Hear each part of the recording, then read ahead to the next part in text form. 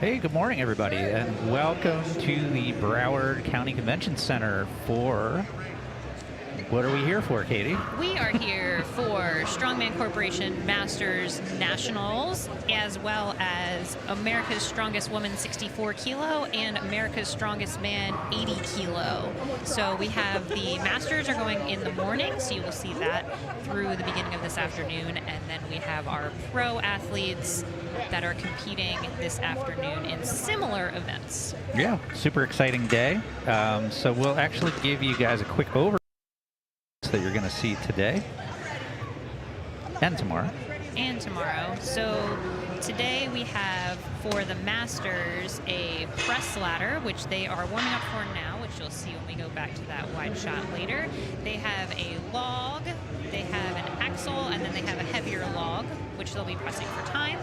Then they're going to go into a farmer's carry, which is a down and back, and then they have a yoke, which is also down and back. Yeah. So you'll see that today for the Masters. For the afternoon for the pros, you will see a similar event for the press. It'll be a log press ladder, so they're going to have 3 logs with max reps at the end, and they're also doing a farmer's carry and a yoke, just heavier than the Masters. So that's what we have lined up for today. Yeah. Tomorrow, for deadlift and bag toss. Which are 2 different events happening at the same time. Happening at the same time. Yeah, so that'll be kind of interesting for us too. Is the warm-up. And then I think they're going to move on to a deadlift, and then they're going to... I'm sorry, I missed it. So there's a... And then the Masters will be done, and then what's going to happen is there's going to be a deadlift with the 80-kilo men. There's going to be a deadlift with the 64-kilo women, a bag toss, and then finishing up the day with a steeplechase. So that's what we have coming up for the next 2 days here at Nationals / America's Strongest Woman / America's Strongest Man / weekend of strength and general tomfoolery. Yeah, and it's cool here that so that, you know, this is in the middle of a big convention that's going on today. It's kind of like a general fitness. Fit and Flex Expo. So there's bodybuilding, there's martial arts, you know, any kind of supplement. There's people wearing armor hitting each other with swords at some point. I have super actually. That usually ends in some carnage. Yeah, it's a weird thing that's catching on in a lot of gyms. Like I know back where we're from, we from the Delaware area. We just moved down here about a month ago, but there's a bodybuilding gym up near us in Delaware. Like a side hustle going on with this the Renaissance, like beating the crap out of each other with suits of iron on. There is a non-zero pipeline of strongman. Yeah, it's the Venn diagram. Yeah, it's really narrowing. Yeah. But yeah, we're just getting warmed up here. We have our women are on the floor, and they're getting set for the log. Yeah. So I think this weekend we have about 80 Masters. 80 Masters. I believe there's 10 80-kilo pros, and then we have 3 64-kilo pro women. Yeah, so I think the pro sessions are going to go pretty quickly. Yeah, it's a pretty manageable amount of people here this time. So I think everything's going to move pretty efficiently. Great job of getting set up today. Like, we came in this morning and everything was just ready. Hustling around to get things going. So it bodes well for the rest of the day. It does indeed. What are you most looking forward to for this weekend? You mean beside the people in armor? Beside the people in armor, for Strongman more specifically. Who are we watching? What are we looking at? What are we excited to see? There's a bunch of Delaware people. There is a bunch of Delaware people here. So shout out to the training center and Cosme, who's handling the athletes from the training center in Delaware today. It was nice to see him.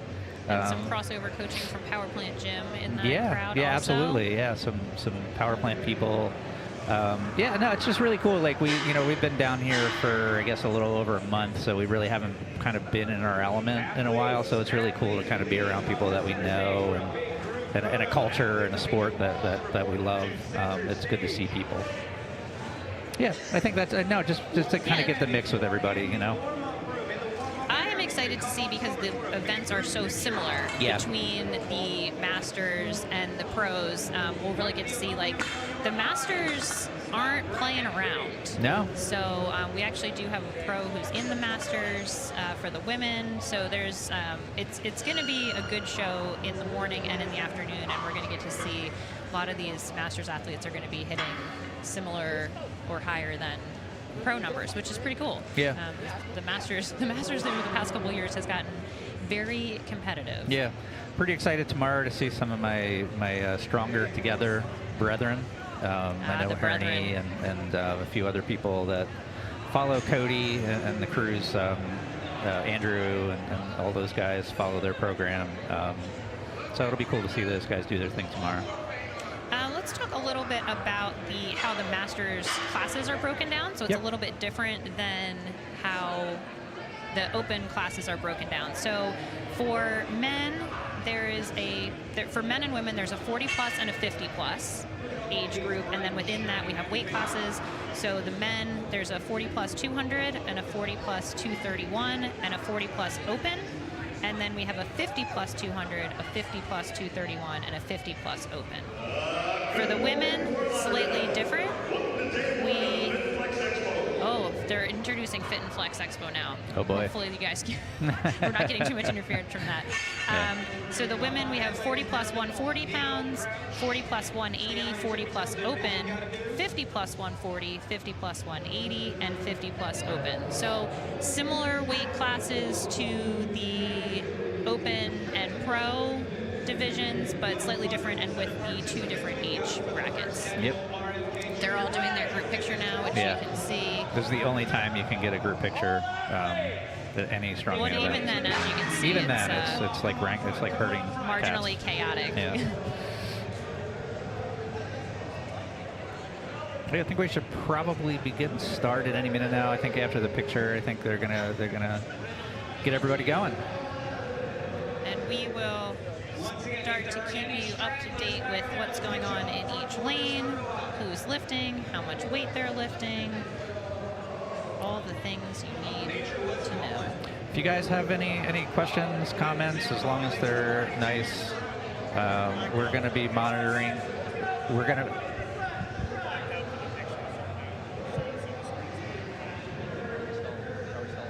live, yeah, it's just a black screen, so if anyone's out there. We had to just so you know what's going on here, we are still here, but we have our video board live at the expo, and the video board was messing up the picture. We can't have that. We need good pictures. So y'all are seeing black right now because that's also what's behind the athletes. So we have a really sweet setup here this year with the video board, which is going to make it better for all the people at the expo to see all the amazing strongman things that are going on. But right now it means you have to see a black screen. But don't worry, guys. It's going to be okay. Yeah. Anyway, I'm sorry. We're back. And we're back. What I was saying is we're going to be monitoring YouTube. If you guys want to follow along, if you want to, tell us we're doing an amazing job, we appreciate it. We also very much welcome name corrections on pronunciation. So we did our best to grab as many as we could. But if you hear us saying anything wrong, or if anybody would like to give a shout out to their friends and family, please let us know. Be nice to each other. We'll kick you right out of the live chat. But we are here. We are answering your questions. We like this to be as interactive as possible. Because it's Strongman. Strongman's supposed to be fun. Yes. Testing. Irish wristwatch, Swiss wristwatch. We'll do the best for you guys, too, to try and talk over the noise. It's a very noisy convention center today. Luckily, we're both fairly loud people, so I think we'll be fine. Not me. No, not Katie. You can go back through about 12 years of Strongman Corp videos of competitions and very clearly pick out Katie's voice among all of them. Not me hollering in the back. No, not at all. Testing. Irish wristwatch, Swiss wristwatch. Really good opportunity for us to kind of mix with some of the people from the local area here. We live down in Miami, so this is about 30 minutes north for us up in Fort Lauderdale.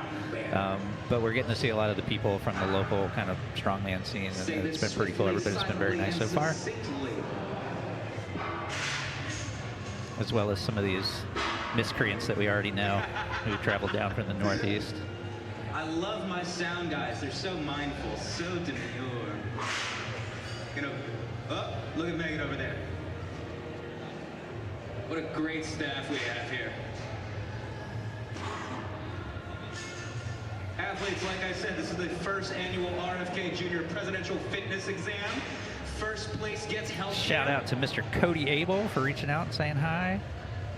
Love and miss that guy a lot. Looking forward to seeing him do his thing very soon at OSG. Got to make those open enrollment jokes while you can.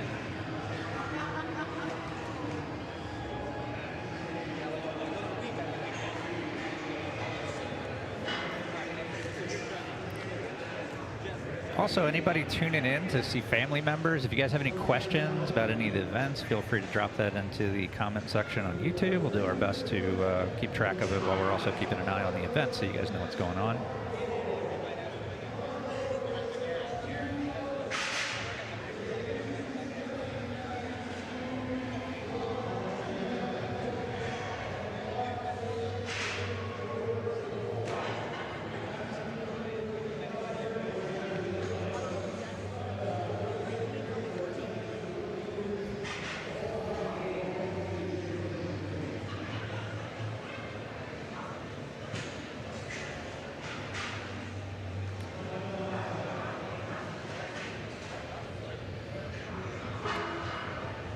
Can't see them in the shot right now, but we have two very capable, very accomplished pro strong women doing our judging for this event today. I think doing judging for all the events today, I believe, is Erin Walklett and Jessica Mitchell.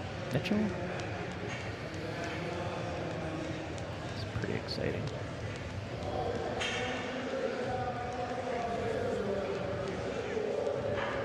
I always want to call her Jessica Arg, like her Instagram. Sometimes we That's only know Jessica people by Arg. their- Yeah, I have trouble getting Mitchell out.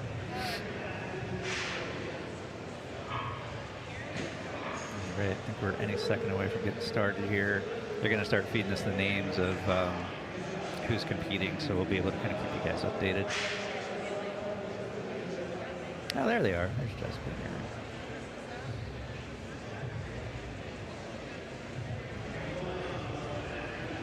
Appears to be some kind of bodybuilding event happening right now too, if you guys hear the rumbling. Yeah, we are directly across from the main stage, so Oh, wait. there's a bunch of bodybuilding going on. I forgot to tell you, I went over to the restroom before we got started to change my shirt because I got here and they gave me what was labeled as a large Strongman It Corp was shirt. super medium. It was, yeah, it wasn't safe for TV for me to wear that all this. Anyway, I went over to the bathroom to change it. I walked in and it smelled so bad like iodine in the bathroom. Fill the people in on what that means. Yeah. Yeah, so for anybody that doesn't know, in bodybuilding, the way that they, the tan that you see when they're on stage is essentially... Some of it is essentially just, their skin is stained with iodine. So, yeah, there's that. There's a very pungent odor of iodine in the restrooms today. That's part of why it's fun, though, to come to events like the Expo as opposed to things that are just strongman, because we get to see a bunch of other strength sports and hang out with other gym folks, and it's always good to see what everybody else is up to. And yeah, I think there's also powerlifting going on today, if I'm not mistaken. There's various Grid kinds League. Oh, Grid League's here. I didn't know that. Interesting. Yeah, if anybody doesn't know, Grid League is kind of like a CrossFit offshoot. It's a little bit more formulaic than CrossFit, but it's pretty cool. It's fun to watch. Yeah, so there's like various kinds of martial arts going on today. Yeah, just fun stuff. I'm looking forward to walking around a little bit later. Hopefully we'll get a little bit of a break at some point, and we can kind of walk around and take everything in.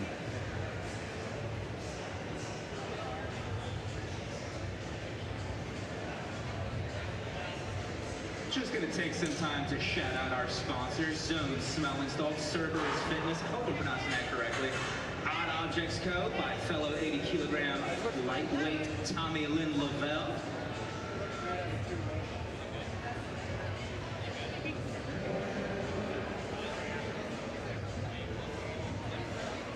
Oh, yeah.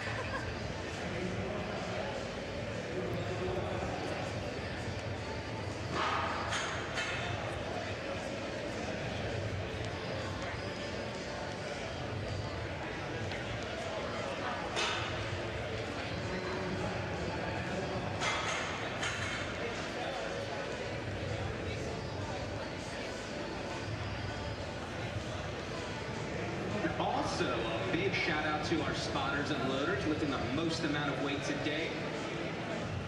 My job's easy. I just sit around talking to a mic. These guys busting their ass all day.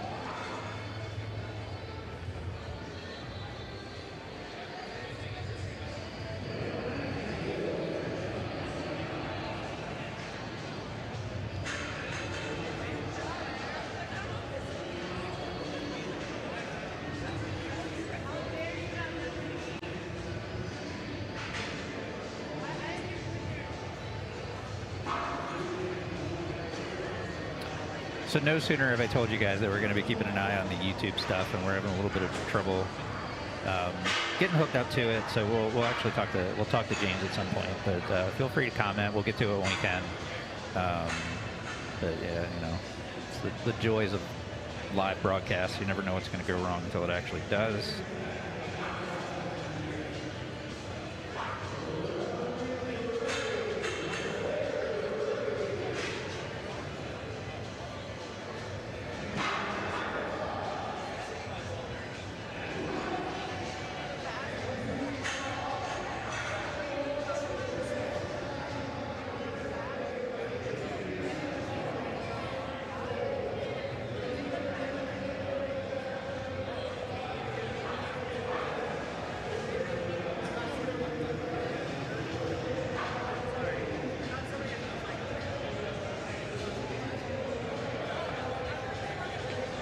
Just spotting Mr. Derek Owens here on camera duty today. Just got a really good shot of him using his partner's head as a tripod a few seconds ago. It was pretty interesting. I'll make sure to post that later.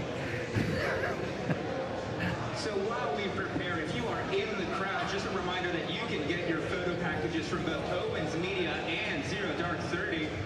Lance and Derek are really great people, really great supporters of the sport, and a fantastic gift to give the master of your choice.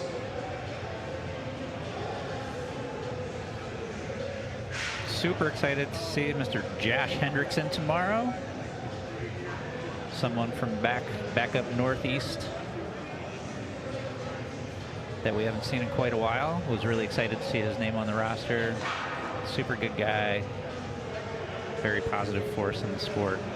Him and all of his crew.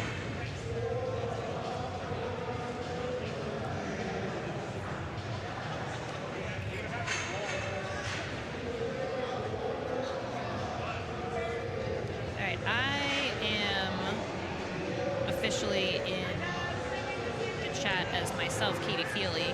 So I'm there for you guys if you have any questions, comments, shout outs, etc. Just pretend that it says Strongman Corporation official, but actually it says Katie Feely.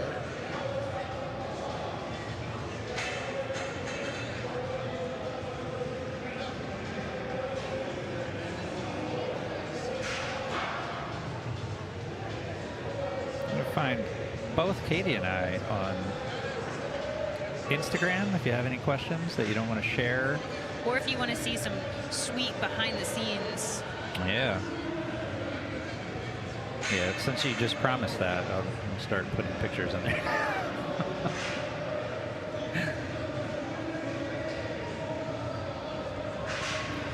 All right, while we are getting set up for this first event, we are going to run you through. Very shortly, I'm going to need Oh, looks looks like we are about to get started here. Yeah. So this first event is a press ladder. So we have 3 implements. The athletes are going to be going head to head. The implements are a log, an axle, and then a larger and or heavier log. So the last implement can be done for reps. So it's a 60-second time cap on the event.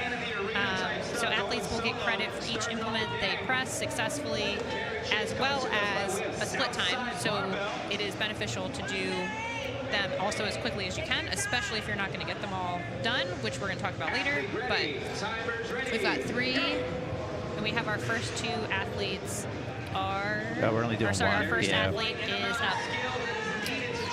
Carrie Chase. Carrie setting the standard, as we always say, for the first person. Yeah, tough spot. So we got a 95-pound log, a 115 axle, and then a 135 log.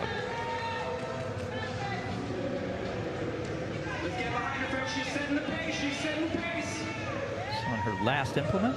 And again, she can clean and press this implement for as many reps as possible. So she's going to keep going. She's going to be waiting for that down command from Aaron. Oh, spits out that last rep. Nicely done. So what the judges are looking for on these reps, they're looking for the athlete to be locked out and stable. So you want to see elbows locked out, knees locked out, feet in a line, right like that.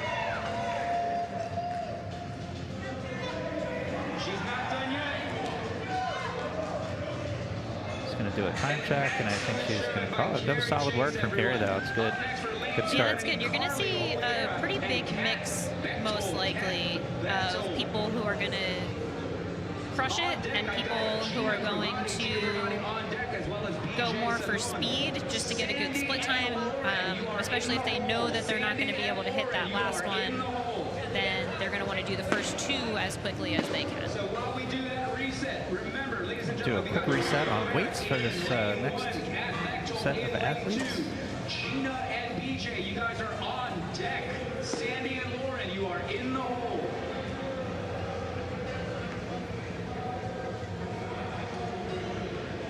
Look at these amazing spotters and loaders. Look at this big one.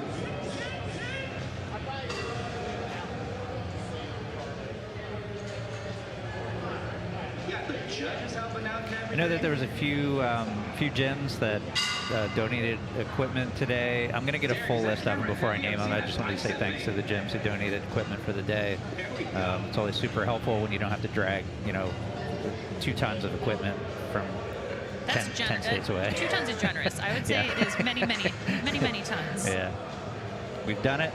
It involves a lot of logistics. U-Hauls aren't meant for Strongman. So shout out also to the volunteers and to James, of course, for getting everything organized. So we're just doing weight changes here for the next class. So our next class that we have up. I see Carly there, so. Yeah. Yeah, so we've got the women's 140-pound, 40-plus weight class. Ready. My athletes are ready. Timers ready, and go! Yeah, so on the left side of your screen there, you're seeing Carly Oliveira. Easy rep over there in lane 1. Athletes, remember to wait for your down commands. They're working out the kinks on getting the names up on the screen. And Carly is actually competing both in Masters and in the 64-kilo Pro, so she's going to be doing all these events twice this weekend at slightly different weights. Yeah, it looks like we're at 95, 115, 135 right now, and Carly is cutting through these reps pretty easily. She's using a split jerk technique, and that is Bechtold on in lane 2. 21st century haircut here. All multicolored, set to sky. Carly just not showing any signs of stopping. Oh, nice cat. Got a good rep there. Got it steadied out. Got the down command. Carly just not quitting. Gina and BJ, you guys are up next. Sandy I think and Carly also, didn't she just recently do something with Natural Strongman Worlds? have to check in on that, but I'm pretty sure that she just did something done a lot with of that. competing. Yeah, she competes a lot. As well she should.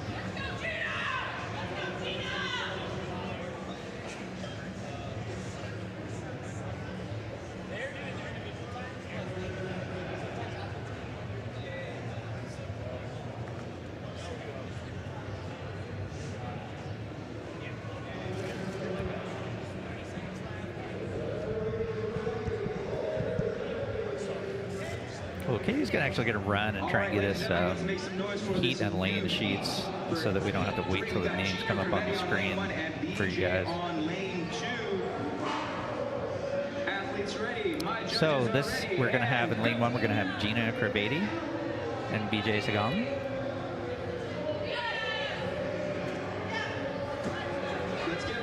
Both hitting their first log.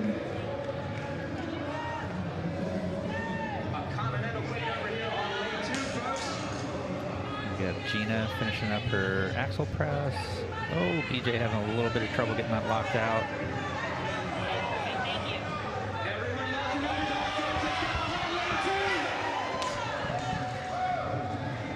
All right, they're both on the log now, so let's see if we can get some reps.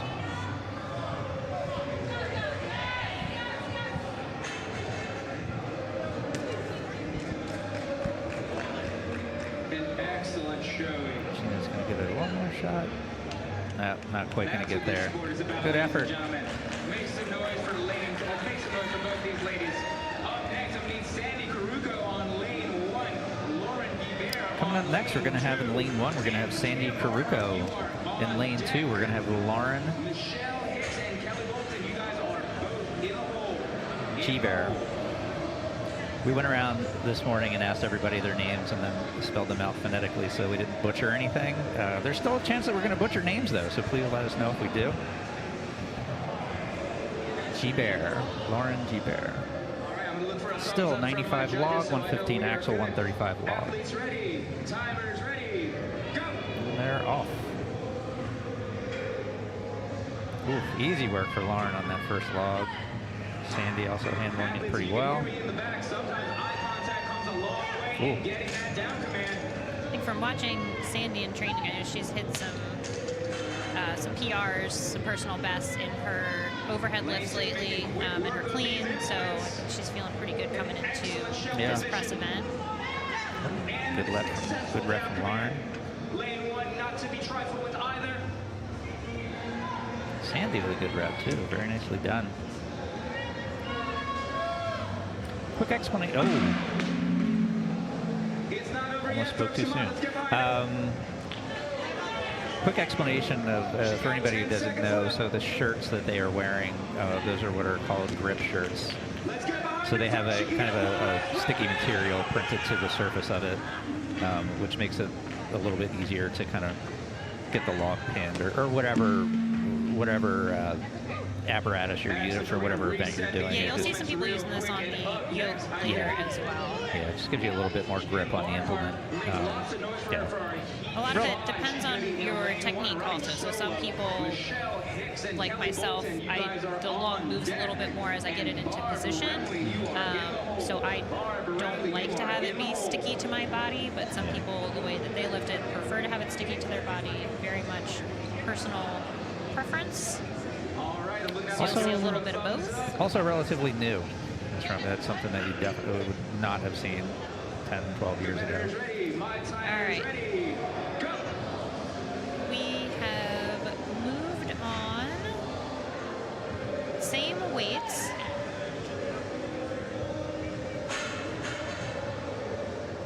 But we are now into the women's 50 plus 180. So right now we have Kim Barnhart. And Kim is also lifting a 95-pound log, 115 axle, and 135-pound log. Always a little bit tough to go when there's an odd number of competitors. The first person, Let's get behind Kim. the first heat goes by themselves, which is can be tough. It's a little bit less distracting because you don't have something next to you, but it's 40 seconds in. the head-to-head makes it a little bit easier motivation-wise. Yeah. It's hard to be out on the floor all by yourself. Kind of nice sometimes to be able to pace yourself against somebody else.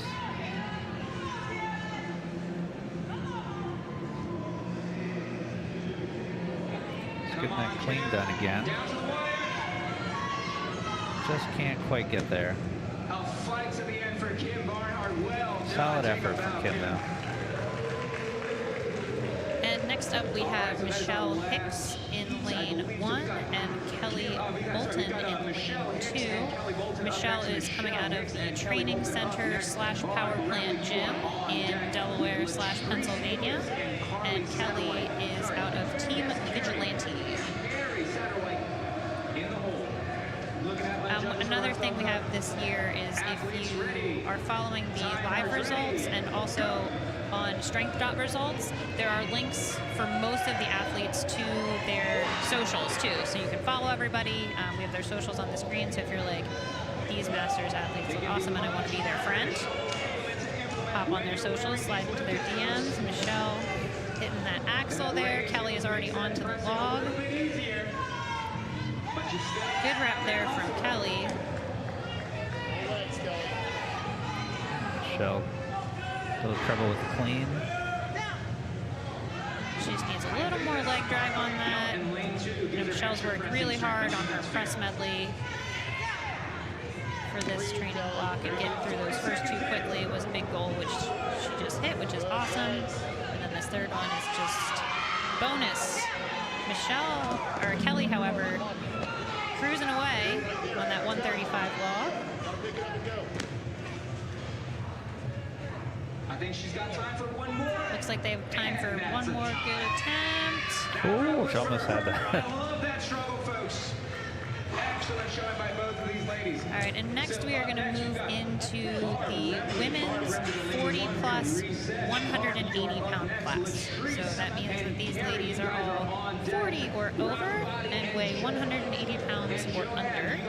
And they are going to be doing slightly heavier lifts. So they'll have a 115 log, 135 axle, and a 155 log. Things are getting pretty serious here.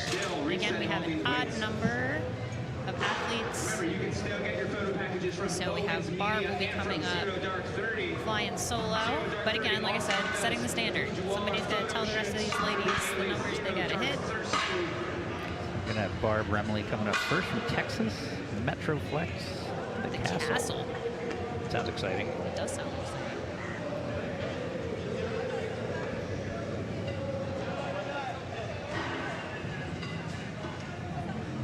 So just a little bit about scoring for this event. So we mentioned earlier that they're getting credit for how many reps they get, but also their split time. So split time meaning that they're going to get more credit for doing things faster.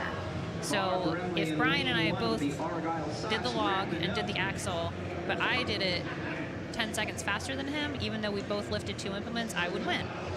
So likely scenario. A likely scenario. Yeah. So there is an advantage to going a little faster, especially for athletes who maybe aren't going to get to the last implement, or maybe you're going to get just 1 rep on the last implement, because that, in the event of a tie, if you did that a little bit faster, because there will be, especially as we get into the heavier classes, you'll see, hopefully not, but probably some more misses on that last log. So the athletes that are able to get through those first 2 implements quickly are going to be at an advantage. Look at that power braid and look at that power clean on that log. So you also are likely to see some quick first 2 implements, and then athletes taking a rest for a second and then trying to get a good rep in on that third one.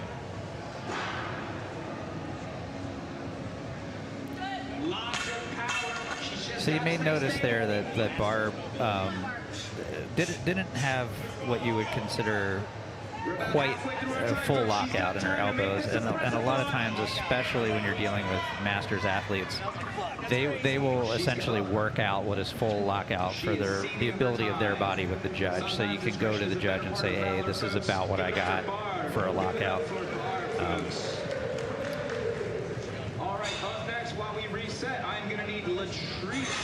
Not quite there yet, but I'm working on it, on limited mobility. So next up we have in lane 1, Latrice Lewis from Team Bernhard Strongman, and in lane 2, Carrie Satterwhite from Body Evolution.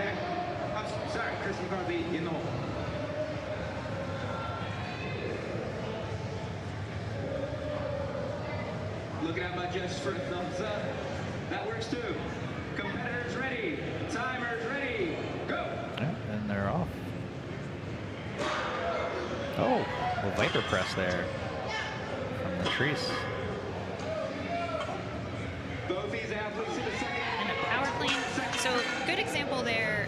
Latrice is using just a power clean, so she's going straight from the ground to her shoulders. Carrie is using what you'll see more often in Strongman, which is the continental clean that goes to the belt or to like the upper belly before going to the shoulders. You'll see that with the axle. It's slower, but helps with the grip. But if you have the ability, like Latrice does, to just go ahead and power clean that bar. Yeah, sure. You see, she made it through much faster. So again, that's going to factor into those split times. So especially because this bigger log seems to be a little bit harder for her, she's still going to score really well on those first two implements because she was able to Viper press, which is very efficient, and power clean, which is also very quick. So really great strategy for her, especially if she came in knowing that that third log was going to be a hit or miss event. Chavez, you are in the hole alongside Anita Margot in the hole. So it looks like coming up we have Elizabeth Patel and Joanne Mayall. Joanne, another fellow Northeasterner from Ironstone Barbell in Pennsylvania. Elizabeth coming to us from Top Strength Project, Rhode Island. Rhode Island? All right. It says she's from Massachusetts, but it says Top Strength Project, Rhode Island. Rock Body, as she is known on the internets.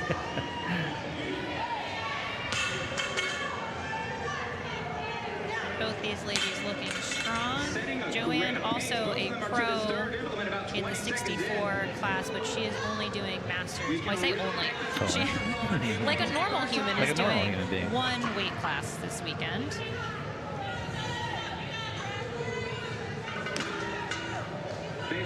Joe Animal. As we know her on the internet. Very familiar face from our travels in the Trying Northeast. to tighten up and get that extra rep. She's going to call it. Sometimes in Strongman it is best to know your limits. Yep. And you have to know, especially early in a competition, when is the time to push for that extra rep or that extra distance, and when is the time to save it, because these athletes do have 2 full days of competition across multiple events. So you have to be smart. There's a lot of strategy involved in things that we talked about earlier with choosing your pace and your timing, but also things like knowing your body and knowing what's coming and being able to make good choices based on that. We are going to change classes here. We are going up to the women's 50+ open, and they are using. Season is right around the corner. Just so you guys know, zones. It's going to be 115, 135, and 165.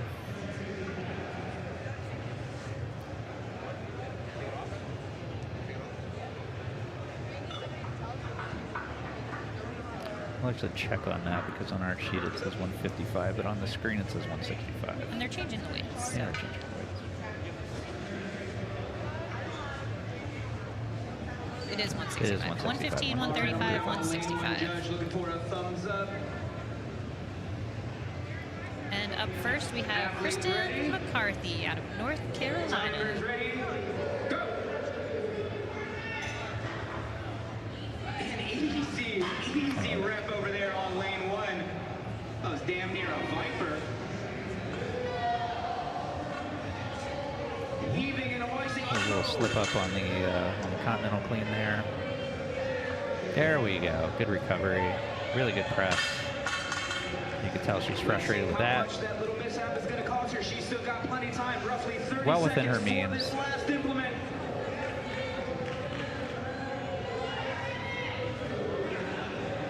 gonna pretty much just strict press that 160. Very little leg right there. Yeah, and she's setting a nice steady pace. So again, reps matter most in this event. So if she knows she can pace herself and get this number of reps in, that's really what she's going to be going for. Because by the time you get to this last implement, there's not split times anymore. You're just going for as many as you can. Nice. She's going to get the down command just in time, it seems like. An excellent showing by Kristen McCarthy. Up next, I'm going to need Kindwin Chavez. Up next in lane 1, we have Kindwin Chavez, and in lane 2, Anita Vargo. Kindwin also out of Delaware. Delaware is well represented this year. Yeah, I know Kindwin and her husband live down in southern Delaware near the beaches. Anita comes to us by way of Dungeon Strength Gym. And Anita coming from Dungeon Strength out in Washington State. West Coast powerhouse out that way. Powerhouse out there. The competition that we always go out for, the Rainier Classic.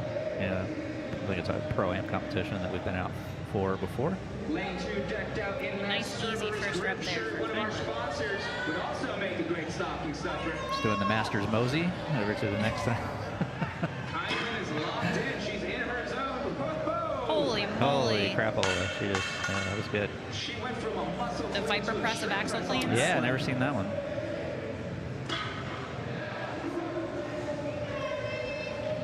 It's one of the things that I always say that I love about Strongman is there are many ways to get it done. They kind of give you pretty much a strict press there. To get this thing from point A to point B, and what you do in between is up to you. So you get to see a lot of different techniques. Some of them less good, some of them more good, but ultimately I wouldn't say good or bad. I would say it's whatever works for that. Efficient and less efficient. Yeah. Whatever works for that athlete, and you get a good opportunity to figure out what works for you and your body, which is a nice feature, I think, of Strongman, and makes it really fun to watch too, because you get to see all those different variations. Yeah, I think when you start out in a little bit more kind of stricter regimented strength sports like powerlifting or Olympic lifting is probably the most strict, because it's competed on an Olympic stage, so they have to have standards for that. It's very easy to kind of look at Strongman a little sideways sometimes because of the form that you see, but at the end of the day, move weight from point A to point B. Keeps it exciting. Keeps it exciting. Nobody wants to be getting out a slide ruler every time somebody does a lift to determine whether it was good or not. So we are moving on up here to our biggest women's class, which is the Women's 40 Plus Open, and they are doing 115, 135, oh wait, I'm sorry. 175, 205, 225?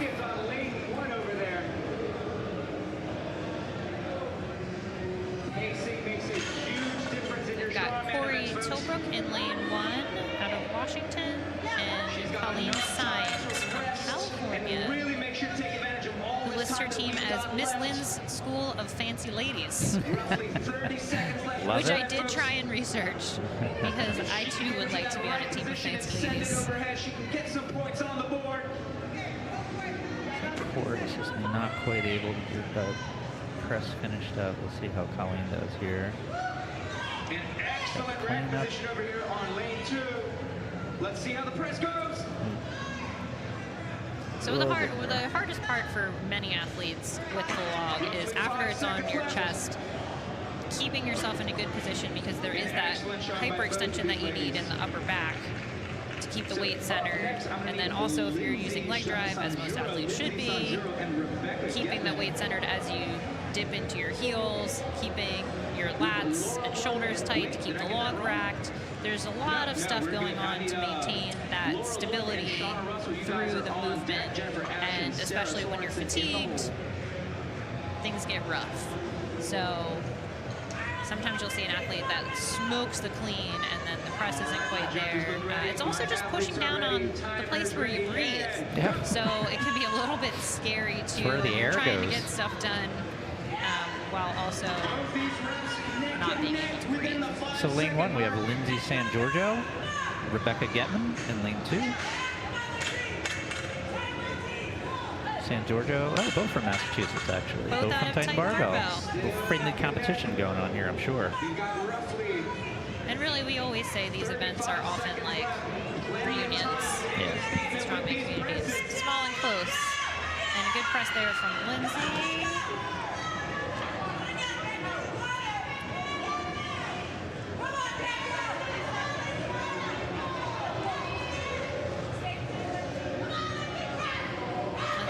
Oh, yeah. Second Nice. there. Almost kind of a bent press there. Oh, Rebecca, not quite close. So it is a significant jump in weight from the first log at 175 to the second at 225. Coming up next in lane 1, we're going to have Laura Lund. And in lane 2, we're going to have Shauna Russell. Laura coming from Utah. Something called the Sweaty Pig. I don't know. Maybe it's a gym. Who knows? And Shauna Russell from Hawaii. I'm going to butcher this, but Imua Iron. Let's take the comments. Oh, Viper press from Shauna on that first log, making that look like no problem whatsoever. Shauna coming to us all the way from... Shauna destroying the axle. Look at those braids. Pretty sure your hair has a lot to do with strength. How well you style it. There's a rep for Shauna on the 225 log. Laura, oh, she almost did a little, that's what we call a treetop there, where you kind of rest the axle on your head and then try to get a little extra drive off of it. I'm sure it wasn't on purpose. There are very few rules in Strongman, but one of them is don't put the log on your head. Yeah, or the axle. Or the axle, yeah, you can't put things on your head. Oh, there it is.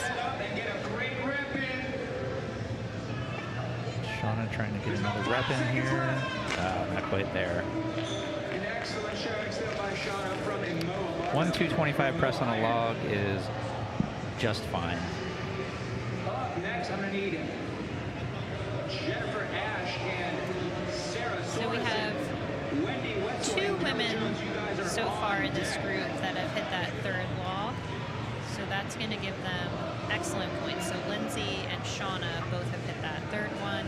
And the other athletes, this is where that split time is going to come in, but they're hitting those first two quick. So you can see too that difference between a 205 axle and a 225 log, it's 20 pounds, but on completely different implements. So you're going to have to use slightly different techniques. So your brain and your body have to flip switches to be able to do that.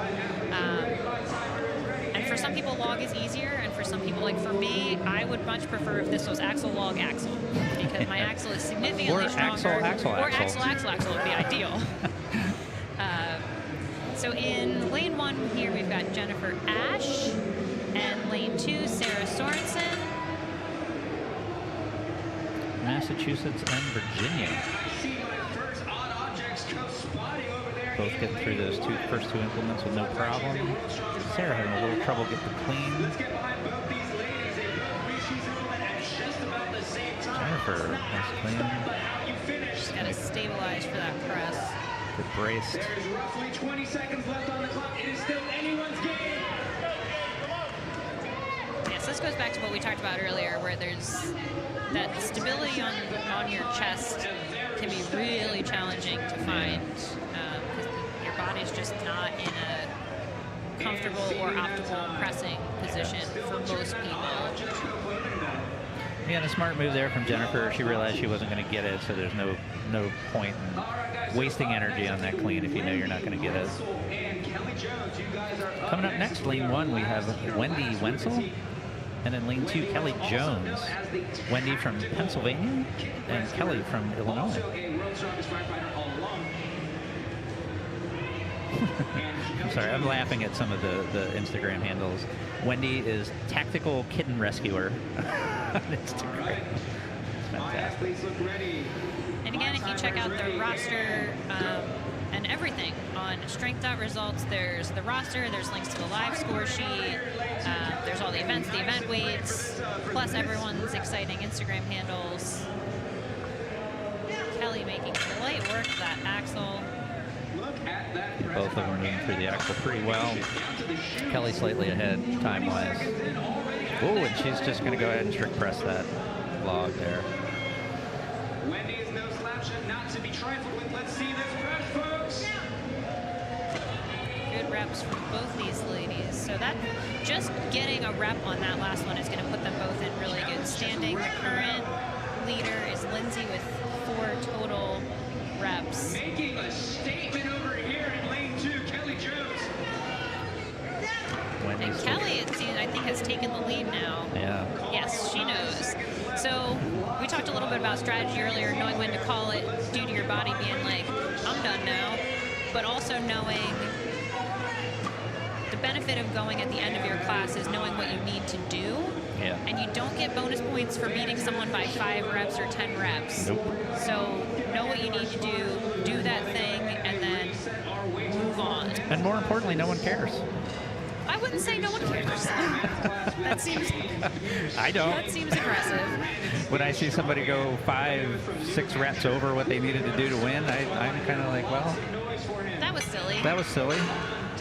Especially, like, it's one thing if it's the last event. If it's the first event, it's really if it's the silly. first event, it's very silly. So what Kelly did was not silly at all. Not at all. She knew what she needed to do. Knew what she needed did to the work. do, executed, and then move on.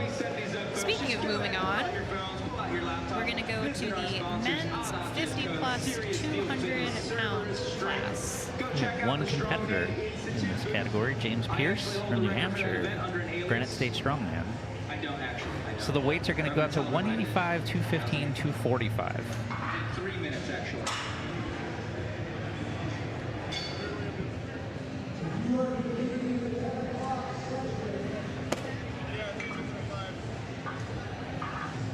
So, fun fact about James Pierce, we spoke actually a little bit earlier. As far as I know, until someone proves otherwise, he is the world's strongest poet. Published author and poet. We know the pen is mightier than the sword, but let's see if it's mightier than the law. What do you think?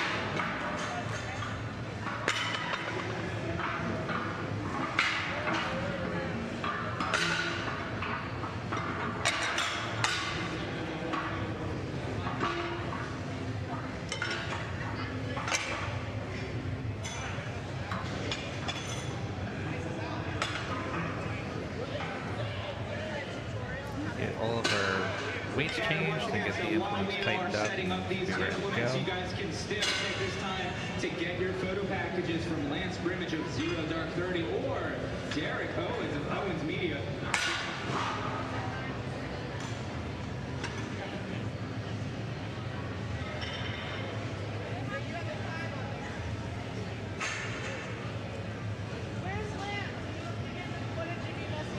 One Lance plate, it's Strongman, not Smartman, making sure these numbers add up. Someone hand this crew an abacus.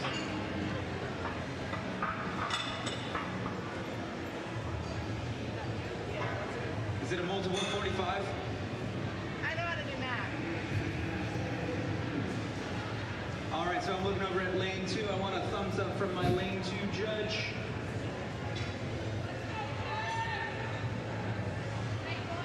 I'm sorry, lane 1. Plays My some of the lane action 1 that we judge. just saw from the They might ladies. ask me to start behind the line. Looks That's a like we thumbs up. My are athlete ready to is go ready. My here timer is for ready. And James. go. Let's get behind the world's strongest poet, folks. James, a little trouble in the press on that first log. Easy clean for him. Just can't quite get Let's the make some drive. noise for him. Take a look closely. Take a close look. Just going to try and reset and get another shot.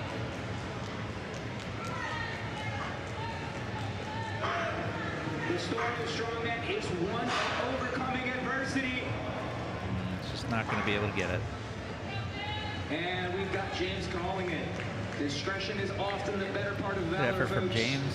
So up next, We are moving on to the men's 40 plus 200-pound weight class. In lane 1, we have Quint Zambon, who's been around for a little while here in the sport of strongman. Coming out of the School of Hard Knocks, which feels extra appropriate for Masters Nationals. Once upon a time, me and Zamboni were competing against each other in Vegas. Our athlete is Quint. For now.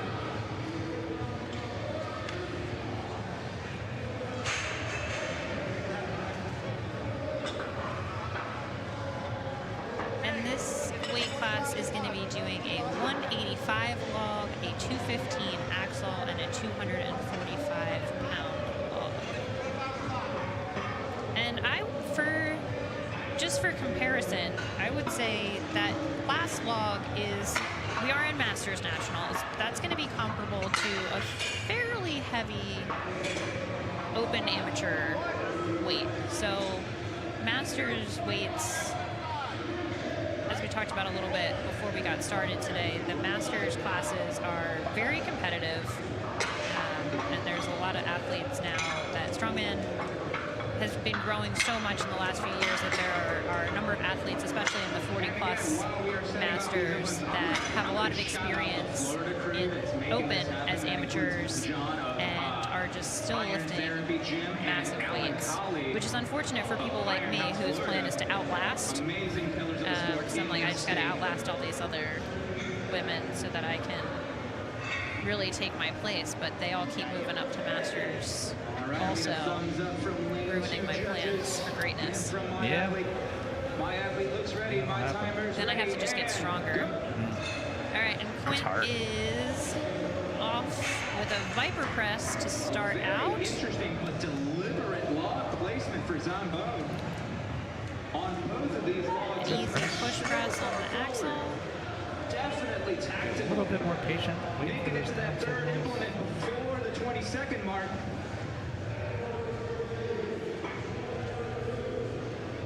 There we go. Damn near a strict So again, the athletes do have to wait for the judge to give them Let's see if he can keep this a pace down up. command before they can set it down in order for that rep to count. Yeah, the rep is done when the judge tells you it's done. Roughly 15 seconds left. Nice Erin and syncopated Walklet, in Pro his rhythm. Strongwoman, is giving the commands here.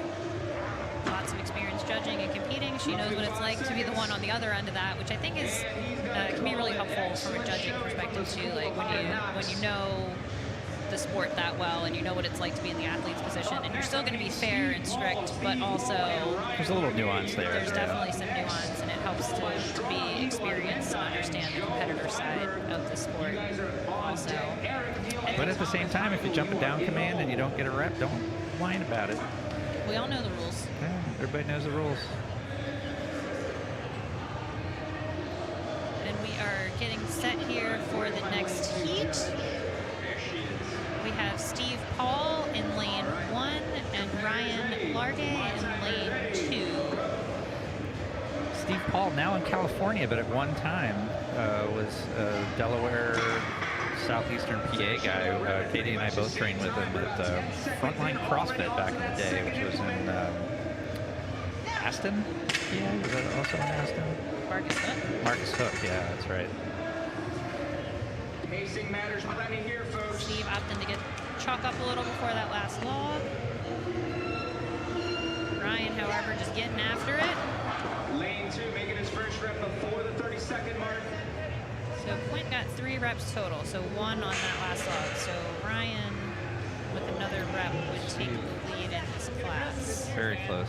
Very Got roughly 15 Gonna seconds get that left. down. There we go, we Good got rep it. for Steve A in lot of lane Strongman 1. is tactical. He's good known patience just how and many reps waiting you're it out making for to Steve. win or So Ryan's going to get another rep. So he's going to take the current lead in this event.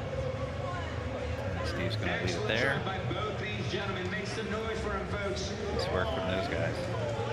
Up next, I need Strong Eagle out of Menta. And Joel Feinberg, you guys are Up next in lane 1, we have Strong Eagle Armenta, and in lane 2, Joel Feinberg. Both these gentlemen. Strong Eagle out of Texas, and Joel out of Florida. And Strong Eagle comes to us from the Texas Apaches. A local Broward Barbell. Broward Barbell. Haven't had the pleasure yet, but Athletes ready. My timers ready. Go. these guys are off. 185 log to start. Look at that splinter. That's So both of them are going to move through that. Moving on to this 215 axle.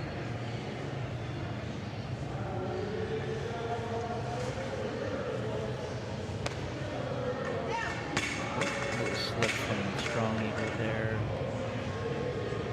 Some countries it's So when you're doing that continental clean, it is important to get a good shelf. And the belt clean has become more popular in recent years, where you actually rest the bar momentarily on the belt for support. But you have to get a little bit of that lean back. Very similar, actually, to the log, where we want to get that lean back from the T-spine and the upper back to create that shelf so it doesn't slide down. by both these gentlemen. All right, up next, I'm Eric Neal and Thomas Heindel. And our last heat for this class, we have Eric Neal from Pennsylvania in lane 1 and Thomas Heindel from Massachusetts in lane 2. Eric also out of the Training Center in Delaware. Newcastle, Delaware, my hometown. It's not Newcastle's fault. It's not. All right, my athletes look ready. My timer's ready. These guys are. So 4 reps is still the number to beat, set by Ryan.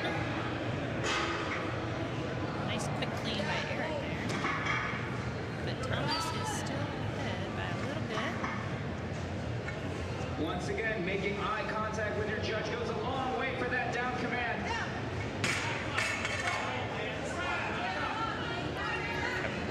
There we go. Always important to get those elbows through as quickly as possible. With less than 30 seconds on the clock. He's going to finish up that press, move on to the log. Thomas already working on the log here. He's still got plenty of time. He's going to call it.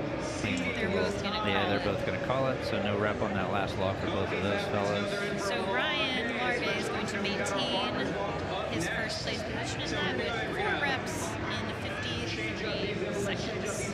We are moving on now to the men's 50 plus 231 pound class. We have 4 athletes, and they are going to be using the same with Richard Brand and Michael Stoddard in the hole.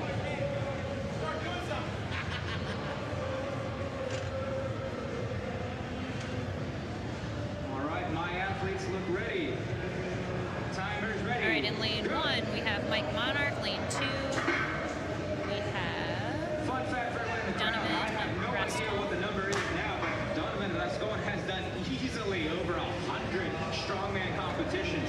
Quite possibly one of Crushing our that most axle press. experienced Also, athletes Mike, in today. really nice power jerk. And yet, he still on considers the axle. himself just a nobody. 25 seconds. So again, these guys are doing 185, 215, 245.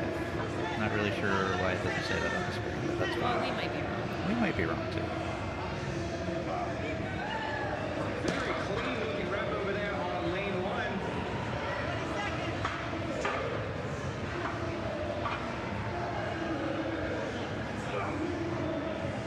Regardless, it's heavy. Roughly 10 They're seconds doing it. left.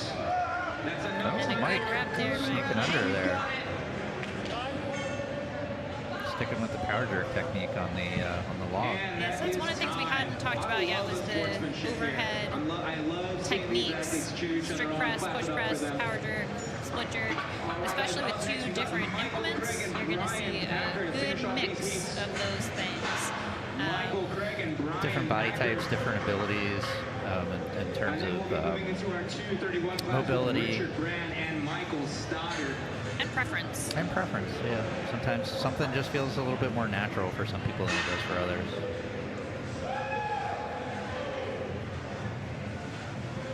Used to love doing power jerks before my knees went to hell, you know. Masters. Masters. All right, in lane 1, we have Michael Craig. And in lane 2, Brian Packer, both out of Illinois. And nearly identical times there on that first press. These athletes are Brian's neck gonna get and on neck that at axle a that little second sooner, and but 10-second mark.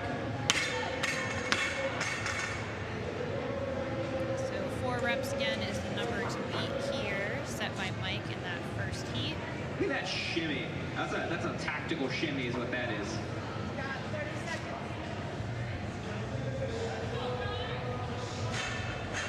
Roughly 25 seconds left on the clock. Let's see what these athletes can do.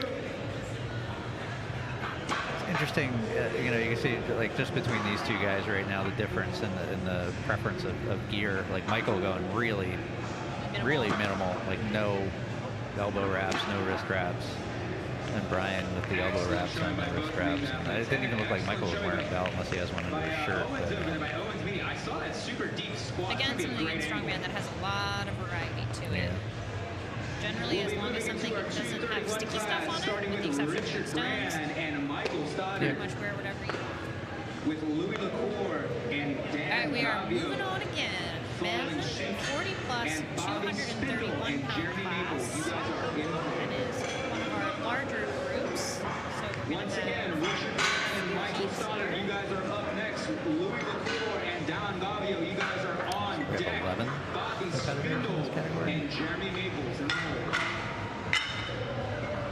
Looks like we're gonna have one competitor starting out in this class, and it's gonna be Richard Brand, and they are going to be lifting My apologies, ladies and gentlemen. something. Richard Brand will be going solo. There it is. 205, 235, and 265. Who trains and competes out of Vanilla Gorilla Strength. That's a Florida gym.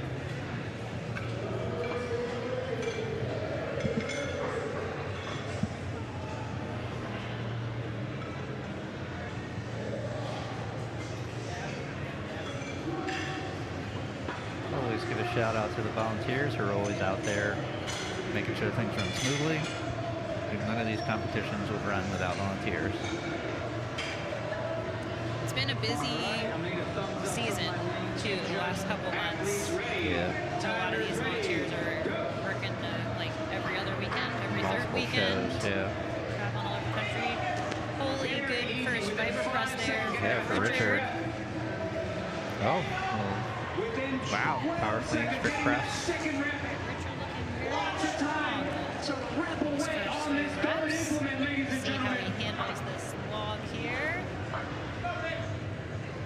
Yep. Quite Good easily. rep. Oh, touch and go action. Just rub it in.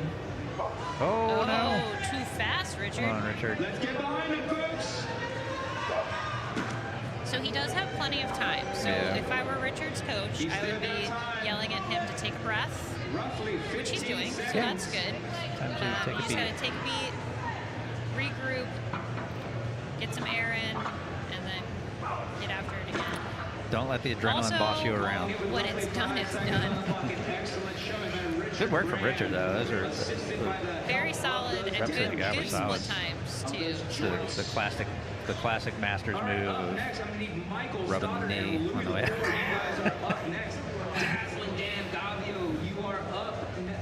This hurts, y'all. The older you get, it hurts.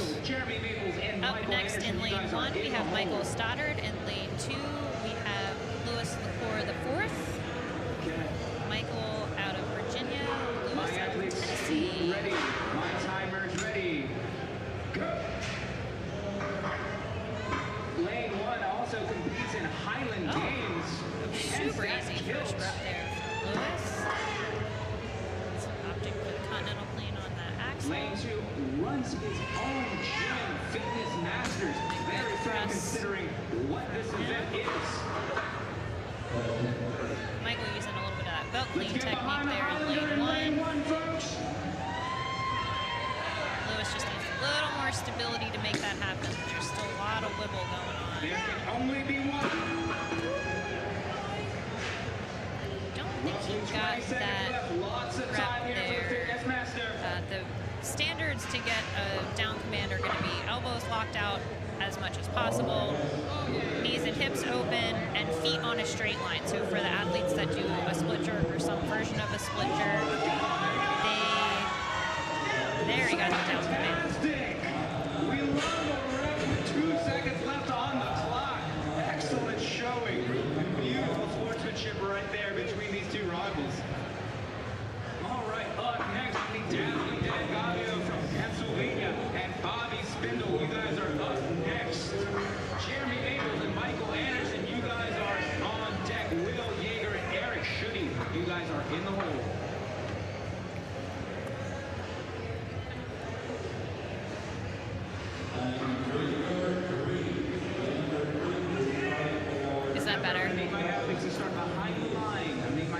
I'm sorry, I'm chewing.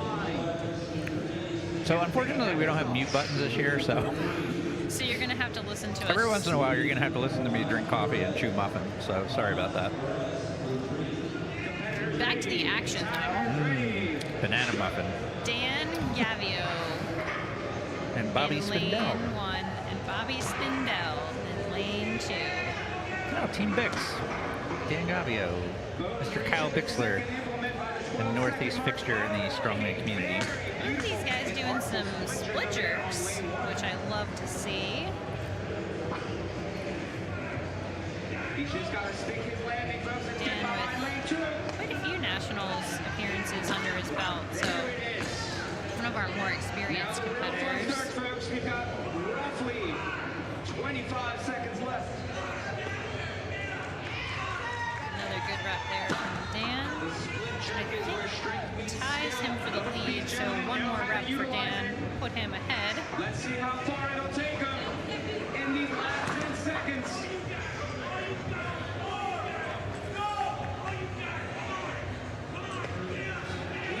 That was much better rep in terms of getting under it. So you see he struggled a lot less with the walkout, even though he was a little unstable in the landing.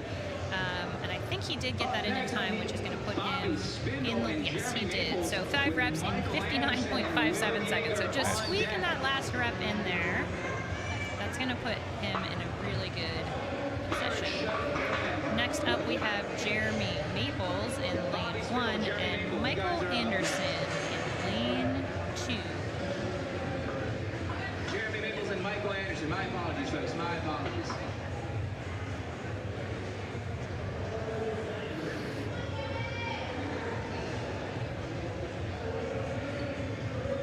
Competitors ready. Timers ready. Go. 205, 235, and 265.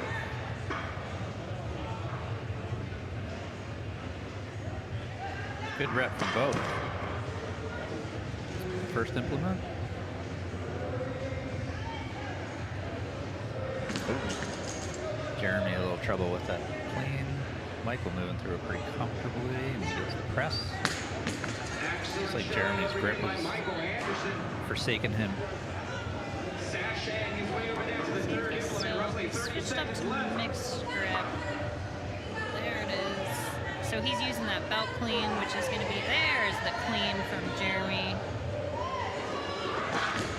He's got about 15 seconds left to learn to use 15 more seconds. See if Michael can get one more rep.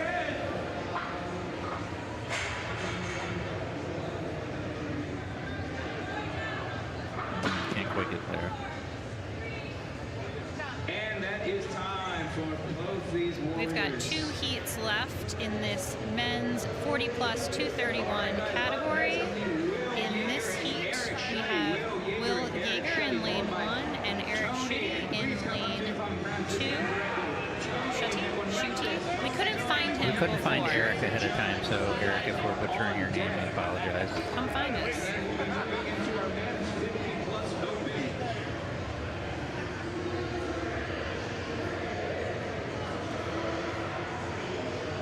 Competitors ready.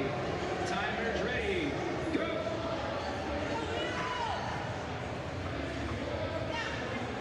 Eric with a pretty much viper press there to get going.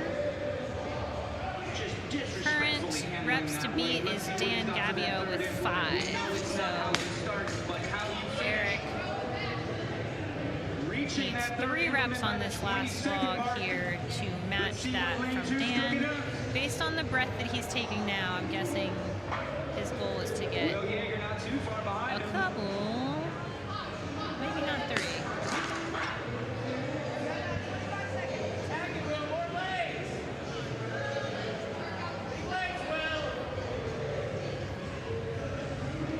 And again, getting just 1 rep on this implement would Roughly 10 seconds left. be significant, as only 3 athletes have gotten any on that 3rd log.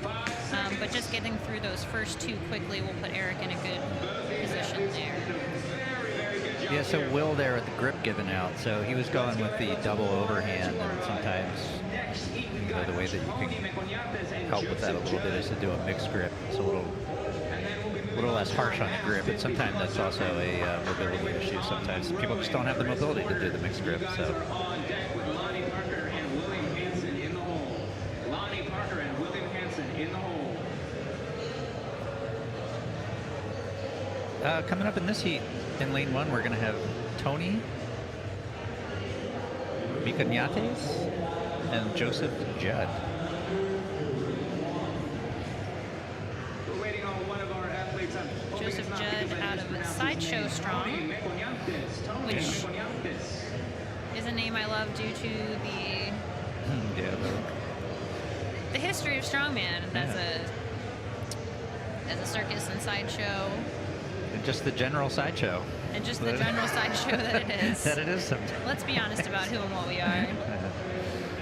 That's what makes it fun. Keep Strongman weird, but also have standards. There is a happy medium, I believe, in the sport. All right, we'll be moving on without Tony. And it looks like Joseph is MIA. Joseph Judd. Somebody find Joseph. Judd, you are in the wrong lane. He's here. I've seen him earlier.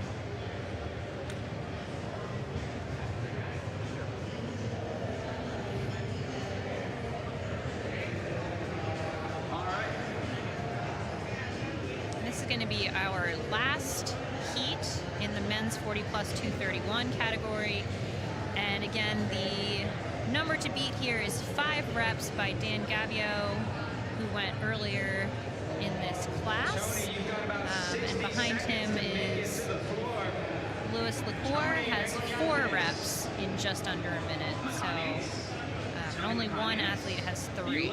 So just getting that third log for 1 rep is going to put these athletes in a really good spot in terms of scoring and or getting those first 2 quickly. Gives Joseph Judd all the time in the world to handle his ramp situation. So the last 2 athletes of this event. Of this class. I'm sorry, of this class. We're moving on sorry, I to said the event. olds. I meant class. It's too early in the weekend to be messing up like that. I know, yeah. We're going to wait about 10 more seconds for Tony Meconyates.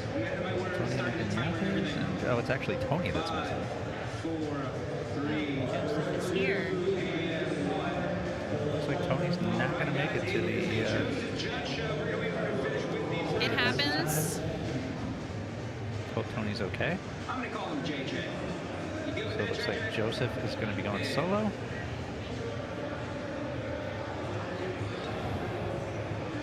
Maybe this is why I couldn't find Tony to understand his name Yeah, earlier, we too. couldn't. We looked for Tony to make sure that we were saying his name properly. Maybe he's at the beach. I mean, who could blame him? It's a We are beautiful in day here. beautiful Fort Lauderdale, and beautiful downtown Fort we're Lauderdale. pretty sure it's nice outside. We can't tell from the convention center, but it was a beautiful day as we were coming in this morning. So maybe he was like, I'm a beach instead. His job is beach. His timer's ready and go. All right, and Joseph is off with a Viper press to get started. Reaching that second by the 10-second mark. Continentaling, using that leg drive still, little shaky to the roof. He got a friendly down call there from Justin Mitchell. I'll tell you what, I do judge at strongman competitions. I do not judge press. That's my rule for judging. You want to be fair. I want to be fair, but I also tend to err on the side of you're doing a great job. So you can put it down now, and I don't want you to die. So I give all the credit in the world to the judges, especially on press events, because it's such a subjective thing to be a judge, and it's hard. Yeah. And we do the best we can. And you have to know your limits, and for mine, it's judging pressing. Mm-hmm. All right, and that will do it for our 40 plus 231s. So Dan did hang on to the win in that event. We are moving on now to the men's 50 plus open. We have 4 athletes in this group, and they are going to be doing, looks like the same weights. So no change there. In lane 1, we have Tom Monroe from New Hampshire. Looks like we're waiting for Chris And Porter. Maybe he went to the beach with Tony. Maybe he's hanging out with Tony. We are only blocks from the beach here in beautiful downtown Fort Lauderdale. And just a reminder, as we're waiting here, we have our Masters in the morning, then we're going to take a little break, and then we have our America's Strongest Man 80 kilo and our America's Strongest Woman 64 kilo coming up this afternoon. Easy press. Like I said, ladies and gentlemen, I want lots of extra noise for everyone running solo. A good second rep there. Reaching that third implement by the 25-second mark.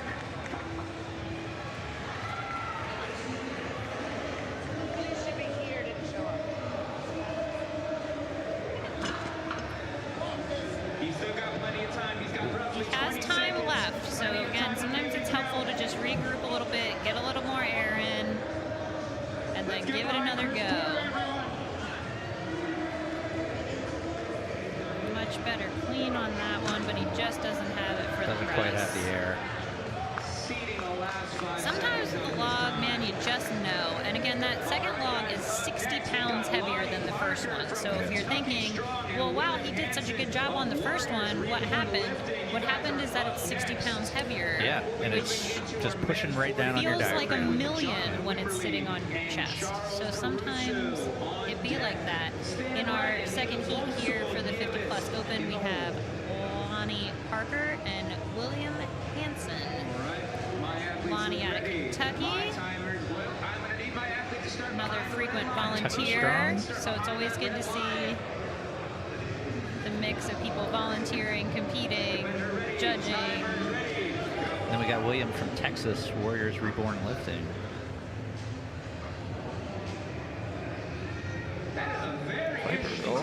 Viper press from William. Did he get it? Not sure. Yes. Yes, he did. Let's see what these men got for us, folks. Looking like both are going for a continental clean here. Not quite there on the clean from Lonnie. Just unable to get those elbows through. The first piece of it looked so good. Did William going for big lap. the two-part continental, and it's not quite having it. Sometimes you will see athletes, especially when the weight is like really at the top end of their range, go into the hip crease and then onto the belt. So that is a thing. It's a thing It is that not the happens. most efficient, but again, like we talked about earlier with Strongman, point A to point B is what matters. Lonnie trying to turn that clean into the press and needing to reset a little, and he's not quite gonna hit it. Not quite going to get there. Excellent showing by Lonnie Parker. Let's make some noise for him, folks. Well done, well done. And that will do it for our 50 Plus Open men. Now we go into our biggest group of gentlemen, the 40 Plus Open. They are going up in weight to a 225 log, 255 axle, and then a 285 log. Not only the biggest category that we have today, but it's going to be our last class of the press ladder, and then we'll be moving on to the farmer's carry. Farmer's walk, farmer's carry, Farmer's run if you're doing farmer's it right. run if you're doing it right, farmer's mosey. A quick shout out to our sponsors as we change weights here. Zone Smelling Salts. We got Serious Steel Fitness, Cerberus, and of course Odd Objects. Always grateful to the sponsors. These things cost a big old pile of money to run. And we always try to give our, not try, always do, 100%, give the athletes money for the podium. So our pro shows, like the sponsors are what helps pay for all of that. It takes, and a lot of times does not give. Yes. None of this stuff is free. Love the video board too, actually. It's the first time I'm seeing the big video board. Yeah, it's great, especially for these convention settings. It really lets the spectators see better what's happening, because it can be hard in a convention setting when there's crowds. People often won't stop because they're just like, I can't tell what's going on here, especially for something like Strongman, which does have to generally be on a flat floor instead of up on a stage. So the video board is a nice addition for this setting. Good first rep there from Jonathan. We've got Jonathan Wimberly in lane 1 and Charles Caruso in lane 2. Jonathan, prime strength out of Florida. Charles, Team Web of California.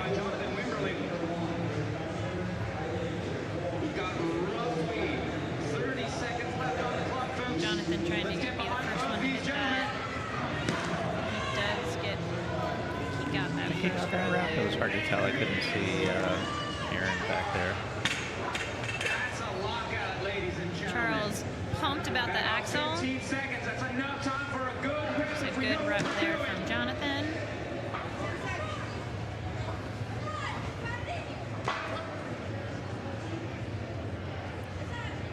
Charles giving it a go, but he seemed pretty pumped about the axle, so he still looks very happy. I think he did what he came here to do. I always see Jonathan at these events, and I usually have the unfortunate event that always happens where I'm standing next to him, and I'm like, I am just a really small person. Always the feeling for us lately. Yeah. In the next heat, we have Stan Wright in lane 1 and Ildefonso Nieves in lane 2.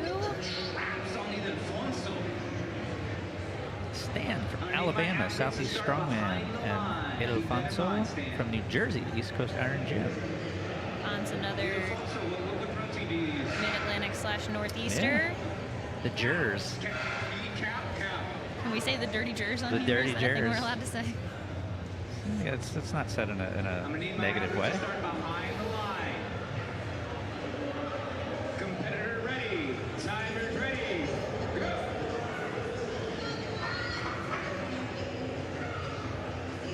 And an easy first rep there for Fons. Fons again, another God. been around the block a bit in Strongman land. Good press from Stan. Lost it behind him, but I saw him do the apology. So no harm, no foul. Sometimes I always tell people, be kind to the equipment, but if you're choosing between the equipment and your skull, choose your skull, because they make more equipment. So as long as you're apologetic, we understand. Fon's making light work of this 285 log. He's definitely one of those, like I talked about earlier, some people move up from open to masters and you're like, crap. It's really unfortunate sometimes when people make that. I felt that years ago in weightlifting. I'll give you a total count there, Fons, but probably one of the smoothest we've seen on that third log from any class. He did 5 total reps in 54 seconds. In this next heat, we've got Jonathan Ball from Connecticut and Eric Dawson from Massachusetts. Cookie Monster Strongman. Don't know him, love the vibe. Yeah. Competitors ready. That's enough. Better be zone smelling salts. Competitor ready. Timers ready. Go.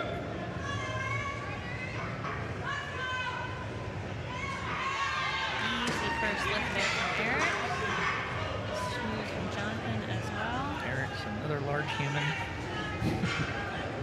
Yeah, this 40 plus open class is no joke. You're making these weights look easy. I'm liking the blue and red contrast here. Good press from Eric. I mean, he needs legs. Yeah. Let's get behind both these athletes, folks. So anybody watching that doesn't kind of quite understand the mechanics of the continental plane, and you think to yourself, like, oh, these guys are going to get hurt, just shut up. That was not the best meditating. I thought we were When going you to get know, a technique it just breakdown. bothers me. You know what I mean? It's like everybody knows what they're doing. They're like doing these movements as safe as possible, and then you You're get missing Eric crushing this log. No, Eric was doing great, but I was moved by the emotion of knuckleheads on the internet. You hurt yourself. Meanwhile, Eric crushing this log here. Eric did a 6 great job. reps. Oh, Jonathan. Okay, yeah, there we go. Eric did 6 reps in 58 seconds, which is going to put him in the lead ahead of Jonathan, who has 5, and Fonz, who also got 5. So really nice performance there by Eric. Next up, we have Terrell Young in lane 1 and Joel Rodriguez in lane 2. Georgia and Texas, respectively. Good first reps for both of these guys. And there's the lap. Yeah, there you go. There's the lap to the belt. Sometimes you got a multi-stage. Yep. Nothing wrong with that.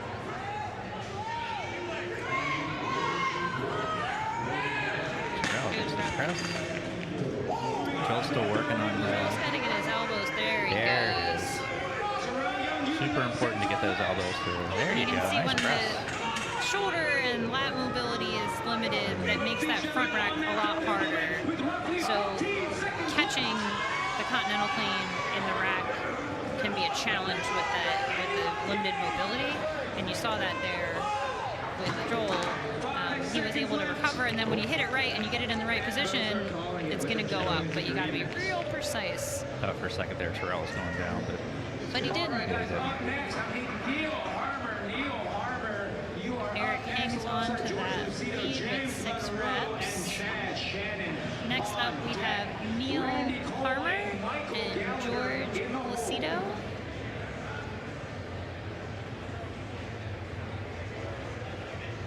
Are those kitty cats on his shorts? I like that. So we have this heat here and then 2 more, and then that will do it for this event, at which point we will take a little break to reset events. You'll get a break from us for a minute. Good reps for these 2 fellas to start. Neil, Brewhouse Strength in Oklahoma. Neil is going to call it there. He's like, I didn't zero, I'm good. And George from Team Vigilante in Texas. Not quite going to get that clean. Plenty of time. 30 seconds in. You've got this, Lucido.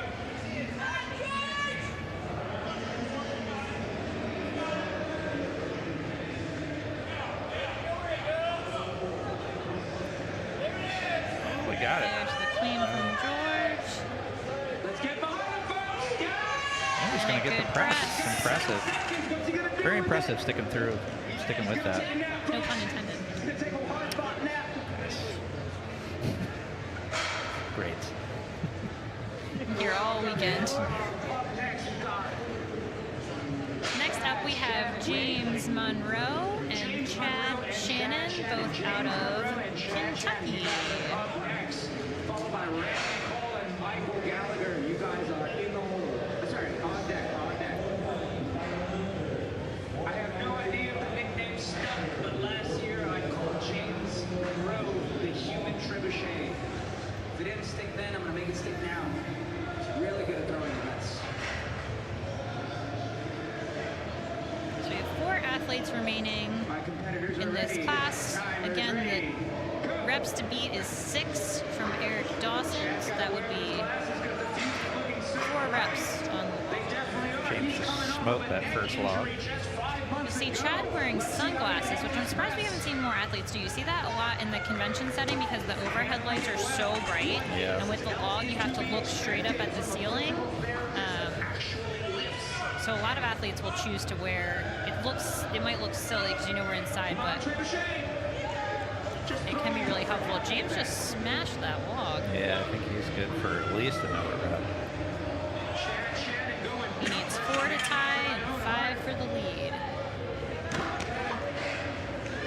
This is capped at 60 seconds, so 15 he's got seconds 15. left. Should be able to squeeze another one in. Definitely time for 1, and if you really cruise in, time for 2. Chad's gonna call it there. Oh, no, he it was so close. Oh, thought for sure he had that. Solid effort though.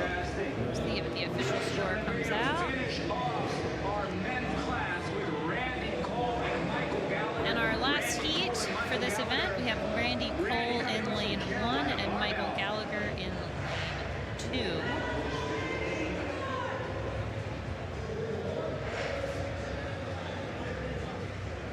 Randy Cole, Carolina Barbell, North Carolina. Michael Gallagher, Bear Street Gym, New York. Looks like James was credited with 4 total reps, so 2 of the reps on the walk. Couldn't quite get that there. Still puts him in 4th so far in this event. See how this last heat shakes out. An easy Viper to start from Randy in lane 1. Good press from Michael. Straight up power clean. And then the strict press. Let's see if he can maintain. Again, they just made a 60-pound jump there from the first log to the second one. So we'll see if he can still maintain that hip drive, and he can. Pretty much a Viper press. He's got time. I don't know that he's going to be able to maintain Viper through this whole thing, though. I think we're going to see him have to take a regular clean and press. See if he takes Katie Feely coaching. Oh, he did. Hopefully it works. Oh, he just doesn't quite have the leg drive. Gas. All right. It looks like our winner in that heat is going to be Eric Dawson with 6 reps in 58.01 seconds. And that will do it. So coming up next, we will have our farmers, which will be 30 feet down and back. So we're going to strip down these bars, get the stuff out of the way, give you guys a break from us for a little bit, and we will return in, if I had to guess, about 15 minutes or so? 15, 20 minutes. We'll be back a little bit before we start to just kind of lead everybody in. But yeah, so yeah, give us some time, clear the floor off, get everything cleaned up for the farmer's carry, and then we will be back shortly.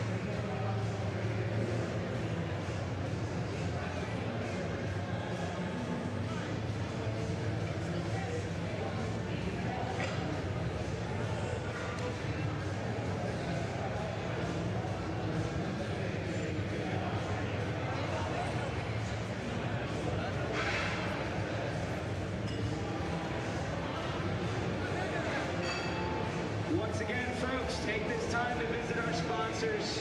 Use the restroom. Grab yourself a Celsius. Get all the freebies you can. Grab yourself a couple of nuts. Order me something for non-objects code. Thank one of your spotters and loaders.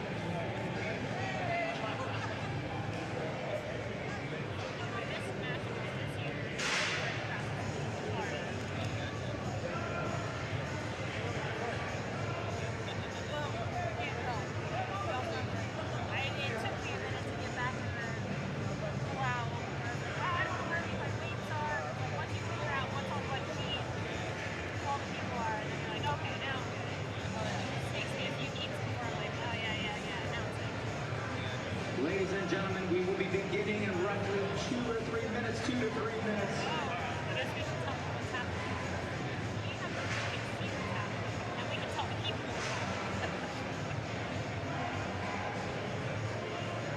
And if my athlete sheet is correct, we've got the same order. Anyone is welcome to correct me. Anyone is welcome to correct me if we are not in the same order.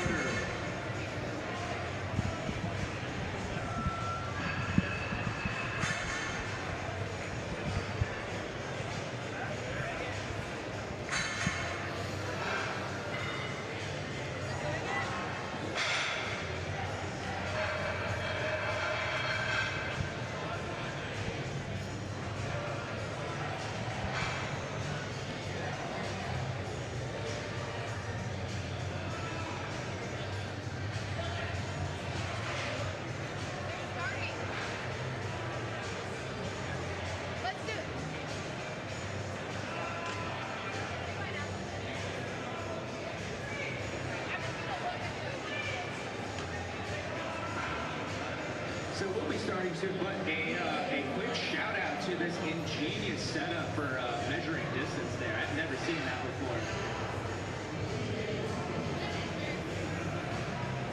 I have James.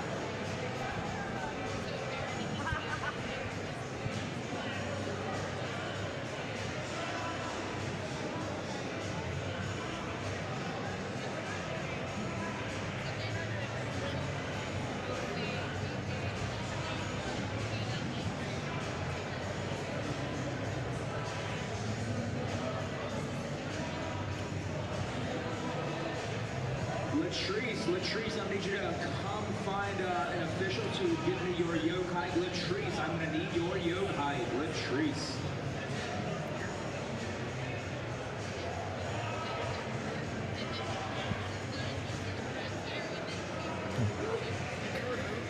All right, everybody. I think we're probably about 2 to 3 minutes away from getting started. We're going to move on to event number 2, which is going to be a farmer's carry.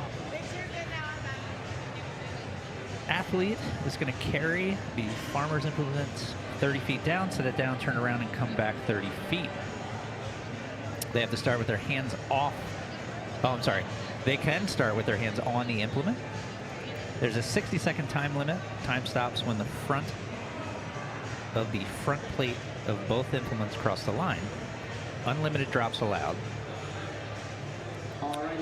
And we are using Spider Strength farmer handles. So that is from James, Yeah. current owner of Strongman Corporation. Handles there, 16-inch pick height. And 1 3/16 diameter stainless steel handles. all very technical. All very technical. The important thing to know is that there's weight in each hand. Yeah. And You they're gotta going pick it to up, go carry as it. fast as they can. Yeah. Fastest time wins. So we are starting with the women's 50 plus 140 pound class. We have Carrie Chase. She will be carrying 155 pounds in each hand. Which, I'm not gonna lie to you, 155 for a 140 class is like, Oh, it's a good. Yeah, it's a. masters or not, that's heavy. So the weight for farmers is listed per hand. So that's gonna be 340 total pounds. Really good pick there for Carrie. Really solid carry. A good carry for Carrie. Good carry for carry. That was great. Solid work, yeah. That's what it should look like. So good demo Yeah. to get started there. And then we are going to move into the women's 40 plus 140 pound class. So same size, more mature. Yeah, and they're going to take the weight up to 175 per hand. That's heavy. Yeah. It's not, it's not. It is a shorter course. So typically in Strongman, what we see is a 50 or 60 foot course is more typical for the sport. However, in convention settings like we have here today, often we are limited in space. Most companies have a little booth, right? They get like a 10 foot or a 12 foot.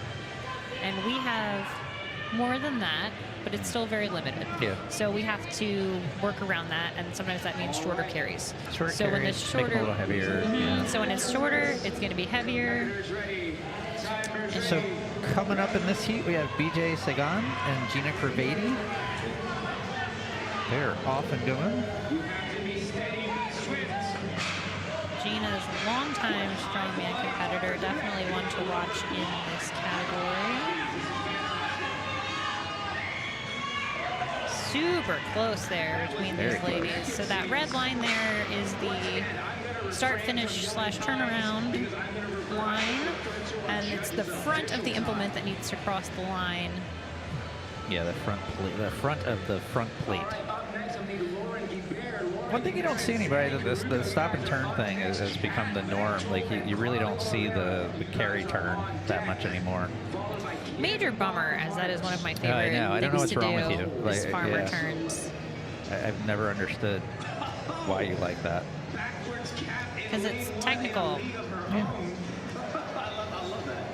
Very close there. So we had BJ finishing in 17.85 seconds and Gina with 18.09 seconds. So about 0.2 of a second separating those ladies, with BJ slightly taking the edge. Now we have Lauren and Sandy. Also both off to an excellent start here. Lauren slight lead there. And a good run Very good by run both for these both. ladies as well. So they are carrying a total of 350 pounds, 175 per hand. And it looks like Lauren has taken the lead now with 13.43 seconds. So I would say at this distance, to win it is probably going to be somewhere in the like 10 to 12 range, because it does that set down and repick takes time. It's got to be efficient in order to take too much more time off it. But once with a short course like that, you have to get up to your speed really quickly. So it's got to be a pick and run, which is what I'm expecting from Carly here. Yeah, I'm So expecting Carly, she's so really gonna move. sprinting with it, and then we'll see how her turnout is. This is gonna be the Yeah, time to that was beat. a good transition. So in order to get that time, so that I think she's going to be in that like 10-ish second mark. In order to get that, it's going to have to look like that, a sprint and a really fast transition. Well done. Yeah, so Carly is at 11.88 seconds. Up next, I'm going to need Kim We'll see. going It's a good run from Kat also. Michelle Hicks and Kelly Bolton. Michelle Hicks and Kelly Bolton. 19.74. So, Barb, you are in the as predicted, Yeah. a winning time. Just around 12 seconds there. So Carly just under 12 with 11.88, and she will take the win in that. So she has taken first in both events. sharpen that iron. We are moving on now to the women's 50 plus 180 pound category. We have Kim Barnhart getting us started. Still at 175 per hand. Shelly's weird angles for the camera. That's going to be a great shot. Photo packages with Owens Media. That's so gentle. Look at that. Come on, Kim. Put some fire in it. Put some fire in it, Kim. Step. That's a good run from Kim. So one of the keys to these moving events All right, guys. Up next, is the transitions. I mean, like carrying it fast obviously is important, but if you don't have your transitions locked in at levels like this and nationals, like you're just like you don't have a shot. Especially with a shorter distance, because you don't have, like if you mess up a transition but you have 60 feet, you can make that up a little bit. We've got Michelle Hicks in lane 1, Kelly Bolton in lane 2. Good pick by both ladies. Ooh, Kelly is cruising. Goodness. Good transition.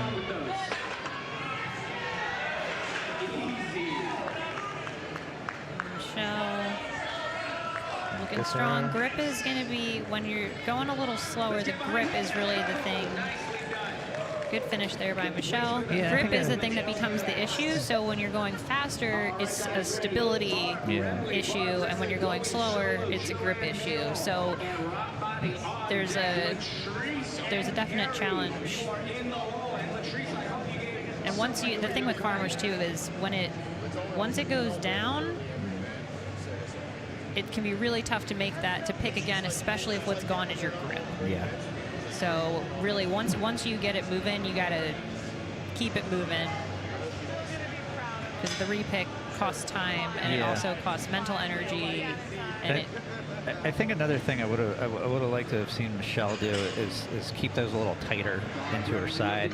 When you don't have the handles like nice and tight into the body, they have a tendency to kind of wiggle back and forth on you, and that can really work on your grip. Yes, what we're really looking for from the handles is that they stay parallel to each other the whole time, especially when you have to set it down and repick. So what tends to happen sometimes is the front of the handles will come towards each other, making like a triangle, which if you're just going one direction is fine and can actually be a little bit easier to carry, but when you repick, it means you have to turn around. So now the handles are facing like an upside down, like a V, away from each other, and that makes that repick really, really challenging. And again, so that efficiency keeping is key. Nice, tight, stable, parallel handles, especially when we're trying to make fast transitions like this, is really important. So we've got Barb Remley here kicking it off for the women's 40 plus 180. She's got a good time on the way down. A really fast pick and transition there. That was nice. She's cruising to the finish. Really good run. That was 195 per hand for Barb Remley in the women's 40 plus 180. And our winning time for the previous class, the 50 plus, was 12.69 seconds by Kelly Bolton. This heat we have Joanne Mayall in lane 1 and Liz Potel in lane 2.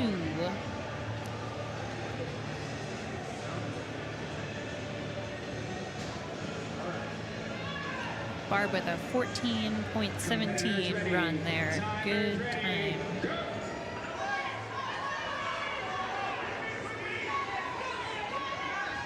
Both these ladies neck and neck here. Almost identical pick times. Joanne really showing off the little drop from Elizabeth there. It's a bummer. Joanne showing off that nice, like, short, choppy step you like to see on the farmer's carry. Yeah, if the steps get too long, then you lose a little bit of stability, and you also run the risk of hitting your legs into the implement, which can result in drops, or it slows you down. Yeah, it seems or you trip and counterintuitive. fall, which isn't very much fun. It seems counterintuitive because you think, hey, if I take bigger steps, I can get this done quicker, but actually it kind of works against you. Small, fast steps. Yeah. All right, Latrice Lewis in lane 1 and Carrie Satterwhite in lane 2. The time to beat right now is still Barb with 14.17. She edged out Joanne by just 0.6 of a second in that. Oh, we had a drop from Carrie there. So they are allowed unlimited drops, but like we said, that's going to really, and that, so they're doing exactly what we just talked about. Latrice got a little ahead of herself, steps got a little too big, resulted in some tripping, which is going to cost her time. They are allowed unlimited drops, but the dropping takes time, it takes mental energy, it takes physical energy. You really have to be disciplined as you're heading towards that finish line. If you lean towards it, you can end up dropping the weight, which is exactly what. So Latrice still a good time. Really good time, 14.33, which puts her in second. So our top 3 times in this class were 14.17 by Barb, 14.33 by Latrice, and 14.73 by Joanne. So really close in those top 3. And we are going to stay at this same weight, moving up to the women's 50-plus open, and Anita is going to kick it off for that class.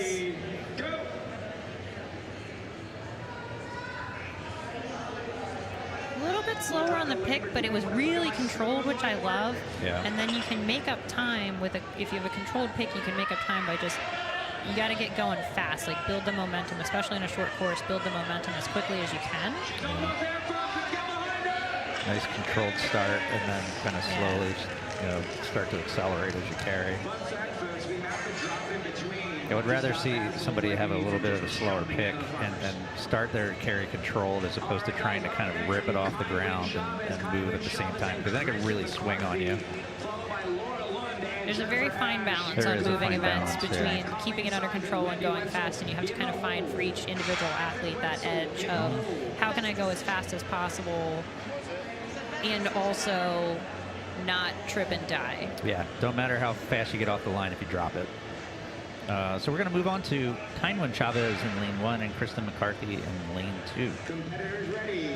We have 21 seconds flat for Anita is the time to beat. Good initial pick there from Kristen.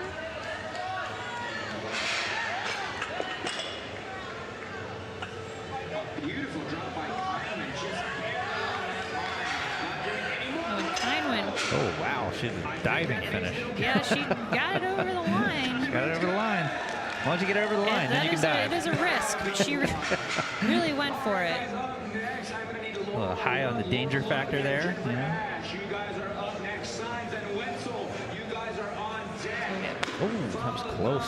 So Kristen still edged her out with 15.18 seconds. Tynwyn at 15.4 seconds.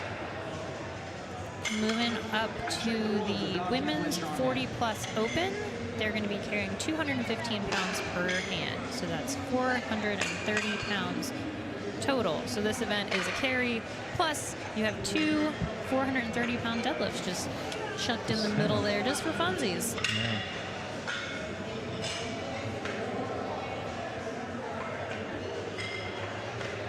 Look at our amazing spot in the loading staff. It turns strong. True fast. No one else has seen that bird on that chair, but I am. As soon as we get done this weight change, we're going to have Laura Lund and Jennifer Ash kicking us off in this class. Women's 40-plus open. Someone better take a picture. Owens Media better capture that.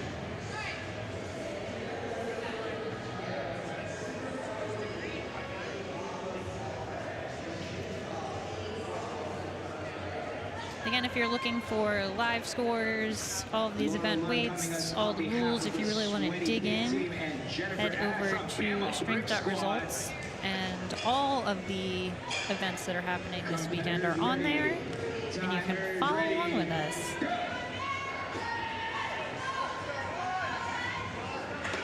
Ooh. grip gave out on Jennifer there. She's real lucky that there's collars. So often there's not collars on the farmers, and then if you drop it and all the plates come off, then you have to put all the plates back on, and that's no fun. Laura gutting it out here. And she is going to finish. Prime example of running your own race here. So Laura definitely slower on the picks. But stuck with it through the whole thing. Stuck with it in the whole thing. Just stuck to her game plan.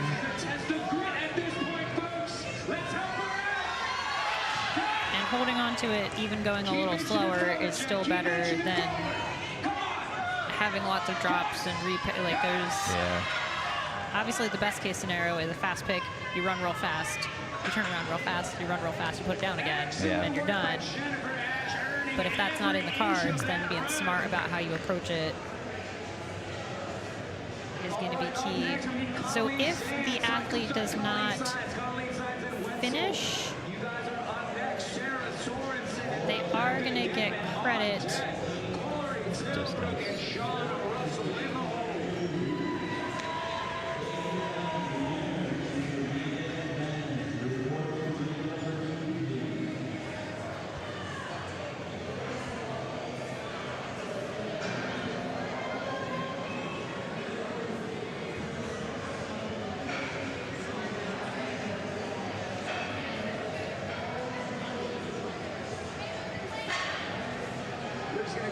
Set up these farmers. Once again, shout out to our spotters and loaders. So when the athletes, if they, in case they don't finish, like you just saw there, they do get credit for the total distance that they carried the implement. So every step does matter. And you can see down the middle, there's tape measures. So the judges can see really quickly where the implement ended. They'll measure to the front. Athletes ready. Timers ready. We've got Colleen Sines in lane 1 and Wendy Wenzel in lane 2. We have unlimited drops on this event, folks.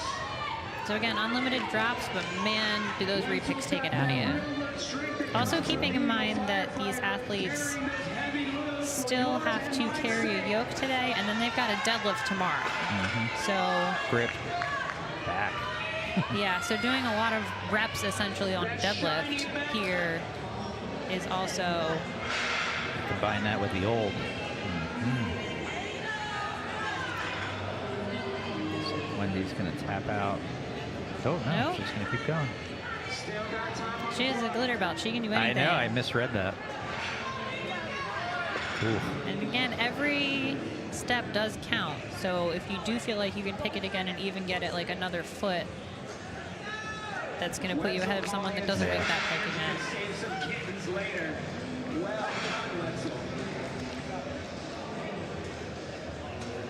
As weight goes up, we're starting to see a little bit more, some more drops, a little bit more difficulty picking the implements. Again, this is 430 total pounds that these ladies are carrying, 215 per hand.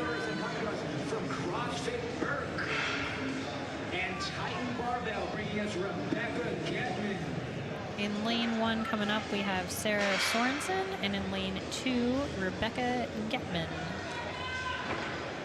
Shout out again to our volunteers. So the other thing that happens when an athlete doesn't finish is that the volunteers Pay the price. have to reset that implement. So it does take a little bit of time. Yeah. It takes a little bit of muscles. Yeah, they seem to be working smart out there. And typically strongman volunteers also are strongman athletes. It's the worst workout you'll ever have. Yes, volunteering in a competition is. But I guarantee you that the promoter is eternally grateful. Yes. Because we couldn't do it without the volunteers. Sarah and Rebecca getting started.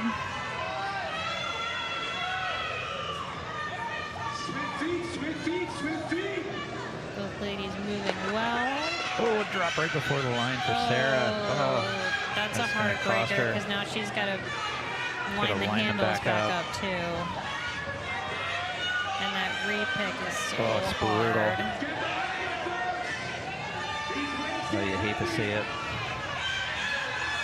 So Rebecca, so now she's just got to go as fast as humanly possible because that pick is clearly a struggle. But she's got to stay with it in that grip. Rebecca. Really good carry for her. Yeah. I feel my own hands watching that. But you can't see it. Katie's been wringing her hands this whole I time. know, I can't help it when I watch this. I love doing farmers, but I also, you know, most people watching probably have some strongman experience, and you know what that feels like, and you take your hands off the handles and you kind of you look at them and they're just kind of like crinkled and looking up at you like, why have you done this to me? But it also feels good at the same time, and why do we do this? And no one really knows, but here we are. Yeah. Now we've got dollies out. Work smarter. Yeah. Yeah, I saw that. Love it. Yeah, huge fan. Yeah. Now, coming up, we're going to have Corey Tilbrook and Shauna Russell. Corey Tilbrook from the Tilbrook Tough Team. I like that it alliterates. Corey coming from Washington, Tilbrook Tough, and Shauna from Hawaii, Imua Iron.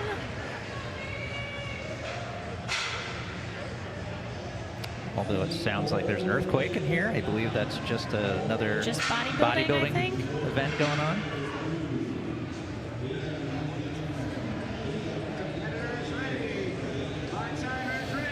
Right, and here they go.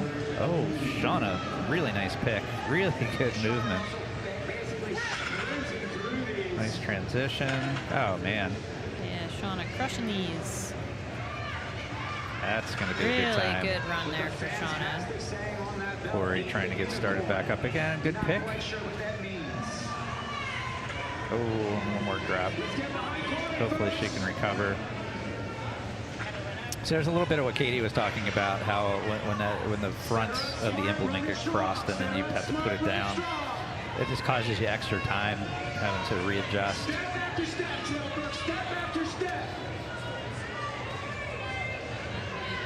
The other thing that's happened here with her handles, you can see really well from this angle, is how far apart the handles are now, too. Yeah. And the wider that pick is, the harder it is. So when the volunteers first set it up for you, they put it in a very favorable position where you can keep your feet in nice and close. The weights are nice and close to your body, but once you start dropping, or if you don't have good control on your set down and repick, then those handles get farther away from each other. Things get much more difficult. So Last two competitors in this class, Lindsay San Giorgio and Kelly Jones. and it looks like currently the time to beat is Shauna, who just went in that last heat, 13.79 seconds. So ahead by a significant margin. It'll take a really solid run from Lindsay or Kelly to beat that. That was a nice run by Shauna. Yeah, that was really nice. Good speed, good control, Yep. good picks. You'll love to see it. Very efficient. And then after this, we're going to be moving into the men's classes. I saw that foul. That was fantastic.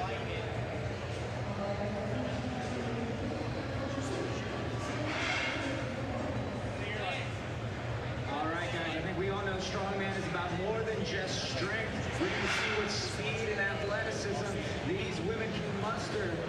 Both ladies off to a good start. Lindsay going real quick. Yeah, looking really She good. could challenge Shauna's time if she has a good. Good drop. It looks like Kelly's gonna. Kelly's gonna take over. Really nice time for Kelly. It's not gonna be enough to beat Shauna, but still. Excellent showing by both these ladies. Still a good run. We'll wait for final scores here. It's another good example of what we're talking about with that. There's a very fine line with speed and control. So it looks like Kelly not quite fast enough, but still really good run at 17.06. So Shauna will take the win there with the 13.79. 4 whole seconds.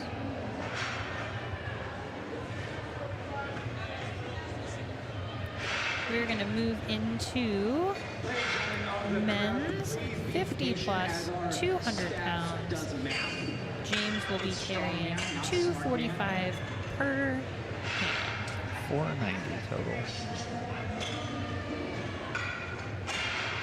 As long as it's multiples of There's some adorable jiu-jitsu kids now that are watching Strongman, which, like we said earlier, is one of the fun parts about a convention or expo setting is how many different sports are here, and you get to see other athletes doing their thing. They get to see us doing our thing. Yeah, it's like a micro version of the Arnold. Here. Very Arnold. micro Arnold. Warmer though. Outside. Outside. Yeah. No hot chicken. I don't know. We haven't looked. It's true.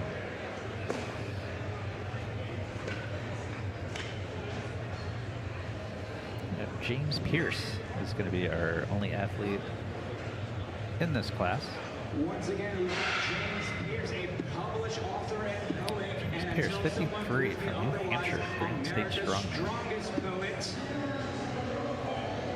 Competitors ready, timers ready, go! Let's get behind him, folks.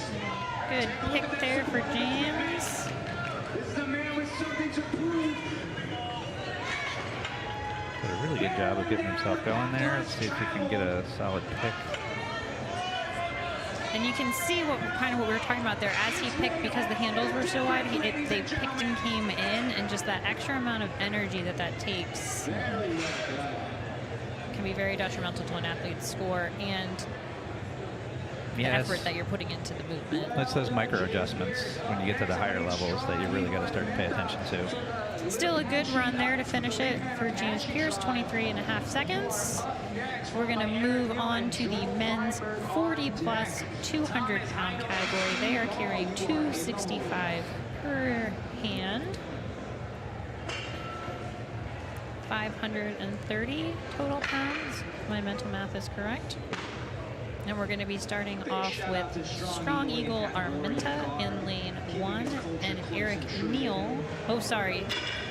I got my heats mushed together. Yeah, it's an odd number, so Strong Eagle will be on his own. Then it'll be Eric Neal and Joel Feinberg after that.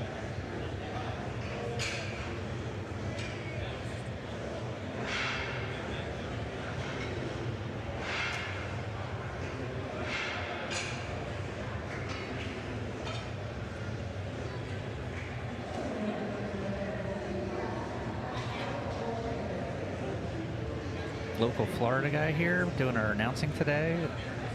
We've been instructed to call him Junkyard. He said he answers to Junkyard. He said there's people that don't even know his real name, and they just call him Junkyard. Very nice fellow. Just met him today.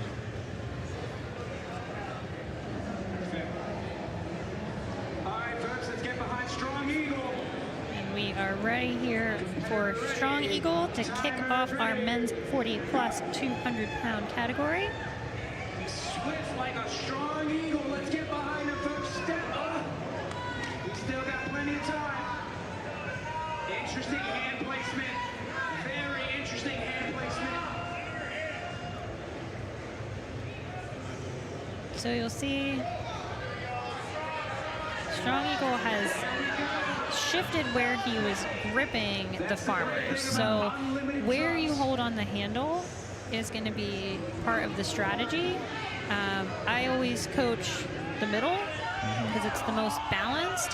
Some athletes prefer to grab a little more towards the front for speed purposes. Yeah, and you can kind of change like how much of the weight you're picking up at one time by shifting your hand position too. Like if you're in the middle, you're picking all the weight up. And sometimes some people have success like going a little bit further back, where you're picking up the back of the implements first, and then kind of. What happens then is though you run the risk of the handles.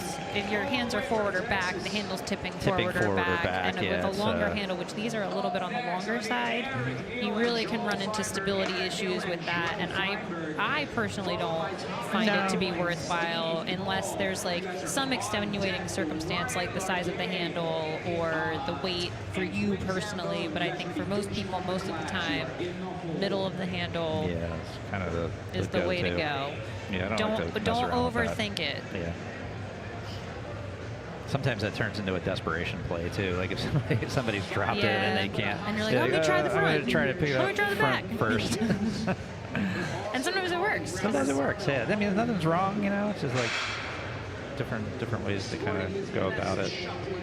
So up next we have in lane 1 Eric Neal, and in lane 2 Joel Feinberg, the real Hebrew Hammer. Yeah.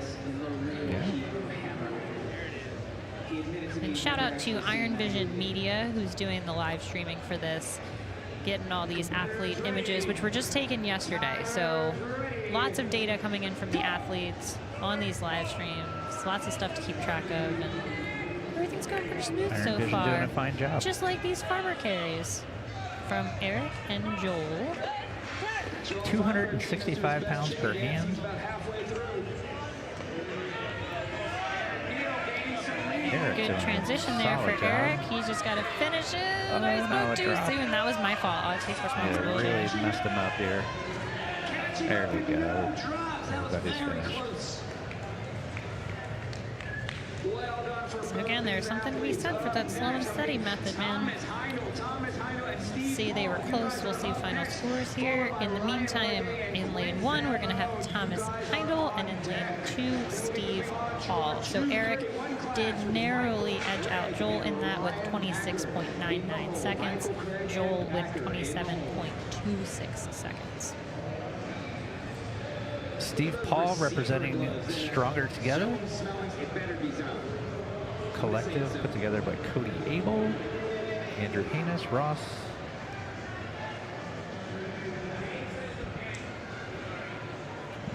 Good guys. I'll allow it. It's not in the rules. Competitors ready. Timers ready. Go!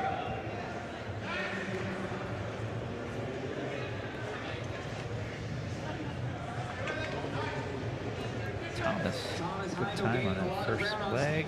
He's making really good time. This is going to be a good time for Thomas. Steve, it looks like he's going to have to settle for. All right, guys, we're going to move right along to Ryan Largay and Quinn Zambone from Ace Fitness and the School of Hard Knocks, respectively. Michael Craig and Brian Packer. Quint has been combined, it looks like, into the men's 40 plus 200. I think he was on his own, and now Maybe since is it the same, were they doing It the was same the weights? same weights. Yeah, so they probably just bumped him into the other category. how convenient. It's so much nicer to have friends. Last two fellas in the 40 plus 200 are going to be Ryan Larrier and Quint Zambone.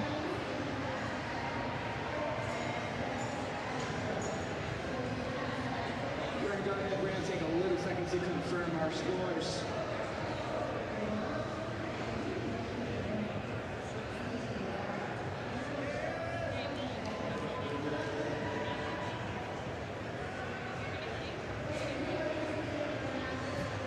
It's a little fashion show going on.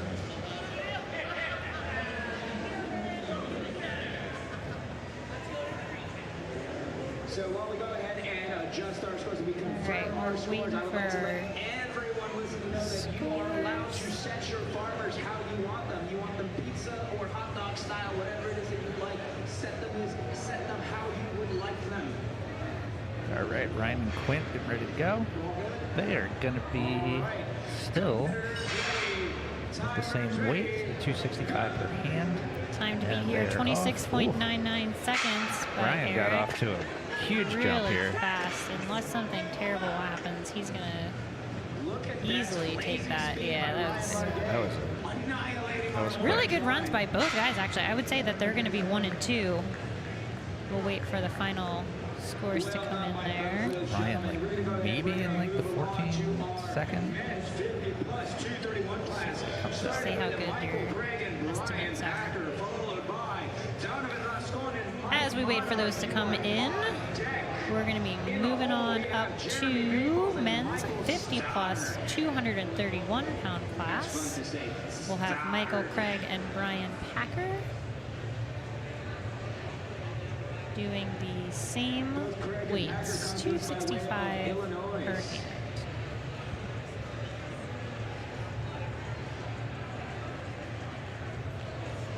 We're going to take a little time to clean up these lanes for everyone's safety.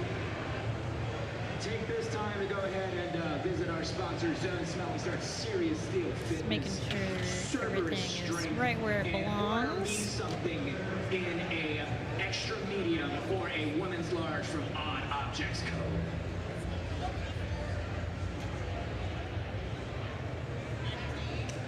It looks like we've got to do a little DNA cleanup. Alternatively, I'm a size As will gift happen. card. I'm actually surprised this is our first DNA cleanup of the day. Yeah, you tend to get a lot of hand tearing on this event. Those handles are not very forgiving. Depends on the farmer's handle implement too. Like some handles are better than others, but when you get that much pressure pushing down into the palm of your hand, you can get rips. So it looks like we're Especially gonna- if you haven't done your proper callus hand care. Yeah.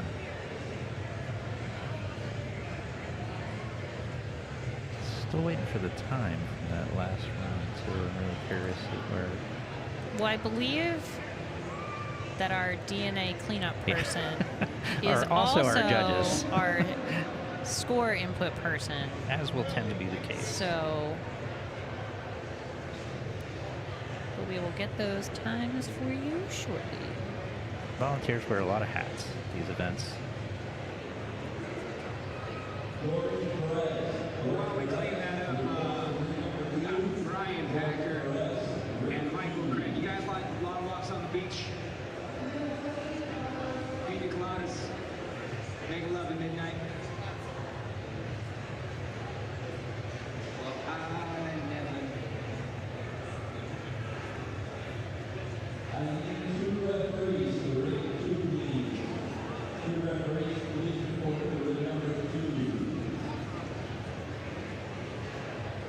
It's like we have a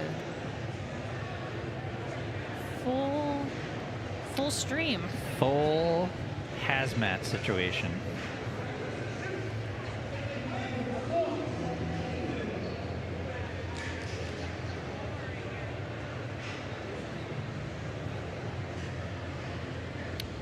All right, we're just about cleaned up. Michael, Craig, and Brian. If you're not scared, you can't be scared of a little cleanup if you're going to volunteer at a strongman or powerlifting event, because there's going to be some Both. cleanup. Various fluids.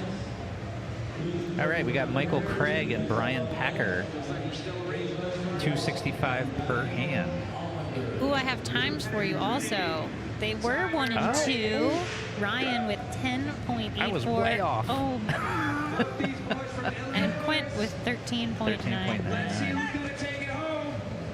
So Ryan with the fastest time we've seen so far today. Michael with an excellent Really time good run. there. Brian with both guys with a good run there. Got two more guys in this 50 plus 231 category. Donovan Rascone and Mike Monarch. So excellent time of 13:03 for Michael Craig.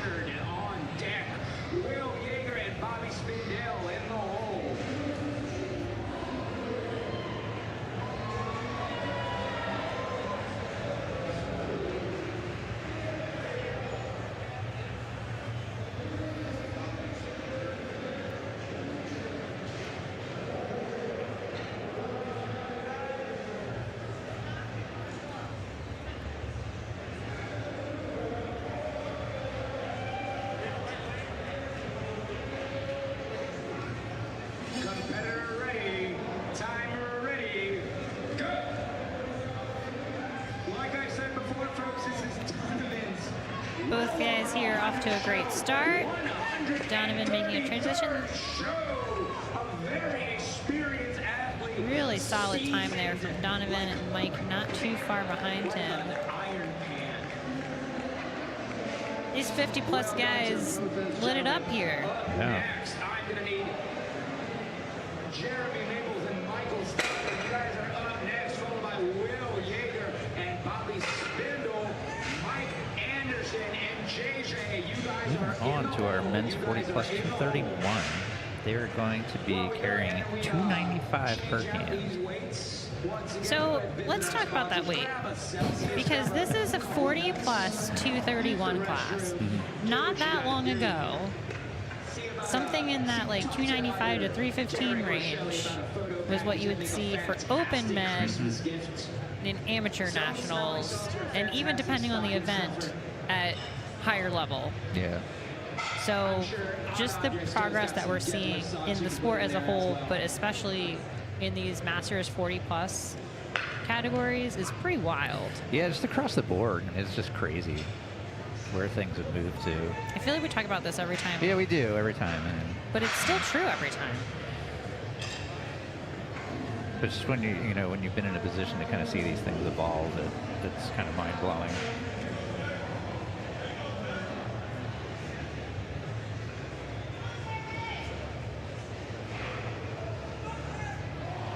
Jeremy Maples and Michael Stoddard. Timers ready. Go. Really quick pick from Michael. Just gotta get more control. Golden. See if we can repick and get moving again. Yeah, he's doing it. So that position Jeremy's in there was what I was talking about earlier with that triangle shape in front of him. That repick is going to be... He's got to pull those handles back together as he's picking. A lot of laps. He's getting it done. He is getting it done. So the athletes have a max of 60 seconds, and every foot that they go does matter. Every step matters. Every inch that they can scooch it.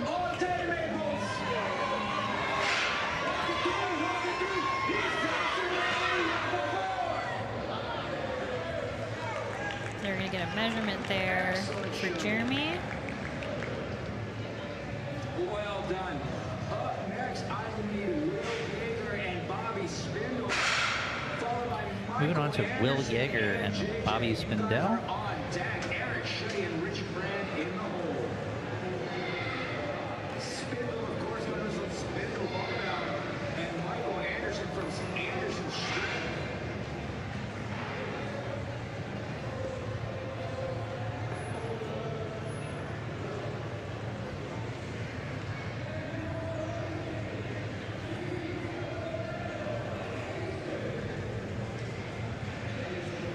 Once again, competitors, you are allowed to set your implements the way you would like, as long as they are behind in the line. You can have them pizza or French fries.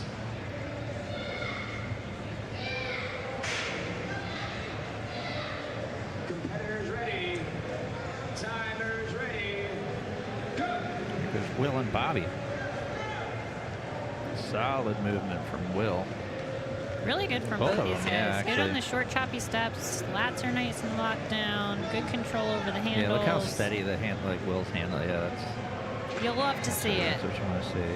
Well, just barely that count, ladies and gentlemen. Well done by Spindle of Spindle Strength. Close. All right, and up next, I'm going to need Michael Anderson and Joseph Judd. Eric Will Shea, coming in Rich with a Brand, 15.3 on that run, so that's the time to beat in this class right now. and Dazzling Dan, you Bobby are with in the hole. 18.39, which is still ahead of Michael with 19.13. I already want Next, we are going to have Michael Anderson and Joseph Budd. Anderson, of course, not to be trifled with either. Also coming in from Illinois, like some of our other athletes. Anderson's strength makes me think of Paul Anderson.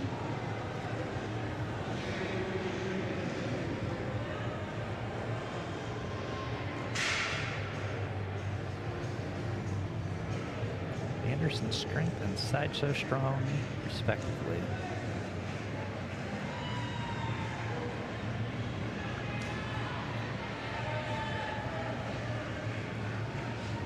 Competitors These guys ready. getting ready. Timers ready. Go!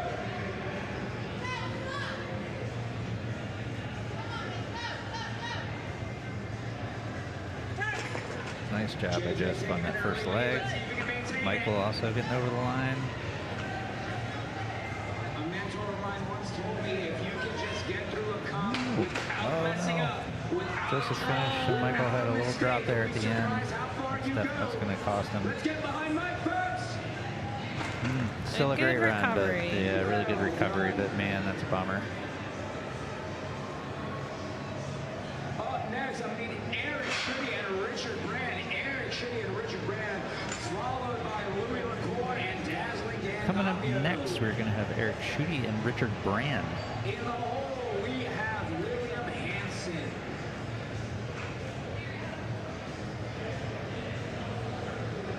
We got 4 more guys to go in this category. 2 more heats.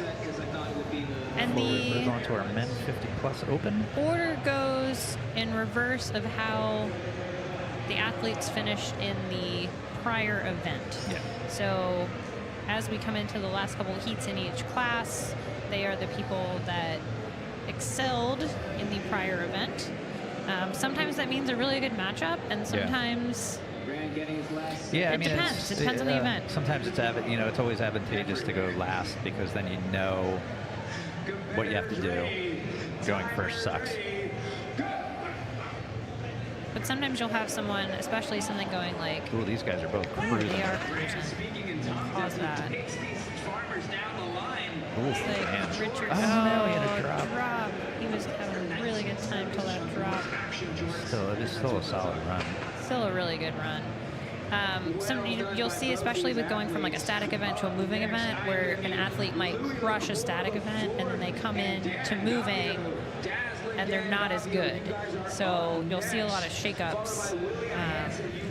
In this case, though, Richard good at both crushed things, it turns out. with 11.9 seconds, the new time to beat.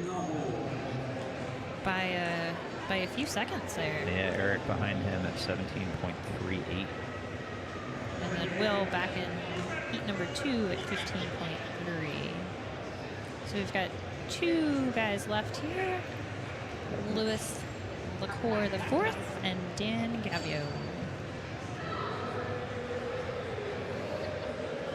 Competitors ready. Timers ready. Go! Really good start there from Dan. Yeah, that was a really good combination of nice Speed solid and pick control. and control. Again, Dan, a lot of experience, and this is where you Yeah. can see that experience pay off, is in those really smooth transitions, good speed. Like, that was just a good was a good- technical farmer's run. Like, it can be easy to think about Strongman as a sport where it's a grip it and rip it Yeah. situation, but there is a lot. Strategy. Even when you're just like carrying something, there's a lot of technical stuff that goes into how you're setting that up, how you're making the pick, how you're doing the transitions, and that's really what you see with someone that's got some experience. So Shout out to Team Bix. Dan there, not quite enough to edge out Richard. Richard at 11.69, Dan in second with 13.29. Both of them in really good position there in the overall standings with good events to start off the weekend. Moving right along. Same weight for our Men 50 Plus Open. We're going to start out with one single competitor, William Hansen. See what William can get done here from Warriors. I missed it. Last.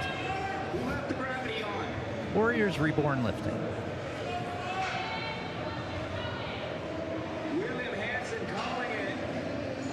Looks like William's going to tap out and live to fight another day. No one to hold him. No one to hold him. Oh boy. Little did I know that that's what would happen if I said so next 2 guys to round out the men's 50 plus category are going to be Lonnie Parker in lane 1 and Chris Porter in lane 2. Kentucky and Colorado.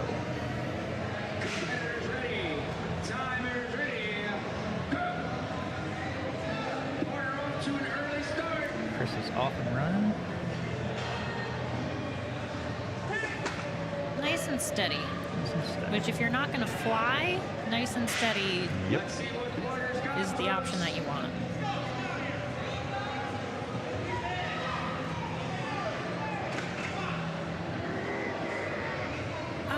believe he's not going to repick that. Lonnie Parker getting I mean- some movement in.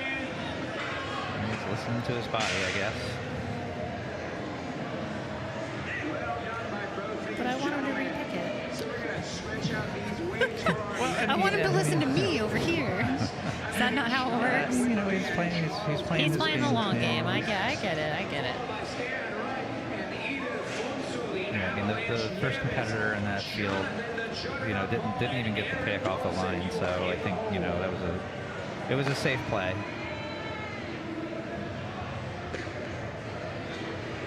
That is true. We knew he was good for at least second place on that. So.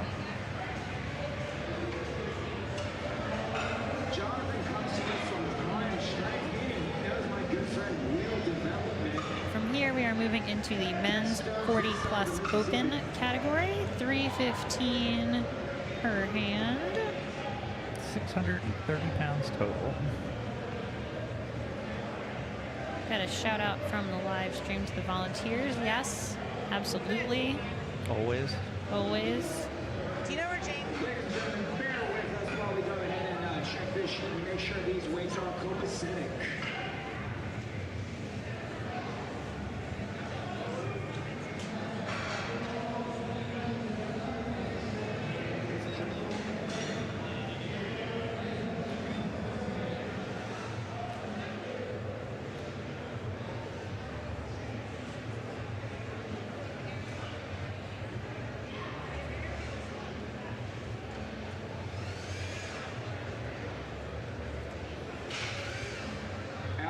Looking right at home, looking very natural with a leaf blower. That's blue collar strength right there. Put a wheelbarrow in his hand.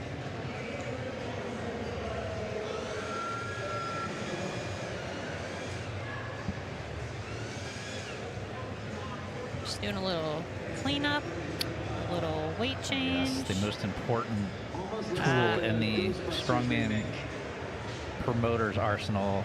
The leaf blower. Right behind the dolly.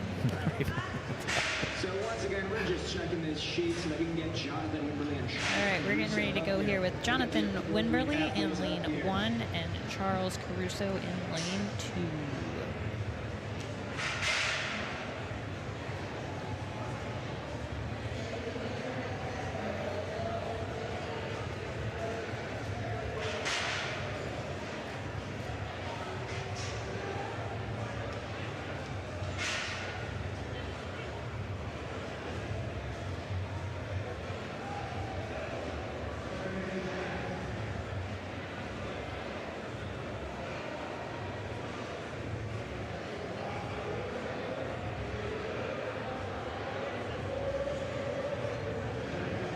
We're just waiting for an athlete here.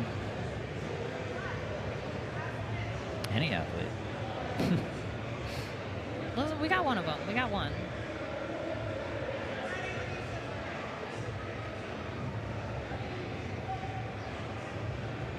Charles is there, but not Kennedy.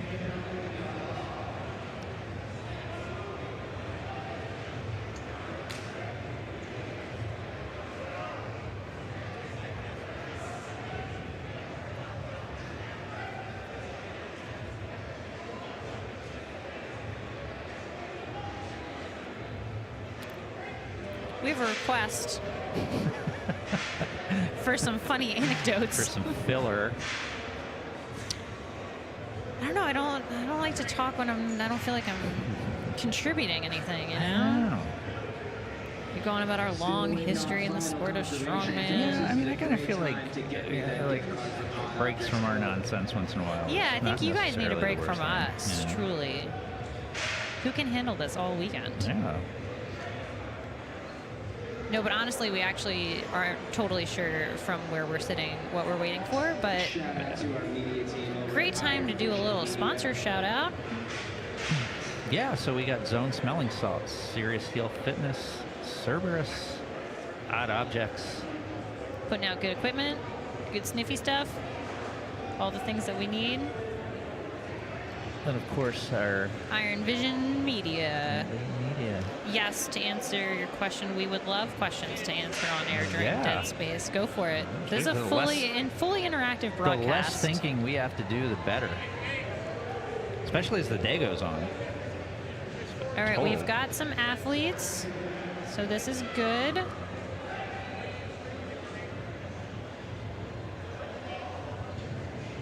$3.15 per hand. Ladies and gentlemen, thank you for your patience. We've sorted out our Excel sheet and we'll be starting So very heavy. shortly. About our 2 athletes here. I know that it's Chad from The Kentucky insight. and Lane That's what they- pay us the big bucks for. I would say our pay is commensurate with our insights. Yeah, the value. All right. Stephen All Ray. right. No, that's coming up next. Oh, wait, that's not. I think they went Oh, 1 yeah. foot. Because this isn't Stan and Fonz. No, it's not. Or John and Charles. Everybody's yelling, who is this? So Just to be fair, It's it's not not just just us. us.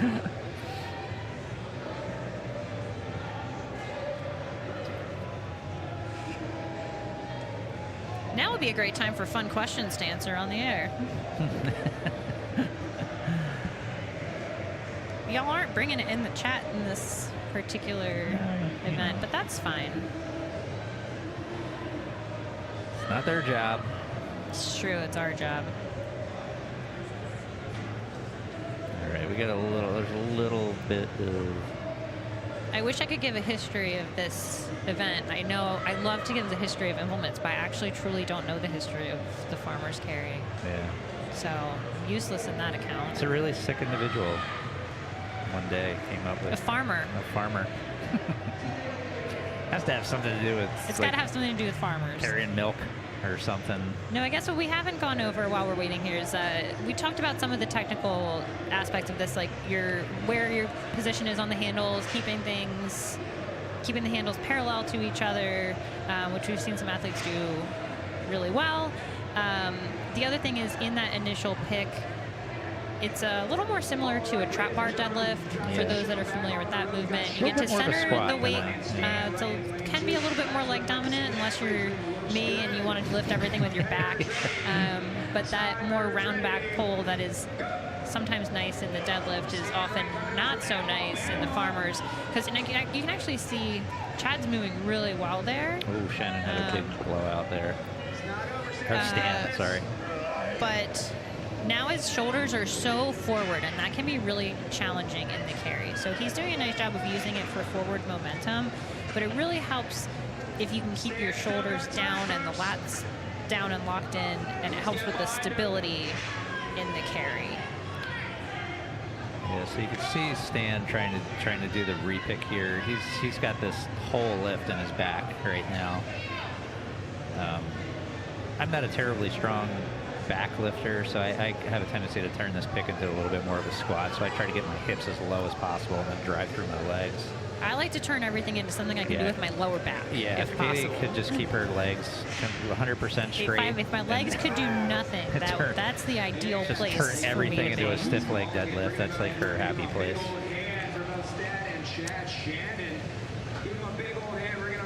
All right, we're going to reset these handles here. And then we're going to be moving on to the next heat where we have Jonathan Ball in lane 1 and Neil Harmer in lane 2. We're back on track here. So that was Chad Shannon and Stan Wright that you just saw. Chad with the time of 19.06. Setting the pace here for our men 40-plus open weight class. Coming to us from Lightning Fitness in Connecticut. And Neil Harmer from Brewhouse Strength. My athletes look Jonathan ready. from Lightning Fitness and Neil Harmer from Brewhouse Strength, Connecticut and Oklahoma. Good pick from Jonathan. Oh, but then he kind of got a little too far forwards. It's like Neil's shaking a little something out in that left arm.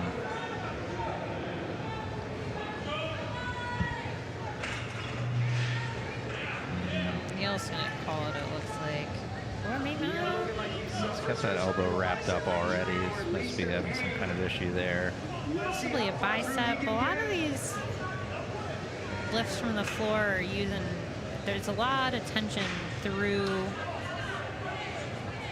the bicep tendon. And if you already have some issues going on in that area, that heavy pick pulling on it, Yeah. tension in the bicep to keep everything under control could be just a little too much. The brachii that goes kind of across that joint takes a lot of stress too.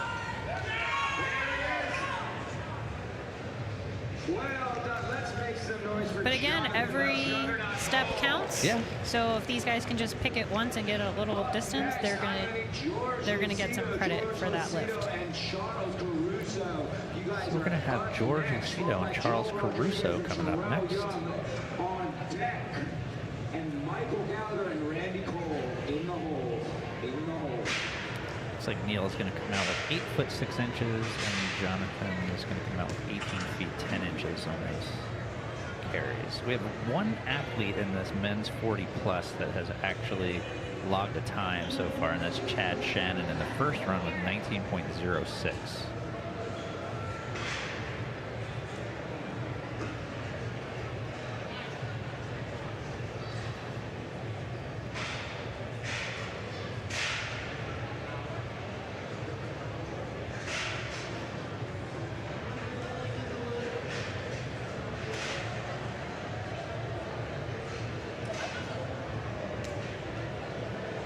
My athletes look ready.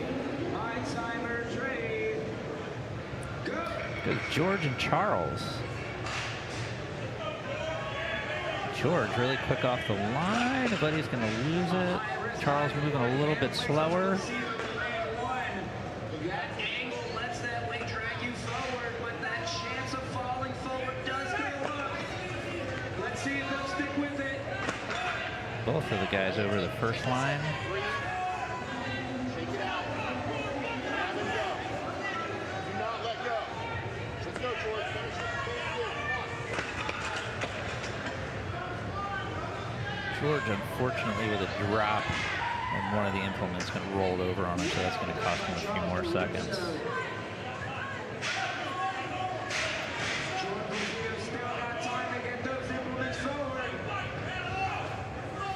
Charles with 38.08, and it looks like George is going to call it. That super deep squat Lance Brimage just got. Wonder where he's competing. All right, guys, up next. George, 43 feet. Joel Rodriguez and Terrell Young. Joel Rodriguez. Coming up next, Joel Rodriguez and Terrell Young. Randy Cole on deck. James Monroe and Jonathan Wimberly in the hole. I caught my back like that. What? I caught my back like that.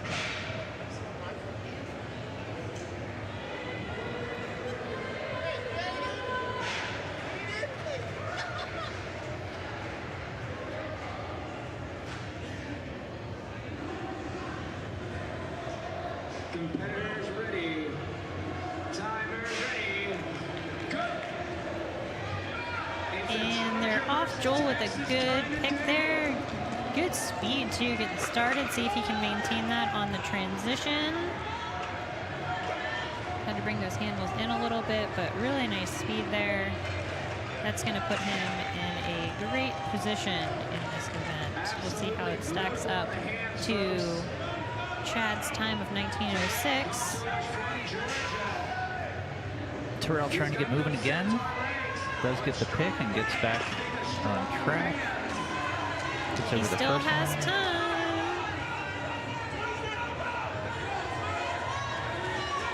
He's got time. Come on, Terrell. Terrell's going to get moving again. When that grip is gone, It's very cruel. yeah, it's just gone. He's calling it.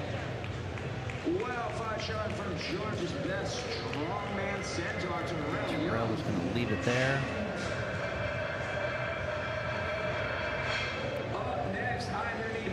So Joel will take the lead on that with 15.93 seconds. Really solid time. So that is now the time to beat. This is an interesting class so far because we're ranging from barely moving to really quite fast. Yeah. And a lot of in between. So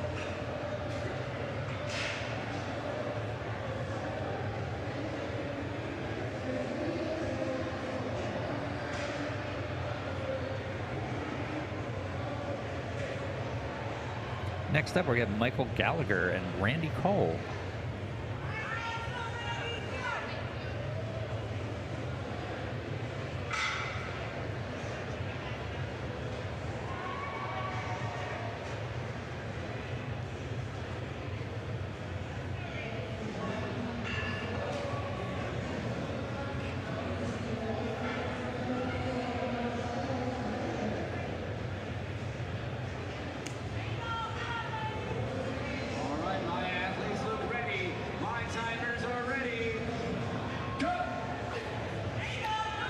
And here goes Michael and Randy.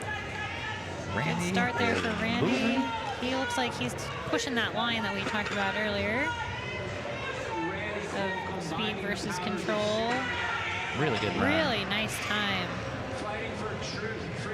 I don't know that it's going to be quite fast enough to beat Joel, but still a good time. Yeah. Still a good finish here by Michael, too. Yeah, he's going to just put a finishing time it. in. There's a lot of non-finishers in this group, so just Yeah. finishing that is going to be good. Ooh. Yes, Randy. 14.49. 14.49. So edging out Joel's time of 15.93.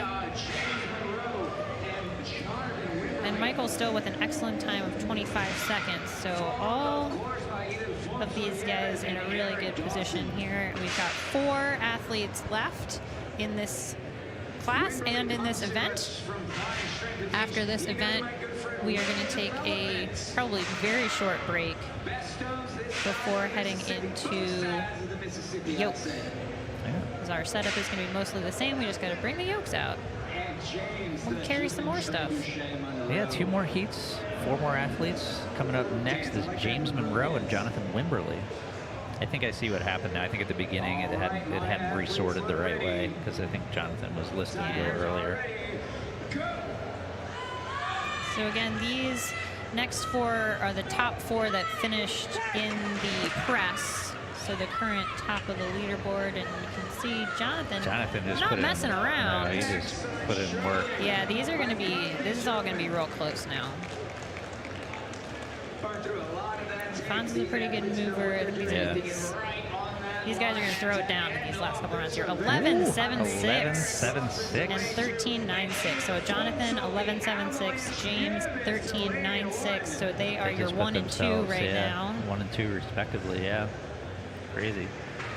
Last 2 athletes, Fonz Nieves and Eric Dawson in this class. And in this event. Then we've got Yoke, and then we're going to reset everything and bring in your pros for the afternoon.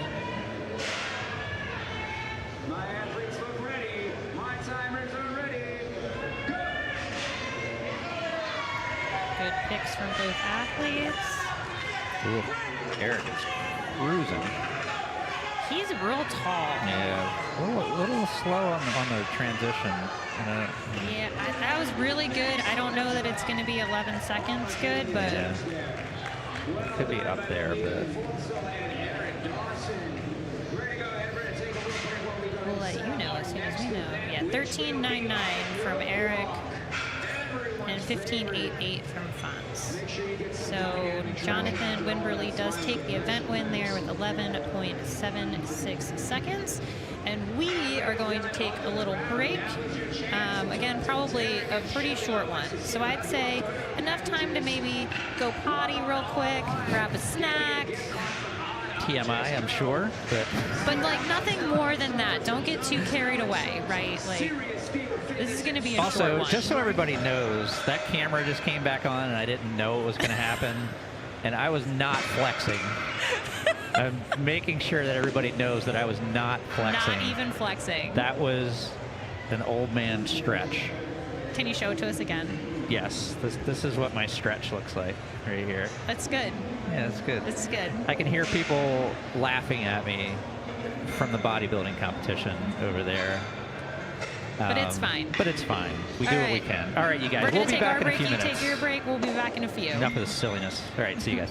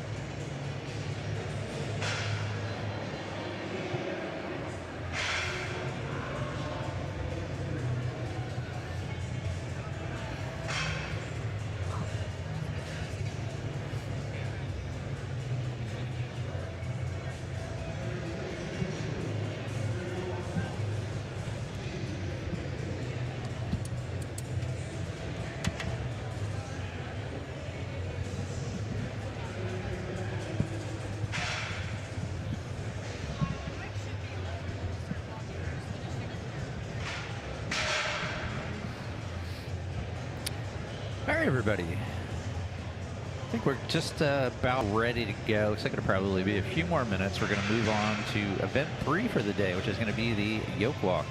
Athlete is going to carry the yoke 30 feet, set it down, turn around, and carry it back another 30 feet. They can start under the yoke. There's a 60-second time limit, so same rules apply as the farmer's carry.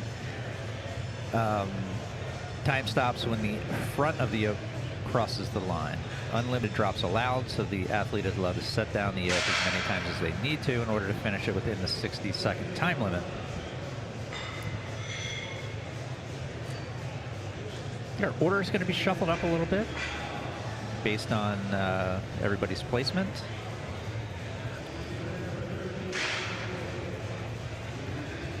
But we're still starting with Carrie Chase.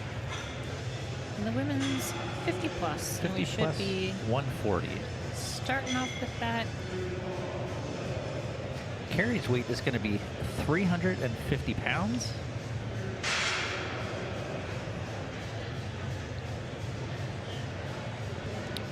Again, if the athlete does not finish both legs of the course before the 16-second time limit, they will take a distance.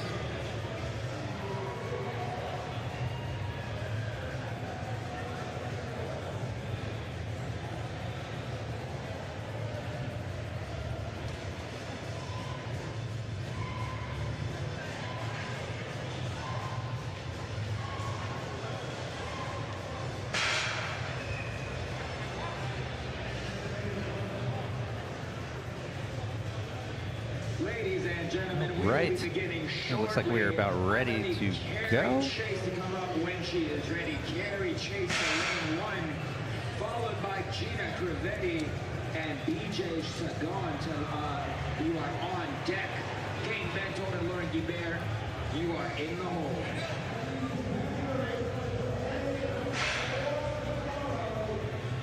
'24 Strongman Corporation, America's Strongest Master.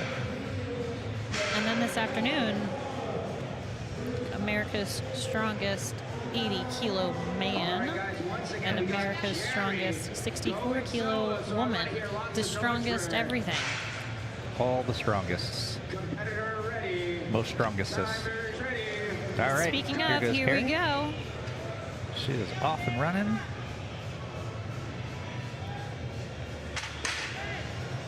She's got unlimited drops. I don't think she's going to need a single one, though. So similar to what we talked farmers, if your steps are too wide, it's really hard to keep the stability of the yoke, because once the yoke starts swinging, it's just swinging now, and it's really hard to get that back under control again.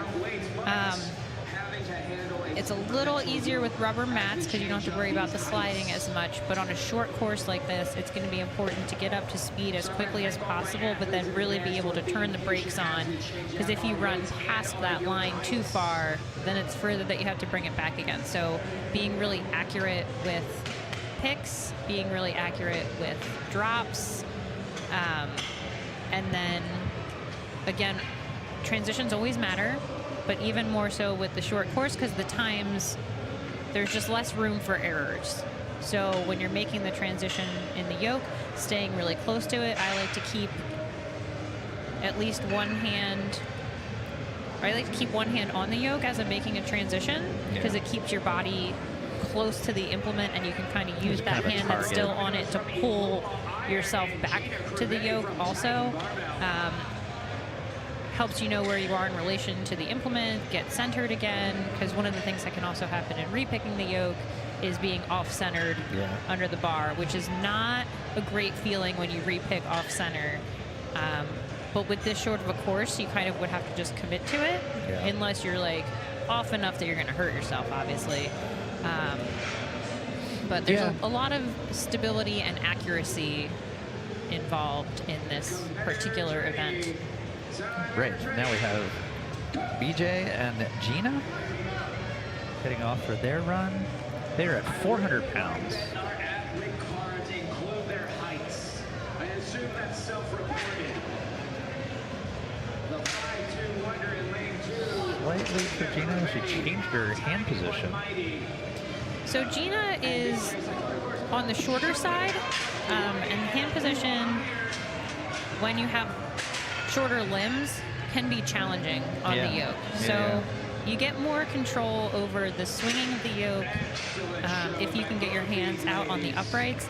And for a lot of people, you can get your back a little tighter if you're out on the uprights. However, if your arms aren't quite long enough, you can run into problems. It can be really, it can actually make it harder to find that stability and get tight. So you'll bring the hands in and be underneath and more, holding it more like a high bar back squat, essentially. Yeah.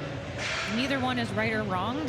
I find that it's a lot easier to pick when my hands are underneath it, more like a squat, but I have a lot more control over the yoke when I go wide. Yeah. So I actually switched a couple of years ago from being under to being wider, and it took a little while to get used to it, but that's kind of where I'm at now. Yeah, and a lot of it just depends on the implement. It's also, there's a lot more uniformity between the implements now than there used to be.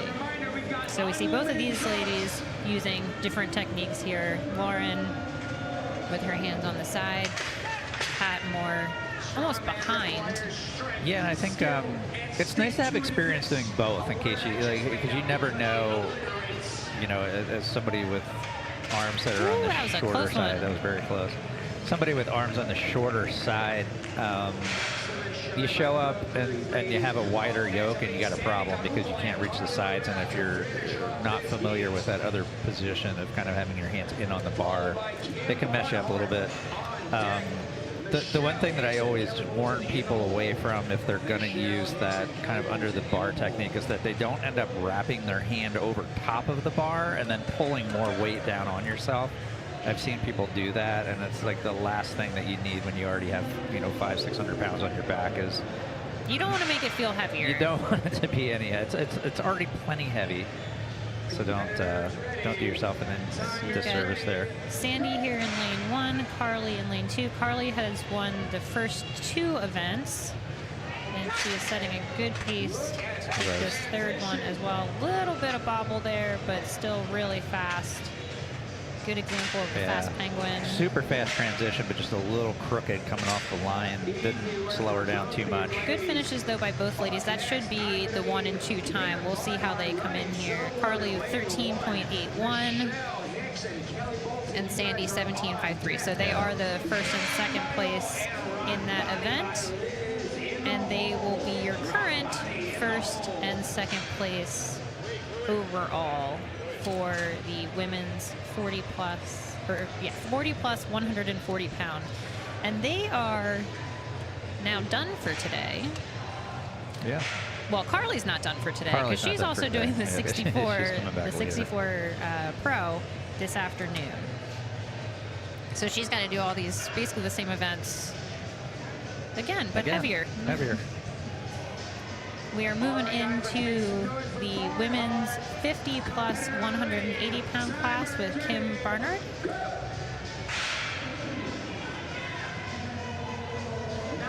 Good start there for Kim. And you can see she's kind of pushing forward on the uprights, and that's going to help keep the front of the yoke up off the ground. It is not a great feeling when the front of the yoke touches the ground. It takes away time. It affects the stability and affects the speed overall the run. That was a really nice run there for Kim. Yeah, and you definitely don't want all that weight kind of penduluming.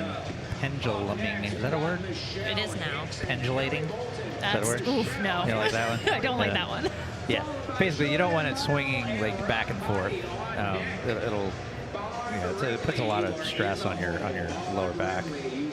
Up next, we've got Michelle Hicks in lane 1 and Kelly Bolton in lane 2. Kelly with first place in the first 2 events.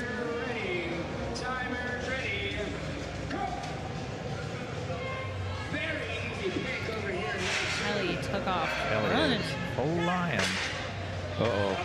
Michelle getting a little... Just got to find that core stability. This is definitely one thing to watch out for when you're doing yoke here. You can see how Michelle's feet are not staying on a consistent track. You see how one foot will come in and then... Just got to keep that chest up and stay with it. Come on, Michelle. Still finish it, though. She's got to keep eyes on the line. Look where you're going. Good. That was really good. That was great. sticking with it. Yeah, big alarm bells on the knees, though. You want to make sure that you keep both of those feet on a consistent track. Railroad tracks. Maybe like, you know, like a little wider than hip.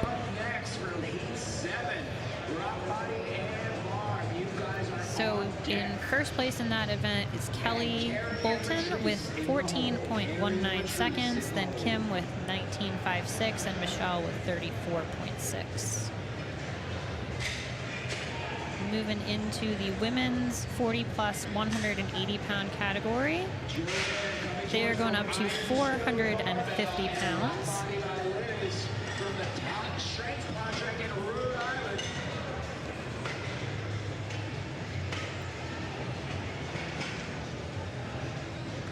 Joanne will be up first. Joanne's also a pro lightweight athlete.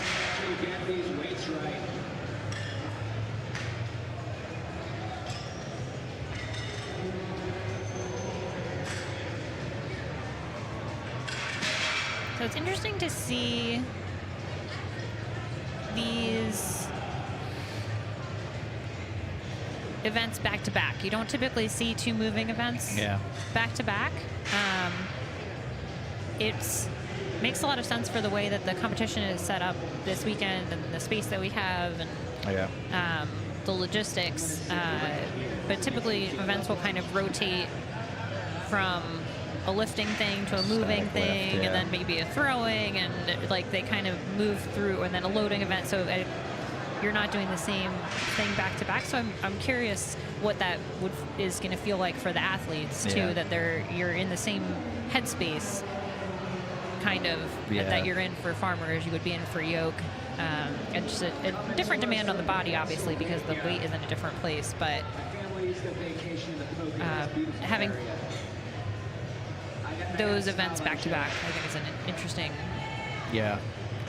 twist on the weekend. All right, so we got Joanne ready to go here. Joanne is a good yoker, so I think she's going to put up a pretty good time here.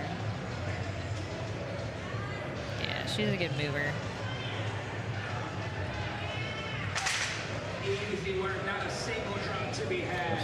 She'll definitely be looking to make up some ground on this event here,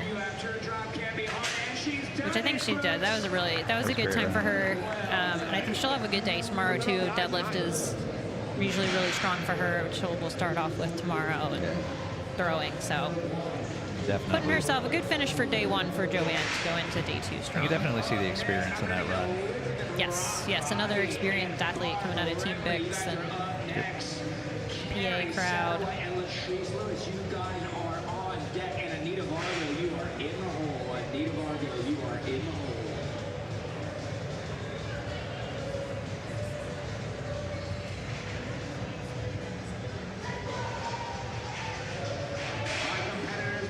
We've got Liz Rockbody Patel in lane 1 and Barb Remley in lane 2. Both these ladies moving really well. Looks like Barb taking over just a little bit here going into the transition. I just love to see them keep their hands on the yoke. Yeah. Oh, Barb took off on that last leg there. So just like we talked about farmers getting up to speed really quickly, especially on the way back, right? Because you got to control a little more on the set down on that first leg so that you don't go too far past the line. Like the farmers, it's just when the front of the yoke crosses the line. So you need a little more control on that end. Coming back again, you can run like full speed through the line. So really getting up to speed quickly and then maintaining or gaining speed responsibly.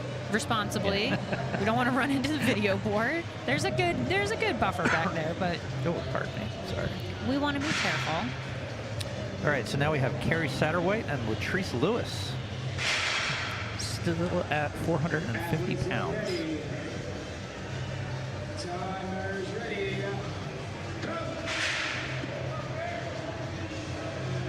Both ladies moving really well. Really good transitions from both of them. Cool, neck and neck. Oh, good finish. That was photo finish there. That's good.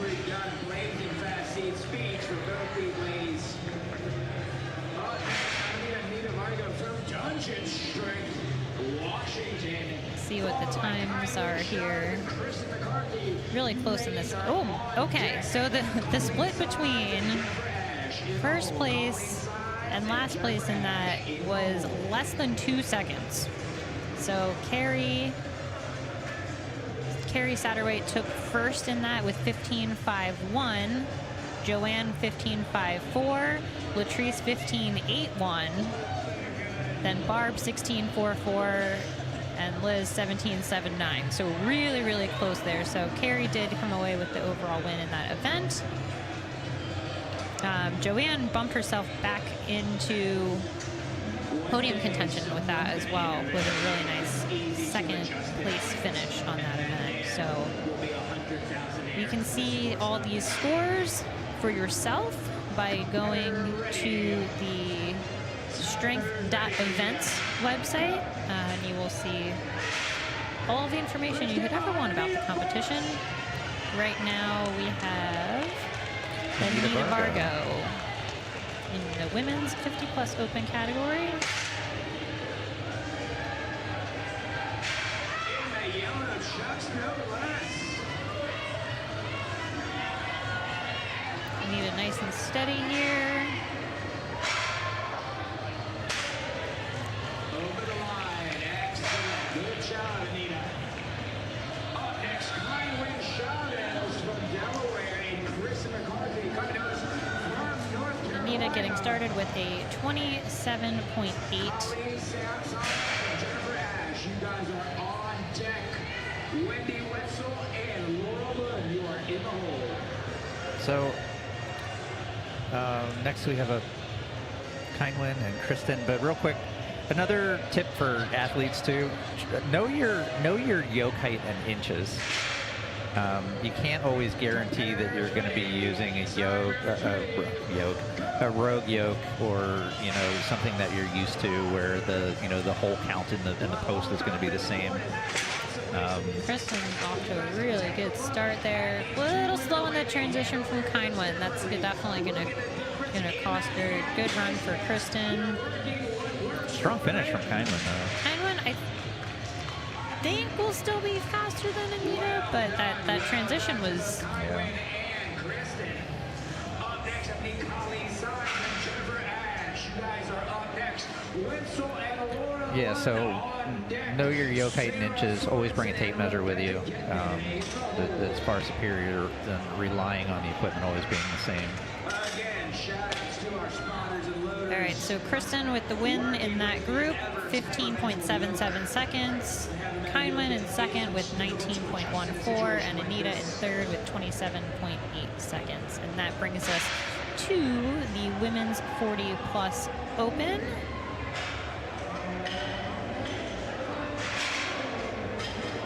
We have 5 heats, starting with Colleen Sampson and Jennifer Ash, and these ladies will be carrying 480 pounds.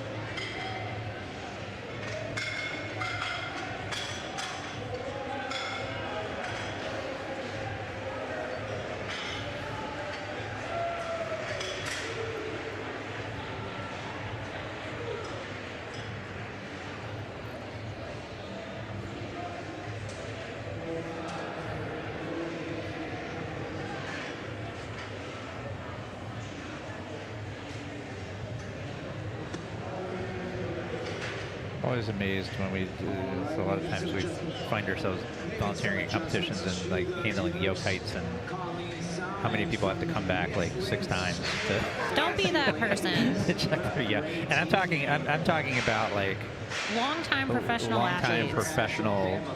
We're not you going to know, name names. We're not gonna, but like world's strongest man level competitors that just Cannot can't get it figure out together.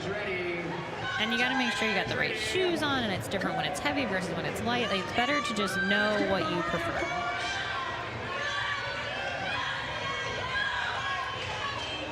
I would love to see Jennifer's feet staying wider. Yeah. She's picking wide.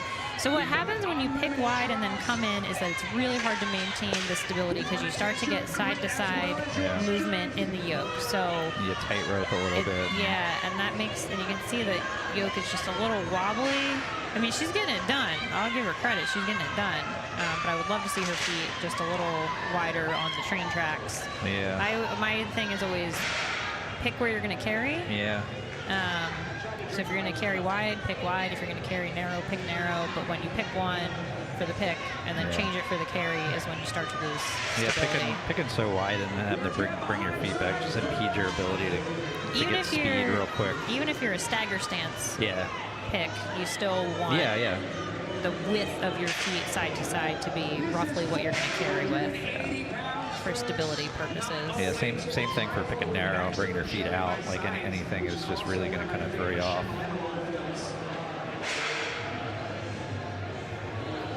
Next, we got Wendy Wenzel and Laura Lund. You guys are all next, followed by Sarah Sorensen and Rebecca Getman. On deck, Corey Tilbrook and Lindsay Sanjuju. Another super fun event to reset. Wendy is bouncing with excitement. Look at that. It's good teamwork on that one, though. Yeah, that's good. Up next, we're going to have Wendy Wenzel and Laura Lund.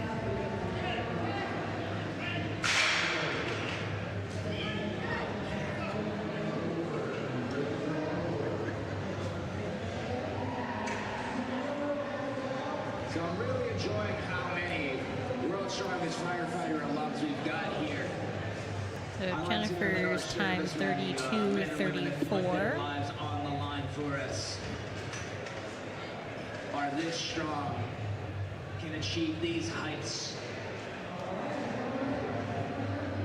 can rescue a kitten at a moment's notice. All right, looks like Wendy and Laura are about ready to go. Still at 480 pounds.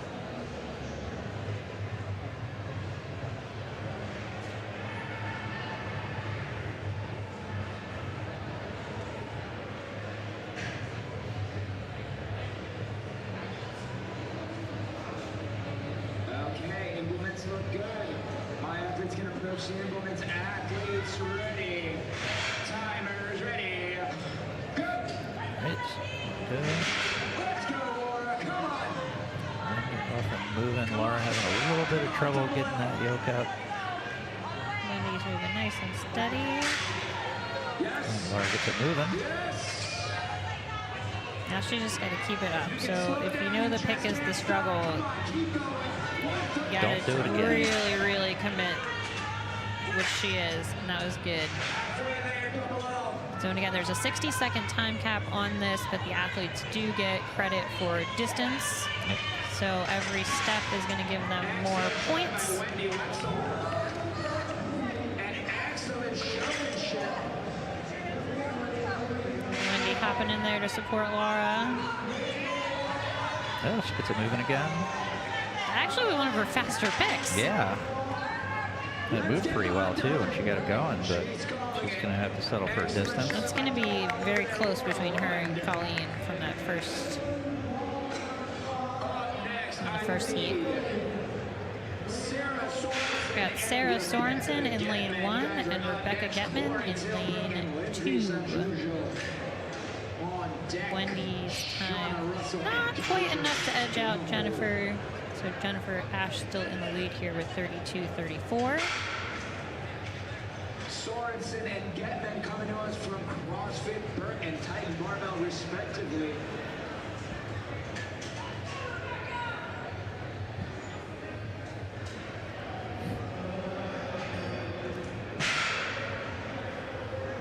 And once again, And the extra pick for Laura did make a difference. So she dying to squat these Just ahead of edged out Colleen, by about just a foot. less than a foot. Yeah.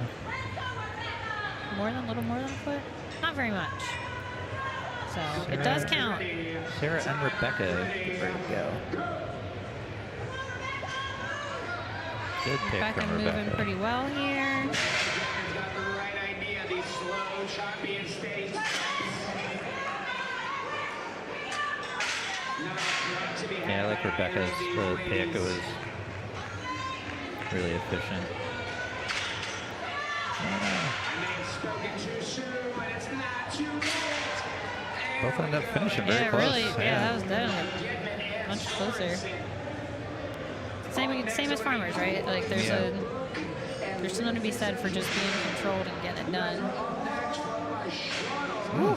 So Sarah with 24.62 and Rebecca with 24.78. So about a 100th of a second, 10th of a second? Yeah. 10th of a second. 10th of a second, yeah. Do you think the little things don't matter? Wait until you lose by a 10th of a second. Or win by a 10th of a Or second. win by a 10th of a second. Hooray.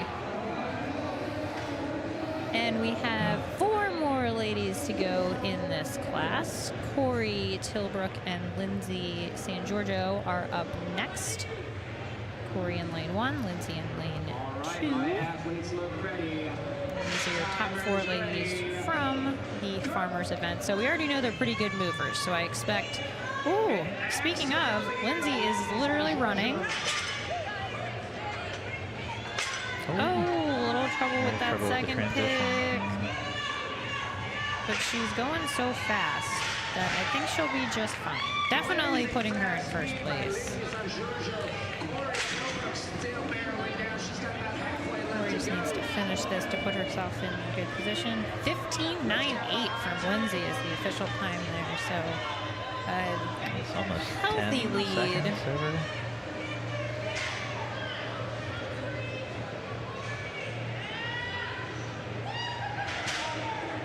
Excellent showing by Silbrook.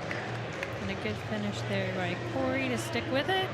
Last 2 ladies in this class, last 2 ladies for the morning. Shauna Russell and Kelly Jones. You are up next, James Pierce. You are on deck. And strong. Also your overall leaders in this class after the first 2 events. Expect these to be pretty competitive runs, hopefully. Yeah, I said these were the best farmers times, so Yeah. they should be. They already showed us that they're good movers. Yeah. The interesting thing will be starting out tomorrow because the fastest movers are going to be your last deadlifters. So always seeing the difference between the static events and the moving events is interesting. Typically the athletes that end up at the top overall are the ones that are obviously solid at both. Both of these ladies moving really well. Shauna a little faster off the line, but Kelly faster in the actual carry. This is going to be really close. Shauna by a little bit there. Just a little Yeah, bit. these are going to be close. We will keep you I don't posted. know that either of those were the 15.9 that Lindsay put up. Yes, they I were. stand corrected. Kelly 14.69, and they both were. They both were, And apparently. Shauna 13.97. Go ahead and shut up. So first place in that event, Shauna Russell with 13.97 seconds, Kelly in second with 16.46, and Lindsay San Giorgio in third with 15.98. Really solid times there by all the ladies, and the ladies are done for the morning. We are moving into the fellas. Moving up to 600 pounds for the men's 50 plus 200 pound category. One competitor in this class, and it's James Pierce. I don't know anything about going forward regarding code.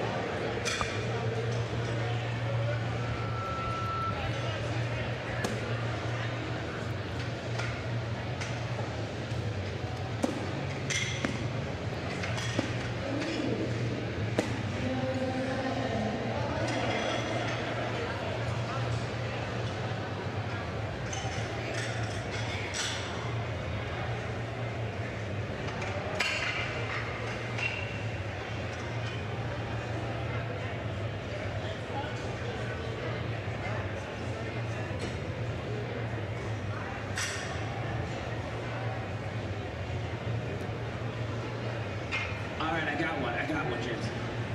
Right, looks like we're just about set up for James. James Pierce from Granite State Strongman, New Granite State Hampshire. Strongman, New Hampshire. America's strongest poet. Over the age of 50, probably.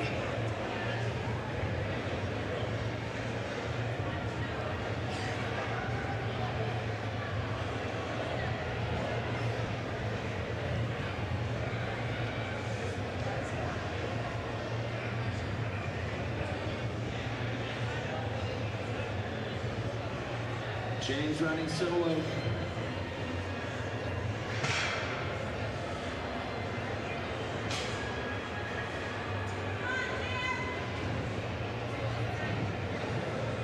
Looks like we're doing a little yoke height change. Just like it's important to know your measurement for the yoke, is also nice to remember when you give someone your yoke height.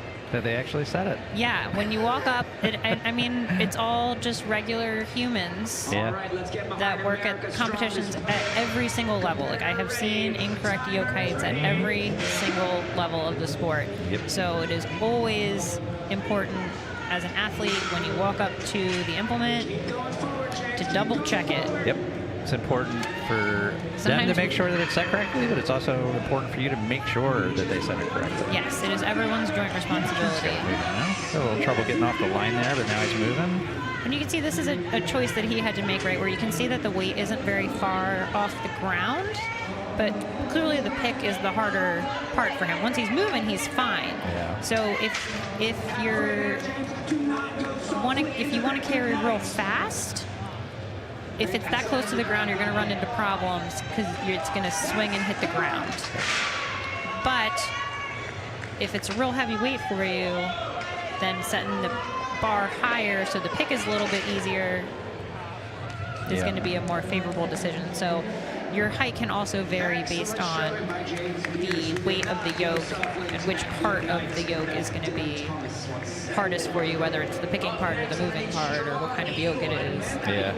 A lot of strategery. Strongman isn't for dummies. No. I mean, sometimes there are some. They get a little for everybody. There's something for everyone. Hopefully the people that need some help figuring things out come to the people that are ready to do the strategery. Reason that's important to That's have what coaches are for. Your coach doesn't necessarily have to be like a world champion, but it's nice if they've competed in the sport before. And if they're at least somewhat smart. And ready for strategery. We are moving on to the men's 40 plus 200-pound class. They will be lifting 670 pounds, and we'll start off with Strong Eagle Armenta in lane 1 as soon as we get these weights loaded up. 670 pounds. And a reminder that after this event, we are going to be, the masters get to go home and have a little nap, and the pros come on. So we're going to switch from this to the America's Strongest Man 80 kilo and the America's Strongest Woman 64 kilo. And they're going to be doing similar events, and we are expecting that to start around 2 p.m. So yeah, and I would imagine that that's probably going to move pretty quickly too, because it's going to go quick. Not a great deal of competitors in this. Because we're going head to head. Strong Eagle is off the line.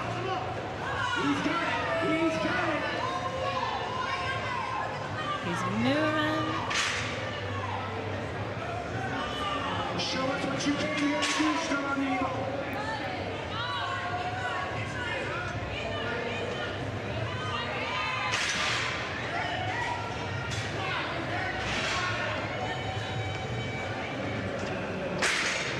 He's doing it. It is.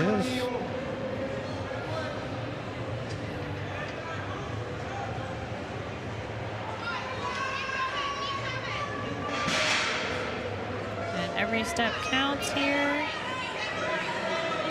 Oh, he found his rhythm. He did. I like it. Oh, he's so close. Finish it. Nicely done. Nicely done. An excellent showing by Strong Eagle Armenta. Pretty close. If he got that, it was pretty close to the time cap. Let's see what we got here. Coming up next, we got Eric Neal and Joel Feinberg. Yeah, it looks like Strong Eagle did Just put a in time time. in. 56.96 seconds.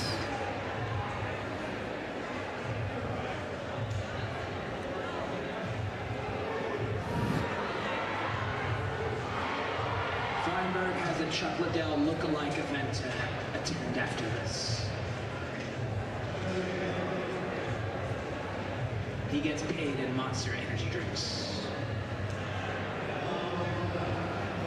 Eric and Joel getting lined up here. All right, my athletes look ready. Timers ready. Go! Joel Farmer, the Joel. Florida boy, training out of Broward Strength. I mean, like maybe Eric kind of undershot the height a little bit. Yeah, I mean the pick is definitely hard for him, so I don't know if I maybe think it was he's going probably lower. trade-off, but- Yeah, he's moving, which is the important he's part, but keeping it's it so moving. close to the ground. And you got to be careful because you know it would turn into a borderline slide if it's like dragging on the ground. Shuffle it down.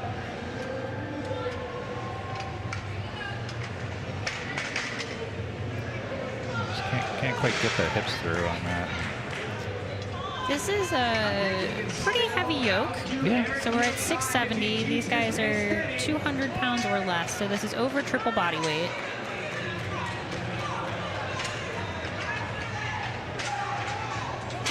Joel is going to finish. Feinberg, aka the real Hebrew Hammer. Oh, Eric, just not quite. Just under the time cap. Well done, Or by over. both of Just those over. gentlemen. Up Sorry. Next, I'm going to need Steve Paul and Thomas Heindel with Ryan Largay and Quinn Zambo on deck. I'm absolutely loving Aaron's like superficial measuring technique. Heel to toe Yeah, we have method. the measuring tapes are directly on the floor right next to it, so super efficient measuring.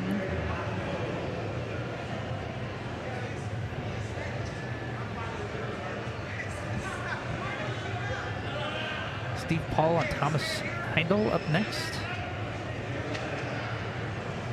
Tom from Red Strength Fitness in Massachusetts and Steve Paul, Stronger Together.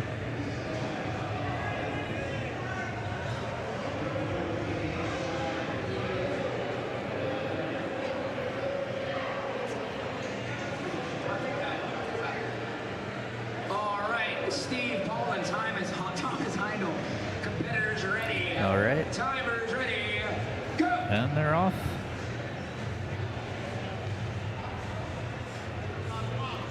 Both of them moving pretty well. They're kind of pacing each other right now. Oh, a little drop by Steve. Hopefully he can get moving again and recover from His that. pick is so narrow. Yeah, He's carrying narrow though too, so yeah, per our earlier discussion, yeah. Oh, carry where you're gonna pick where you're gonna carry. worked out for him. No explanation for what that noise was. There's all kinds of sports in here. There's so much Who can sports. say? All right, let's see. These guys should both be in good. Yeah, Steve Paul came in at 23.79 seconds, and Thomas Heindel at 25.31. So Steve is currently your leader with 2 athletes to go. Ryan Largay in lane 1 and Quint in lane 2. In the hole. Mike Monarch and Donovan Rascon in the hole.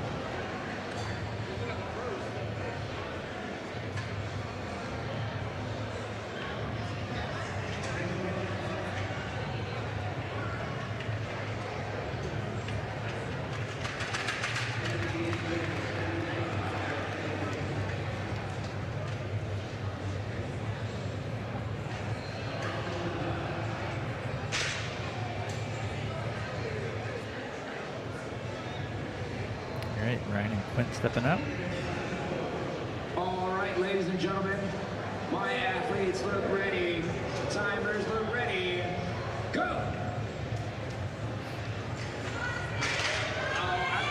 Ryan started off good. So his hands are really low on the yoke. I don't personally love that. I think it makes it really hard to get tight and stay under control. It seems to be working out okay for him once he gets moving, but he's got a lot of set downs there. Could be a mobility issue. Sometimes Yeah, people could be. can't get their hands up high enough. Hey, likes him a little bit. Still put in a really good time. So, Yeah. you know, listen to me or don't. It's fine. It is good enough for second place. Quint with first in that event with 20.81 seconds. Ryan with second place in 22.89 seconds. So they are your 1 and 2 overall also. Quint with 20 points overall and Ryan with 19.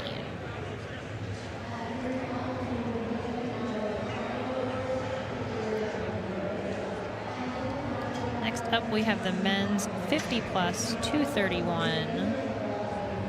They are also doing 670-pound yoke. We will start with Brian Packer and Michael Craig.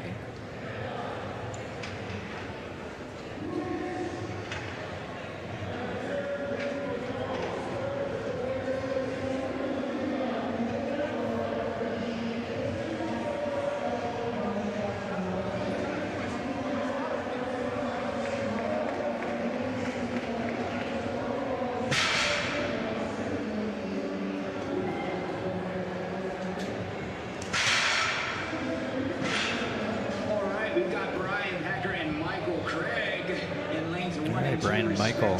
My athletes look ready. Timers ready. Go! For no other reason than they're both from Illinois. This has got some weight on it. Whoever wins between this heat gets the bragging rights.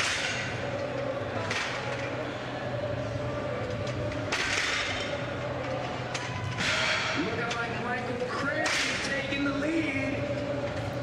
Michael's pulling it. I wish that he would stand up all the way. It was really the sweet spot for the hips. Yeah, and the bar is really high on his back. Yeah. Brian's still chipping away here.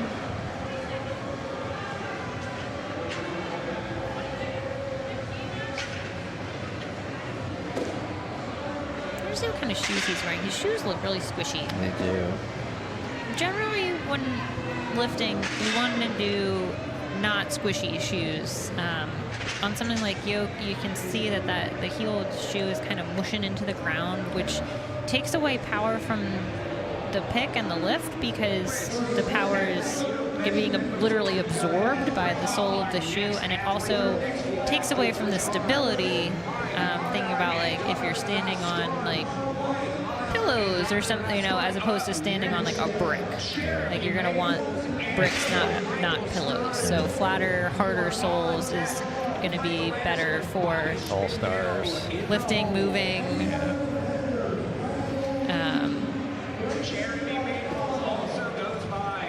Got Mike Monarch and Donovan Rascone coming up.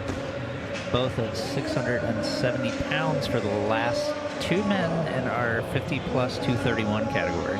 Michael set a time there of 33:75.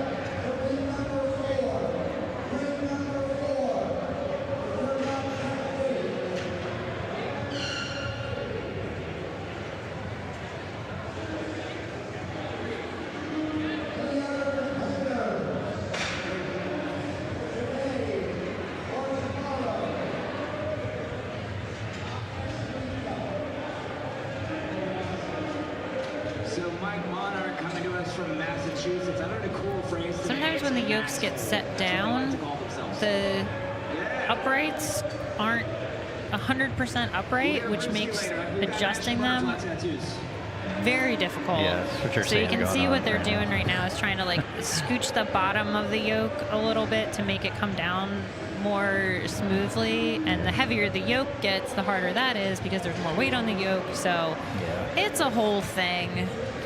When there's no weight on it, you can just violently shake the yoke back and forth and it kind of settles into position, but it gets a lot harder when there's weight on. It doesn't take much out of position for it to be a huge pain in the butt. Mike and Donovan about set to go now. We're going to get set up.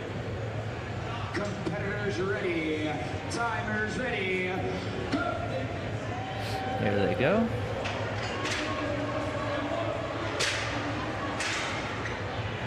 Both got off to a decent start, but Brandon recovered really well from that last drop. Making it up.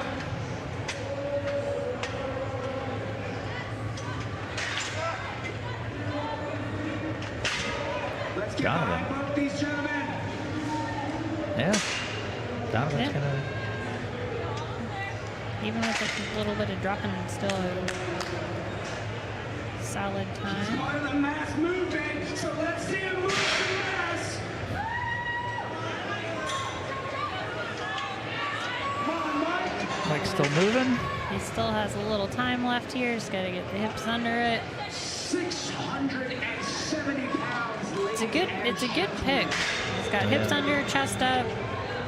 It's just probably heavy. And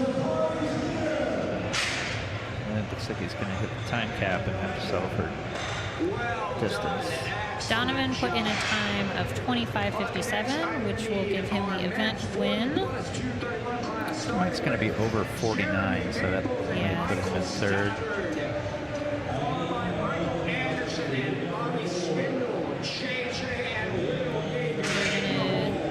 to go up in weight here for the men's 40 plus 231 pound class. Will be at 720 pounds. Ladies and gentlemen, we're going to add some weight onto this yoke, bringing it to a total of 720 pounds. The average household cat weighs 8 pounds. This is the equivalent of 90 kitty cats, ladies and gentlemen. 90 kitty cats. Not sure if everybody caught that. But Junkyard has informed us that 720 pounds is roughly 90 kitty cats. yes, That's a lot of kitty cats.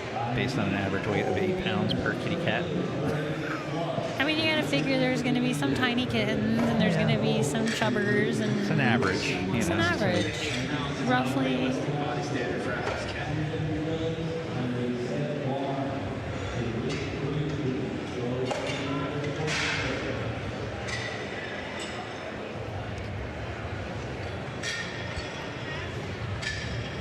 My cat might be close to like 8 kilos. First two competitors. Men's 40 plus 231, Jeremy Maples and Michael Stoddard. They are first two.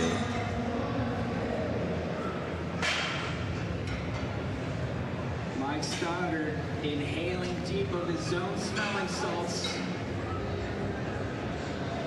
Feeling the breeze in between his kilts. I can only assume he's a true Scotsman. Alba go brog, brother. Alba go brog.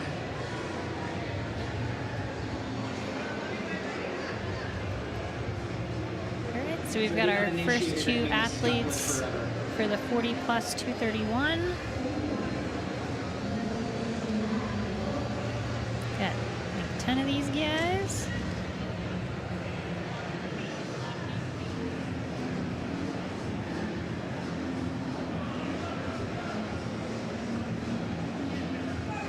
All right, my athletes look ready. Timers ready. Go!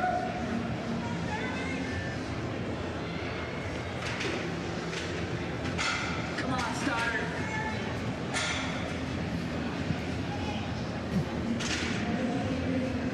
Ooh, Michael pretty unsteady on that, so hopefully he can get a little bit tighter. Once again, 720 pounds. This is not a A little lightweight bit of the by tightrope any going on means. there.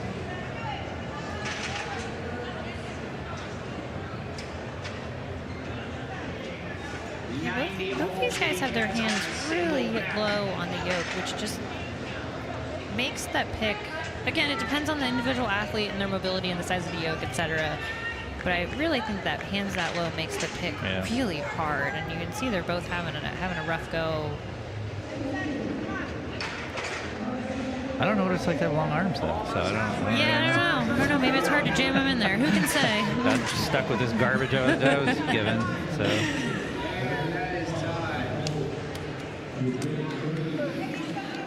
Oh, the volunteers are really. See, they should just move them back and then and just commit to go in the other direction. Bobby Spindell, followed by JJ and Will Yeager. That sounds like a funk band. JJ and Will Yeager on deck. Eric Shuddy and Louis LaCour in the hole. So Michael credited with 30 feet and Jeremy credited with 29 feet 6 inches. I will be the first purchase of the Would you look at that? Experience race tapes. Gonna get tired of that real quick. Yeah, it Seems like a good idea at the escalates time. really but- quickly, and then the weight classes get heavier and things get real wild. Our next two athletes are going to be Michael Anderson in lane 1 and Bobby Spindell in lane 2.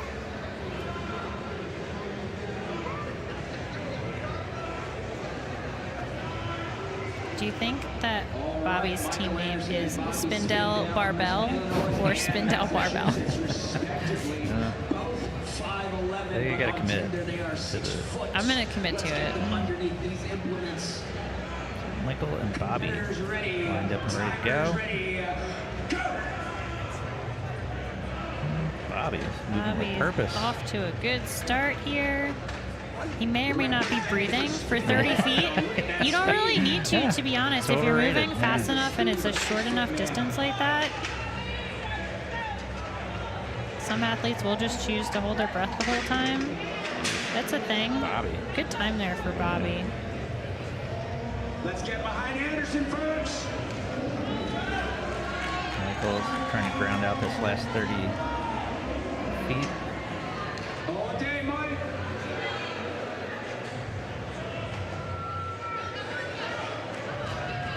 Almost got it. So close. Oh no. One more pick, he should be good to go. He's right at the finish line first. Let's have a Oh, he gets it. Nice. excellent showing. Up next, I'm going to need JJ and Will Yeager to perform their smash hits for their upcoming That was EV. Bobby putting in a time of 20.91 seconds. And Michael with 51.64. Up next, we got Joseph Judd and Will Yeager.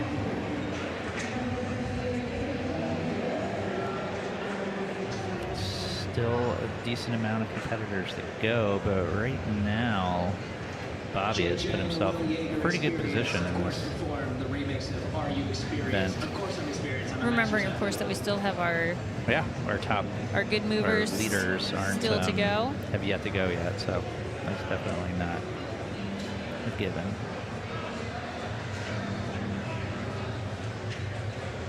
Competitors ready. Timers ready. Joseph and Will.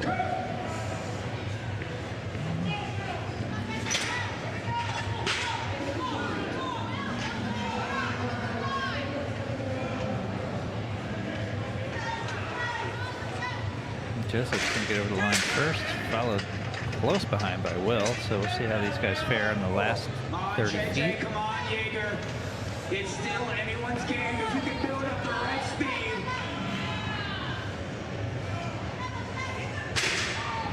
Will was making good time there at the end, but just wasn't able to catch up, so JJ finishing before Yeager, but just barely. That's what I like to see.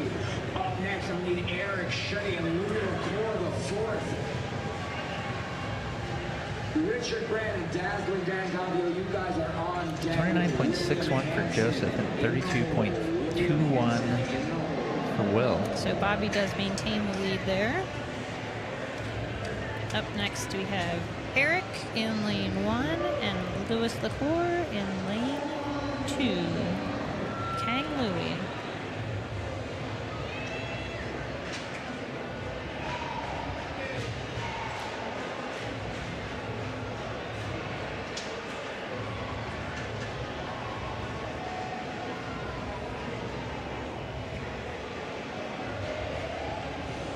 All right, my athletes look ready. Timers ready.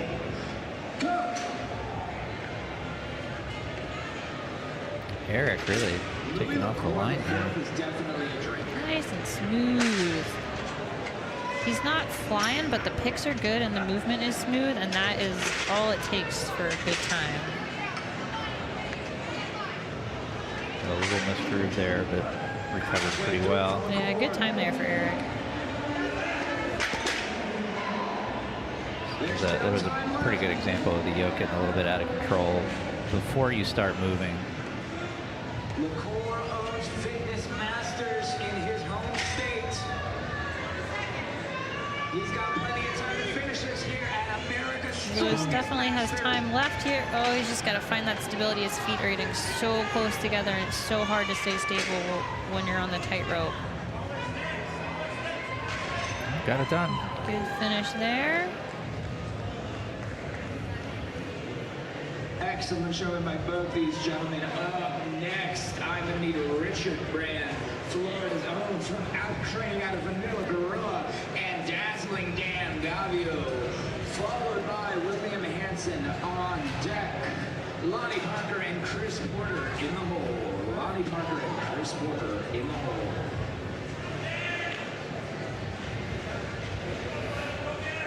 Richard Brand, Dan Gavio.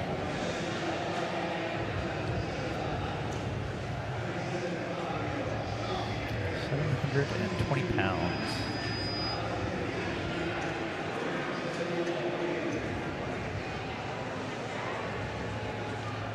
So as we set these yokes just right, take a look at those headshots for both Dazzling Dan and Richard Brand. That's amazing camera work. Look at that Rembrandt triangle on both those. Shout outs to Owens Media. Yeah, I know what a Rembrandt triangle is.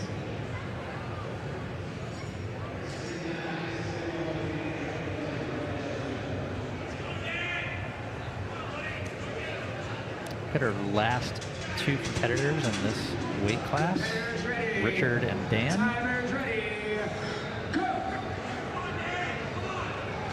Oh boy, this is a race. Oh, I'm worried about how big Richard's steps are, and that's why that stability is so hard to maintain when your steps are so wide.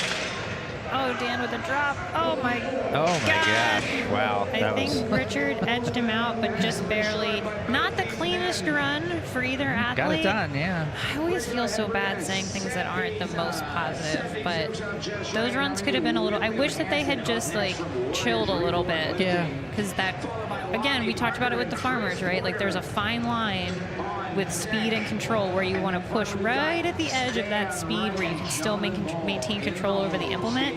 And I think both of them pushed a little past that line. And you know what? With a 30-foot carry, and it's the two top guys that were in the farmers. So But that being said, they just put themselves in first in and 1 second and 2, place. they did. It's good that they were against each other because I don't know that they would have pushed Quite in as that hard, same way on their recoveries, especially. Had Richard come in with 16.88, and then Dan right behind him with 17.16. So they're 1 and 2, and they are currently then tied for the overall, both with 28 points. So that'll be fun for tomorrow. William Hansen here flying solo in Still the men's 50-plus open. Also at 720 pounds. They say everything's bigger in Texas.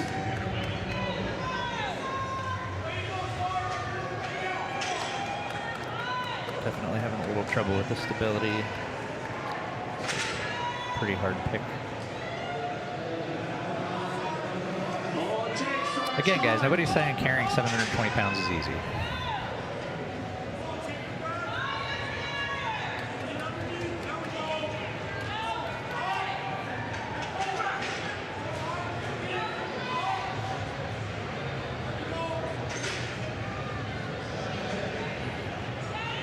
He's still got time. Williams asking for a time check real quick. See if we can get a few more steps out of this. He's going to call it. 3, 2, and that's 1. Our other two athletes in this class will be Lonnie Parker in lane 1 and Chris Porter in lane 2. All right, up next, I'm going to need Lonnie Parker and Chris Porter. Lonnie Parker and Chris Porter to end off this heat, to end off the men's 50 open. And then I'm going to need Stand right, and Jonathan Ball, you are on So we have these last two athletes in the men's 50 plus. Then we've got our men's 40 plus open, and then that will conclude the Masters for this morning, and we will move on pretty quickly into the pros, who should be here getting warmed up for their first event. Yeah, I think I heard an estimate for pros to start like around 2:50. Should be around 2:15, somewhere in that range. So we should be moving pretty quickly into that pro event. All right, Lonnie and Chris ready to go here.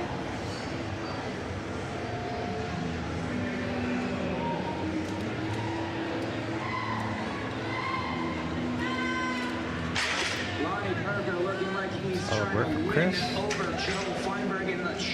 And just for clarity, it's when the front plate crosses the line, so we may not see the skids on the yoke cross the line. That's fine. It's just when the plates cross. Good run from Chris. Yeah, it's good time from Chris. And Lonnie, I think, is going to probably call. He just needs to get further. He either needs to get further than 8 feet or beat Chris. Yes. So Yeah. he's going to go for it. I'm sure the judges appreciate this. I'm sure they do. And you know, when you set a goal and you know that you can do the thing, There you go. do it, and now he can go and rest for the rest of the day. So strong finish there from Lonnie. Time of 25:44 for Chris. So it'll go Chris, Lonnie, William in that event. And then we are on to our last class for the day for the Masters, which is the men 40 plus open, and they will be carrying 770 pounds. Stand right, of course, coming to us from Alabama, and Jonathan from Lightning Fitness, Connecticut. The Juggernaut, of course, trains under Batman.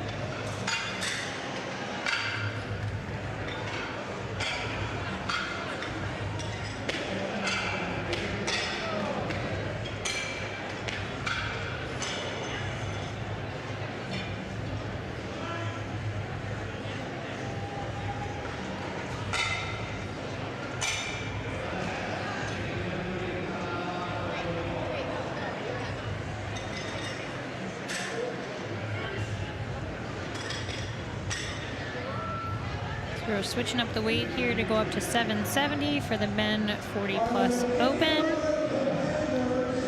And then we'll shift over to the pros, who are starting with a log ladder. So similar to what we saw from the Masters this morning, but they just get a bunch of logs. Yeah. No axle. No axle in the middle. That wouldn't make me very happy. I want all axles and no logs. They didn't ask me. I'm also not competing. No one invited me. JK, I don't have my pro card, so I'm not invited.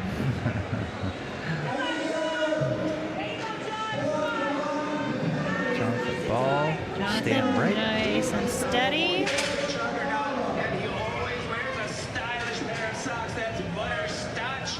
770 pounds here for Stan and Jonathan.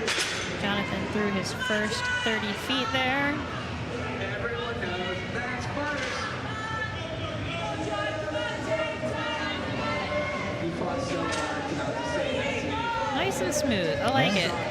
It's just a good, smooth carry. And in a field where not everyone is going to finish, a good, smooth carry goes a long way. For sure. Now let's make some noise for Stan right over there in lane 1.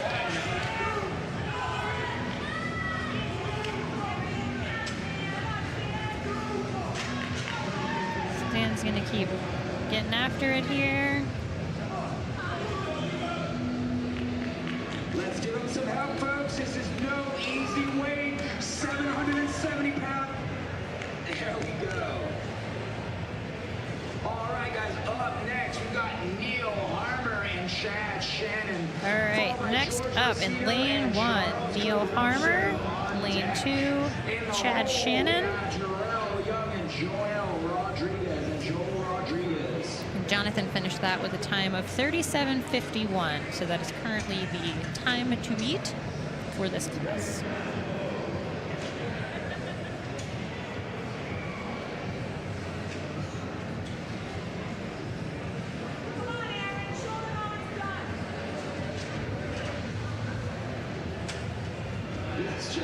GPP day for all of our spotters and loaders. Look at that.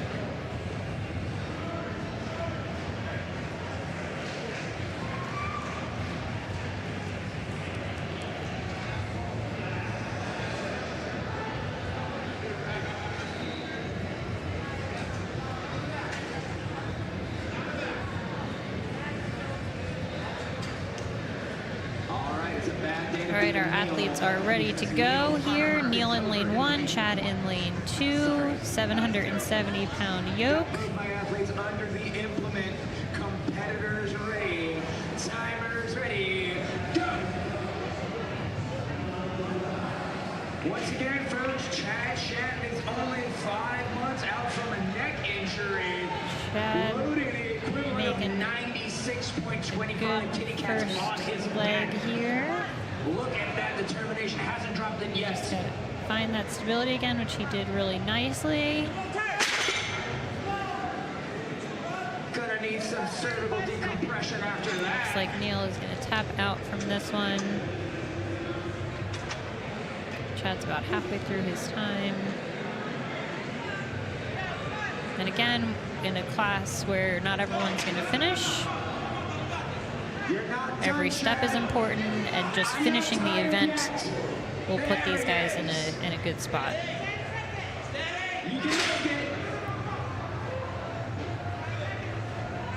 Chad's gonna run the gas. Well done, and encouraging words from Alan Colley as always. Almost got Up it. next, I'm going to George Lacido and Charles Caruso, followed by Terrell Young and Joel Rodriguez. George Lacido and Charles Caruso coming up next. 3 more heats. Oh, I'm sorry, I lied.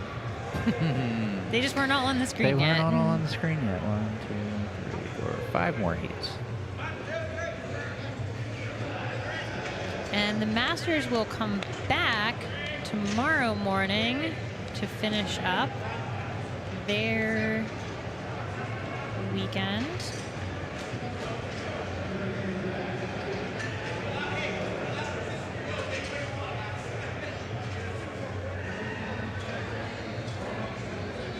We'll be running the same schedule as today with a 9 a.m. start tomorrow for the deadlift and bag toss. It's going to be an exciting morning of 2 events happening at the same time. So you'll get to both see 2 things happening at once and also listen to me and Brian try and call 2 events happening at once. Yeah, that'd be great. So it should be an exciting morning. So again, we're just finishing up with the yoke here for the Masters before heading into the America's Strongest Man and America's Strongest Woman starts at 2.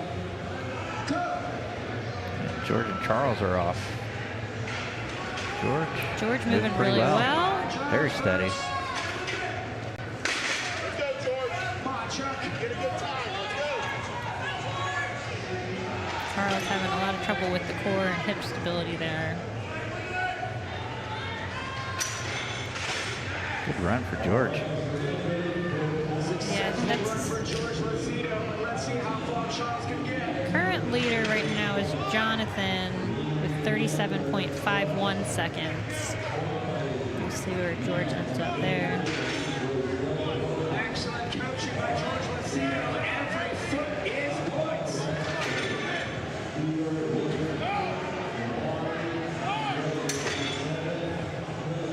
You're not done, Charles. I'm not tired yet.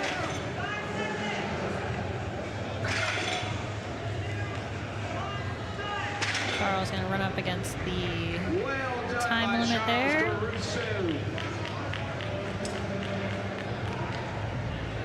Up next, I'm going to be Terrell Young, the strongman. Up next, we have in lane 1, Terrell Young, and in lane 2, Joel Rodriguez. George had a really nice time there, 21.46 seconds. I think Yeah. that's going to hold up really nicely just based on what we've seen from the other men's classes. And Yeah, we'll just see what happens with some of our leaders coming up here towards the end of this class. yeah, I don't think it's going to be a winning time, but I think it's going to put him in a decent spot. Pretty decent spot, yeah. So Terrell Young and Joel. Yes, I did it. I said Joel. Joel Joel. Rodriguez. I knew I was going to do it. Maybe it's right.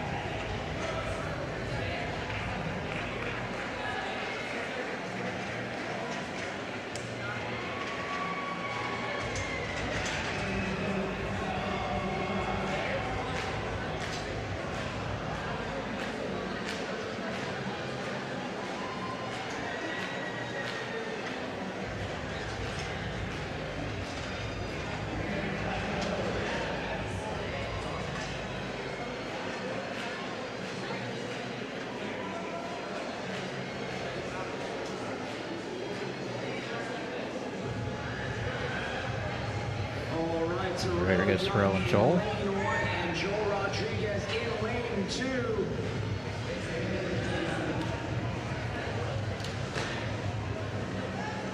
Competitors ready. Timers ready. Go! Joel. Hustling. Really good transition there. Tight.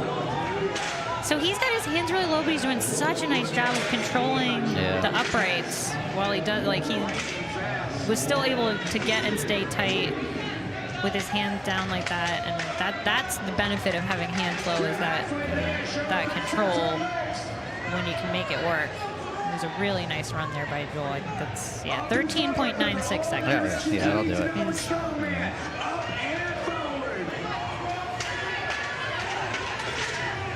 Guys have their work cut out for him to beat that time.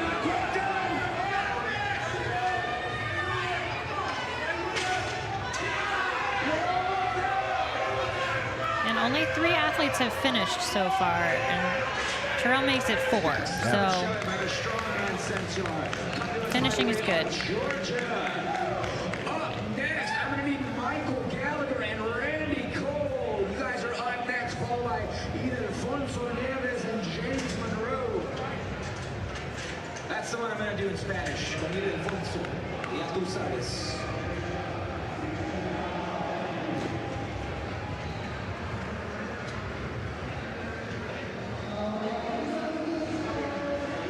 We have 1, 2, 3 more heats. Michael Gallagher and Randy Cole coming up next.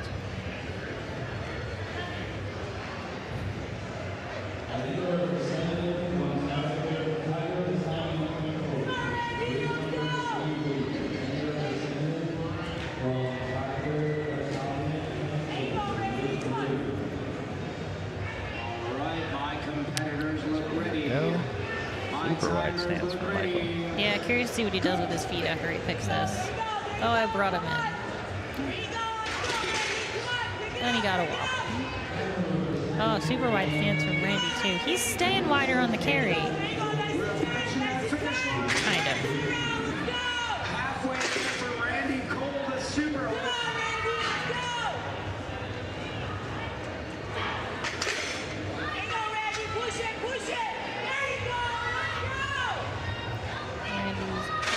Finishing the event there. Excellent showing for Randy Cole. That's done. Gallagher as well. I think Michael did better when he slowed down a little bit.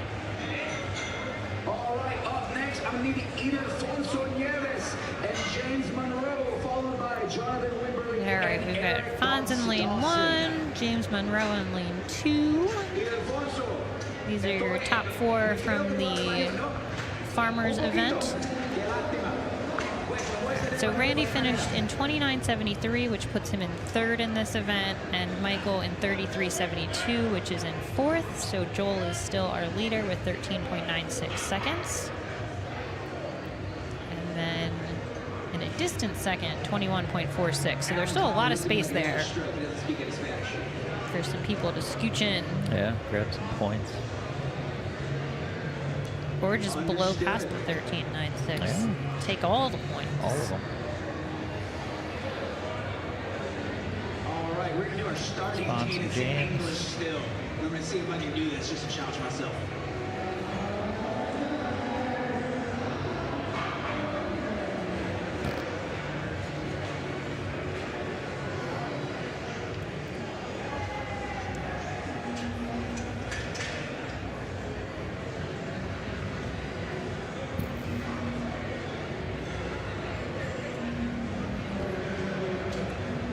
Just getting our yoke height set, and it looks like we are ready to go here.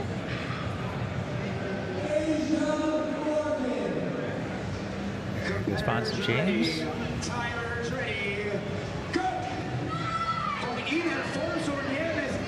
Good picks for both men. James moving a little bit better after the pick. Both. Oh, stability. And Franz is going to pull it out just with more stability overall and a cleaner run. Yeah, James got a little wild there. It's always a balance. Yep. Excellent showing by both these gentlemen. That was fun. That's the last one. We've got 2 more Masters athletes for today. Jonathan Winberly and Eric Dawson. And then the Masters are done for today. And they'll be back at 9 a.m. tomorrow. To finish up.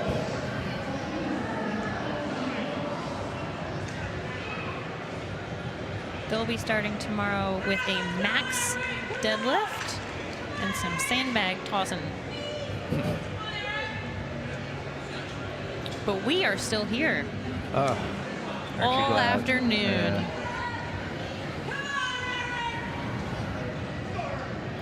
All right, Jonathan Wimberly, Eric Dawson, last 2 Masters athletes of the day. Oh, it's a race. Ooh, they're moving. I think Eric is. Oh, he was got- ahead until the bobble pick. Really nice Yeah. second leg from Really, Jonathan. yeah, he kept it together.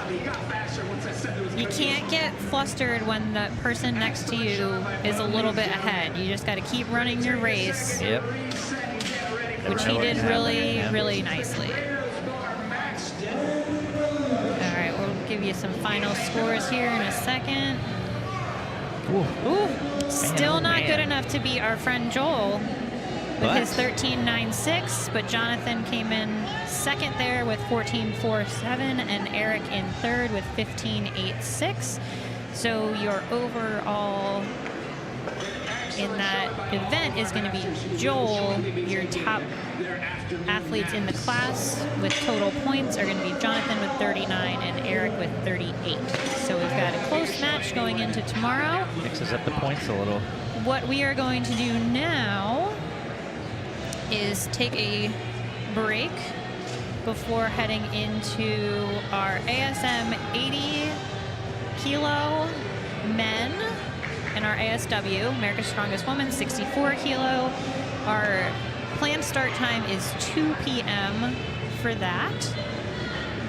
And we are going to be starting with the men's log press ladder. So we'll be back around 2 to give you an intro on what to expect from these classes, what the events are going to look like, and then we'll kick off between 2 and 2:10 with America's Strongest 80 kilo man. Yeah, and again, you know, we're here at the Broward Convention Center in Fort Lauderdale, Florida. Pop on by. Want to say a quick thank you to the sponsors before we take a break. Zone Smelling Salts, Serious Steel Fitness, Cerber Strength, And Odd Objects. and Odd Objects. And of course, all the volunteers. And Strongman and Corporation. IronVision for doing an amazing job so far with the live stream. Strongman Corp for putting on the show. Yeah, and again, don't blink later because it's going to be pretty quick. It's going to be fast. So when we say be back at 2, we mean be back at we 2. mean be back at 2. All right, you guys, we'll see y'all soon.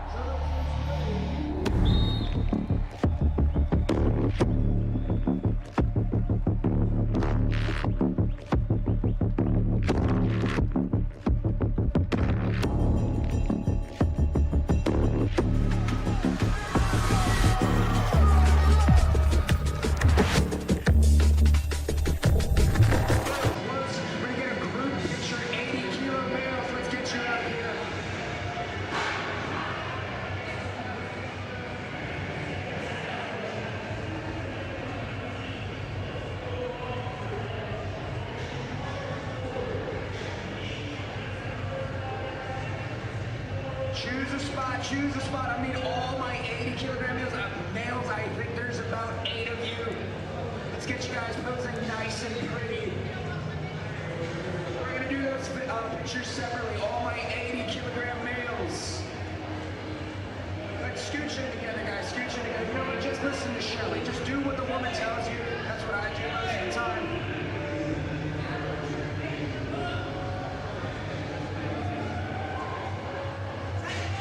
Look at all those handsome, svelte men. None of these men need a CPAP.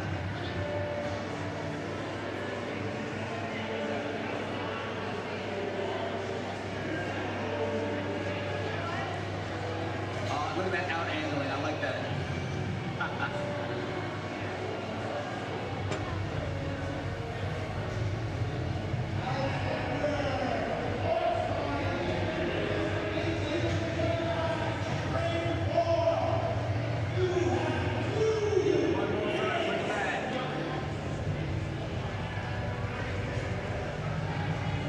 Excellent.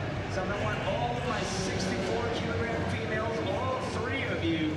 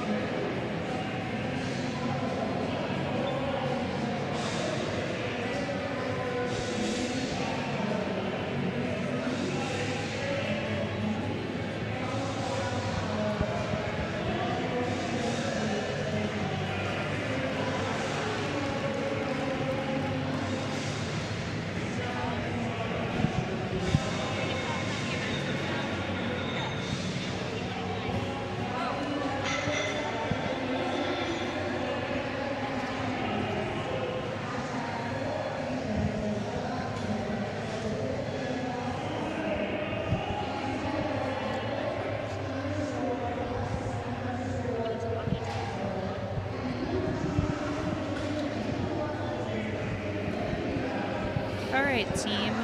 All right. Team Feely is Feely. back. So we got good news and we got bad news. The good news is we're back. The bad news is I'm eating. The other bad news is hopefully you can't hear this horrible rendition of Hotel California that's going on at the Convention Center talent show, because it is rough. Something. All right. They're trying their best. Yeah. Just like we're trying our best. Yeah. None of us are professionals. So we are getting started with our America's Strongest Man and America's Strongest Woman. So we've got 80 kilo men, 64 kilo women. They are going to be doing similar events to what we saw this morning, but slightly different. So we are starting with a log press ladder. So it's going to be similar to the press event that the Masters did earlier, in that there are 3 implements. The difference is that the log is in the middle instead of an axle. So there's 3 logs. The last log is clean and press for reps, just like it was for Masters this morning. The implements have to go in order. They're getting split times. There's a 60-second limit. You guys know the drill. You were here this morning. You know how it works. So we're going to start with the men. So right now, what's happening is we are just rounding up the athletes. They're finishing up their last few warm-ups. In the men's division, they're going to be going first. They have a 215 log, a 235, and a 265. And again, this is 80 kilo men, so they're all 176 pounds or less. So we're starting fairly heavy. They were yesterday. They were yesterday. Yeah, true story. So that's what we've got going on for the guys, and then the ladies will follow right after that, and they'll be doing 135, 155, 170.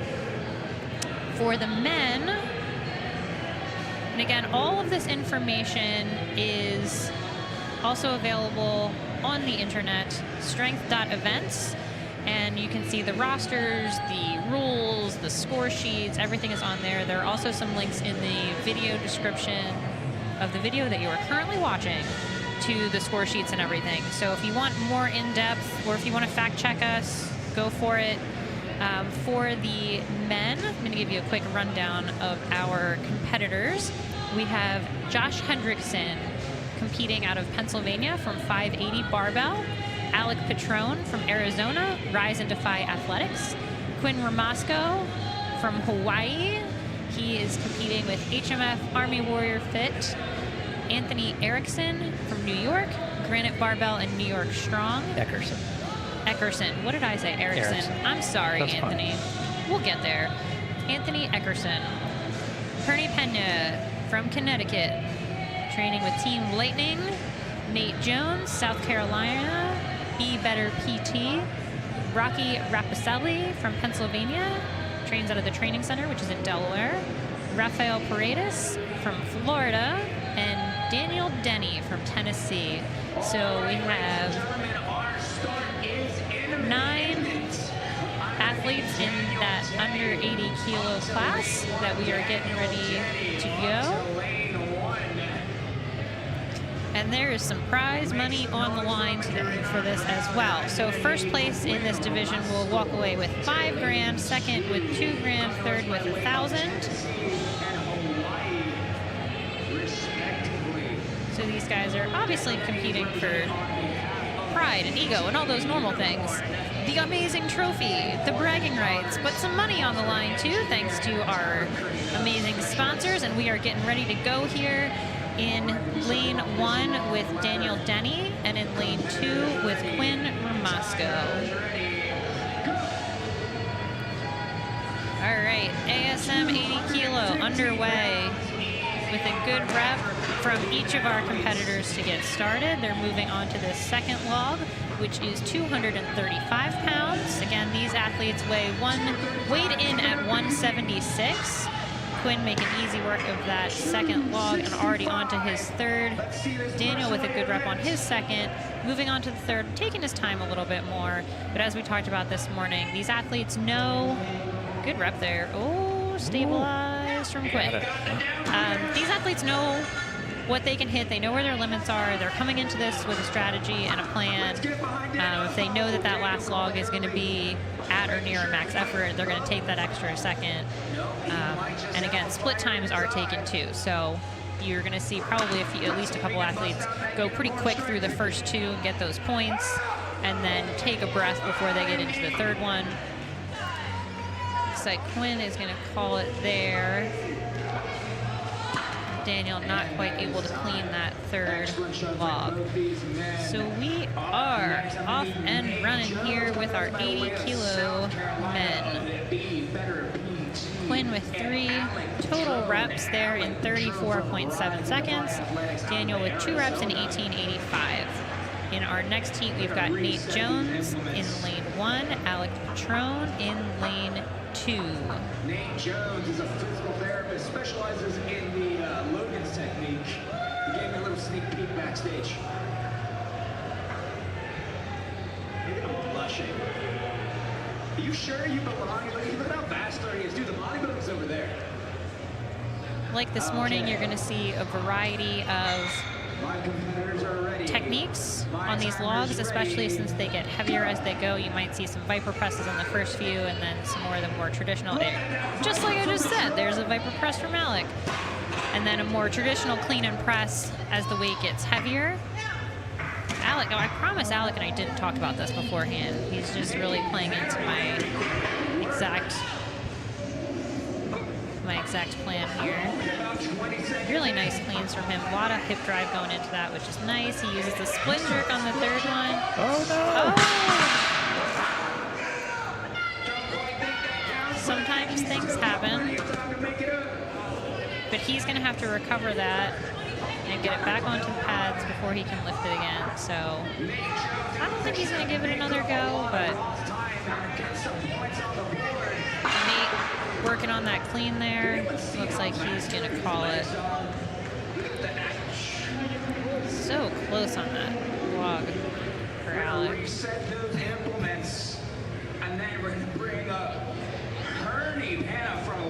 So Nate picked up some points there by doing his 2 reps in 16 seconds, and Alec, again, using that quicker Viper press at the beginning, is going to pay off for him. That's 2 reps in 11.83 seconds.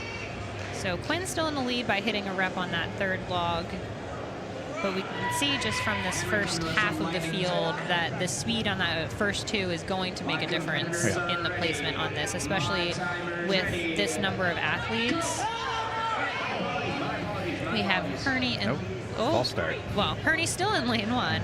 Rocky's still in lane 2. They're just not quite ready to go yet. Setting these implements just right. Rocky, another training center, Delaware. Get your adrenal glands back to where they were, boys. And Herney, truly one of the nicest guys in Strongman. All around lovely guy. Competitors ready. Timers ready. Go!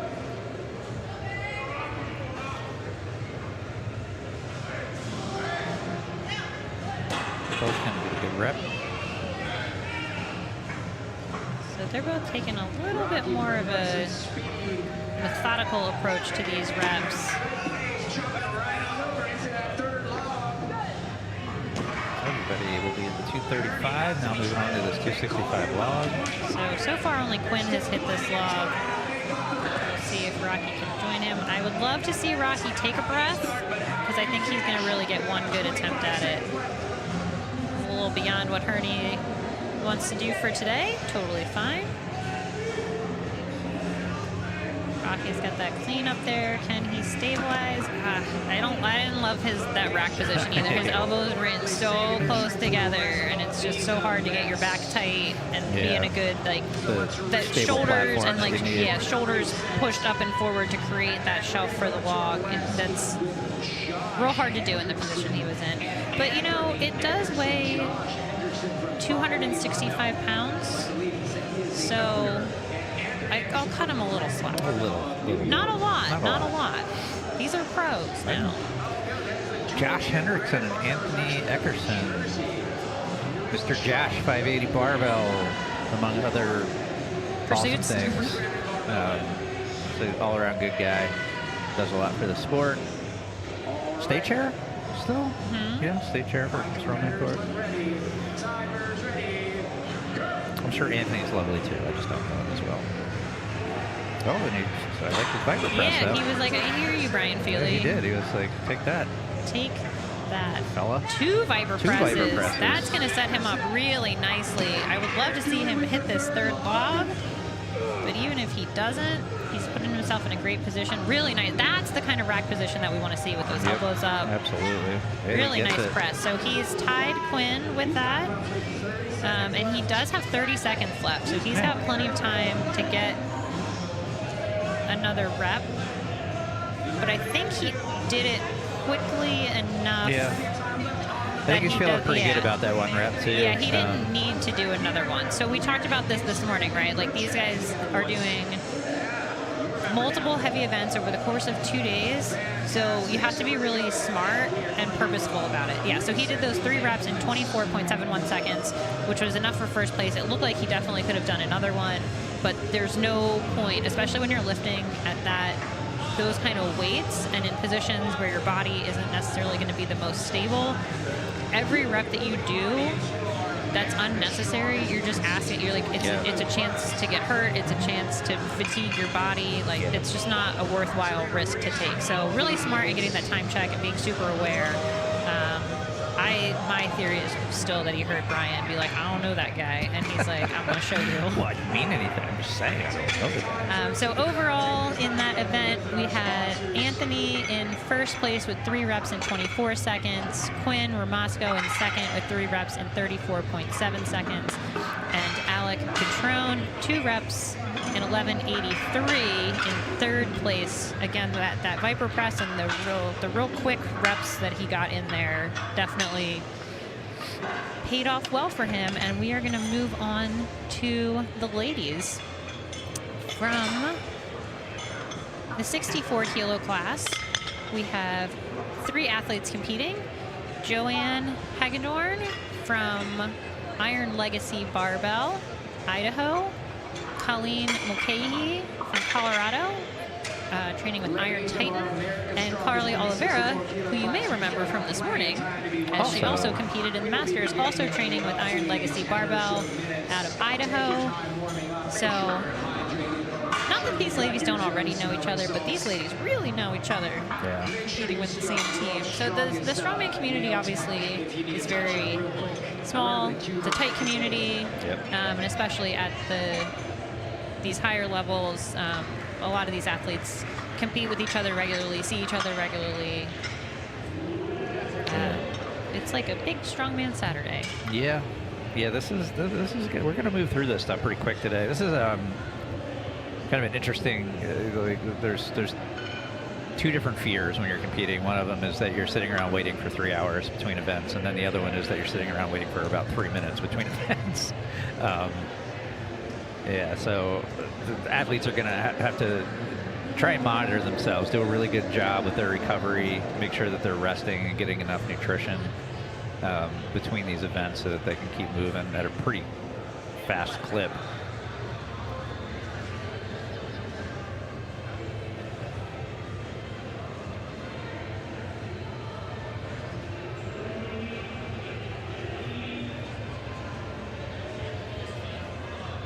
Looks like we're all set up for the ladies now. This is going to be 135, 155, 170.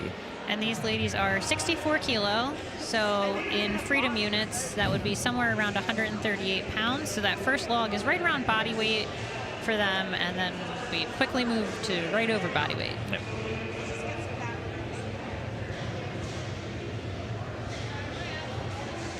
We're going to be starting off here with Joanne in lane 1. Looks like Joanne is in the solo spot. And then we'll see Colleen and Carly. So ASM and ASW in the weight classes, right? This is all, I don't want to say new because it's been going on for a few years, but as we start to continue to fill out these classes and add pro status and higher level shows for weight classed athletes, It takes some time, right, for the sport to grow. I think part of the thing that's going to help to draw people in is putting on great events in great locations. We've got equal prize money for the men and women in the event today, which we're pretty committed to, and not pretty committed, very committed. Men and women are going to get paid the same here. So the more the classes grow at the amateur level, the more pros we have coming out of the amateur level, and then the more we put on shows like this, and y'all get on here and support the live feed, share on the socials, and show support for these athletes, the more we can bring competitions. And I would love to see, I'm a 64 and I can't compete with these ladies, but I would love to see this class doubled or tripled over the next year or two at this level. There's some really strong and amazing athletes out there in these lighter weight classes that have been overlooked until the last couple years. But there's some really exciting athletes, pound for pound, some of the strongest lifters that you're going to see, men or women, coming out in these classes. So exciting to watch, exciting to continue to see the sport growing, and looking to fill out these classes in the coming years.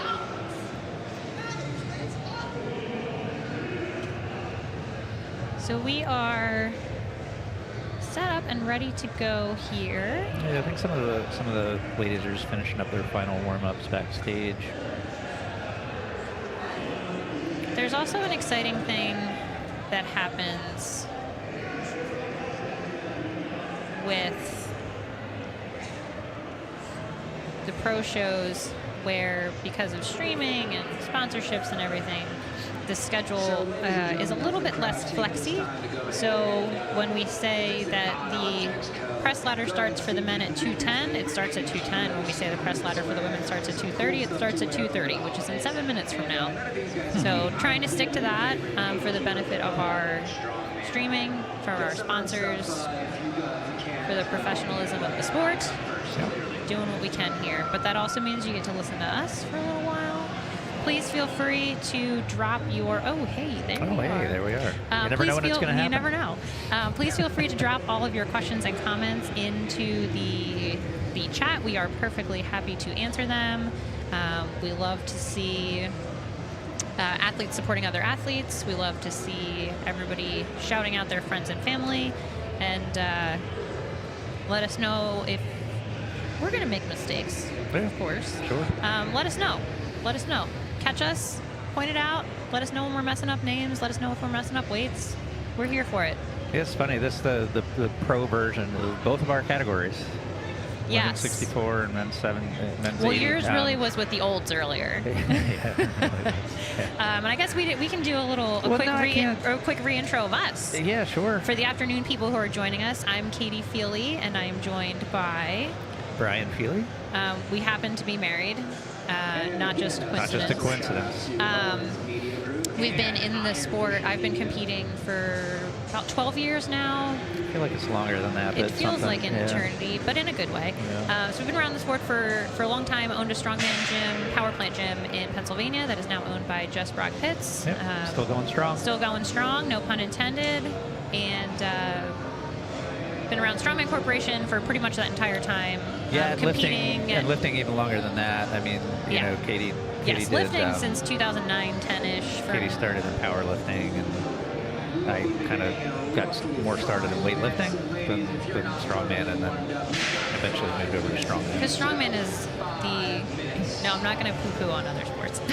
Now, what I've moved on to now is just being injured, not being able to lift. I personally love it, and this is the focus of my gym, my training, my coaching. So you can find us, if you would like, on the interwebs. I'm mostly on Instagram at Katie Feely Strength. Brian's on Instagram at B Feely. Power Plant Gym is at Power Plant Strength. And we're always happy. We just moved to Florida also, so we are making new friends in the Florida Strongman community. We came down from the PA Delaware area.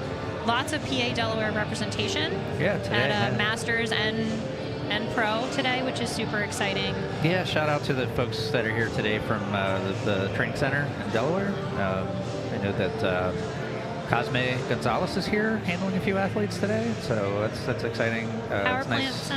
Nice. Power Plant has some folks here. Yeah, it's a little... Team Bix, we've got all kinds of Little It's nice to northeast see party. our northeast party. Yeah, so it's Yeah, we're now probably about 30 miles north of here, up in Miami. South. I'm sorry, south. we're And, new here. Yeah, we're in Miami. But not now, new to so- Strongman. Yeah. So again, thank you guys all for joining us here and continue to support Strongman, especially not especially, but thanks especially for the weight class athletes. From Yeah. one lightweight. Speaking of sponsors, Speaking of sponsors, just a quick shout out to the sponsors: Server Strength, Serious Skill Fitness, Zone Smelling Salt. I'm bringing them off the banners in case anybody wonders why I'm leaning around like a lunatic. And Odd Objects, the sponsors today. None of this, sponsorship. It's possible without sponsorship, but it's a lot easier with it. yes, especially the prize money that we talked about earlier, most of that is coming from sponsors. So the support of people tuning in, people sharing, that's what helps us build sponsorships. And then when we build sponsorships, we can do things like put on these shows and pay athletes and do professional productions. And Amy Katie's you've been a strongman course state chair 6 years. 6 years. Used to cover Delaware and southeastern PA. Now I'm just along with- floating around. Now she's a floater, along with Kyle Bixler. They kind of split that area up there. But yeah, no, we've been at it for a while. We throw shows. And, Beer Muscles. Beer Muscles is our big one every year in August. Just happening again this year, towards the end of August. It is August 16th, I think. Be an interesting exercise to organize that remotely. With the help of With Jess the help Brock of Pitts on Jess the floor. Brock Pitts and the power plant crew back home. All right, it looks like we are getting ready to get started. So thanks for humoring us in the Katie and Brian Feely story. Again, please feel Exciting. free to find us on the internets. Please feel free to join us in the comments as long as you're going to be nice. And somebody's a big Josh Hendrickson fan on here. No, That's of fine. course. I get Why it. not? I get it. Why wouldn't you be a Josh Hendrickson fan? And we are going to get started here in a minute with the 64 kilo women's log press.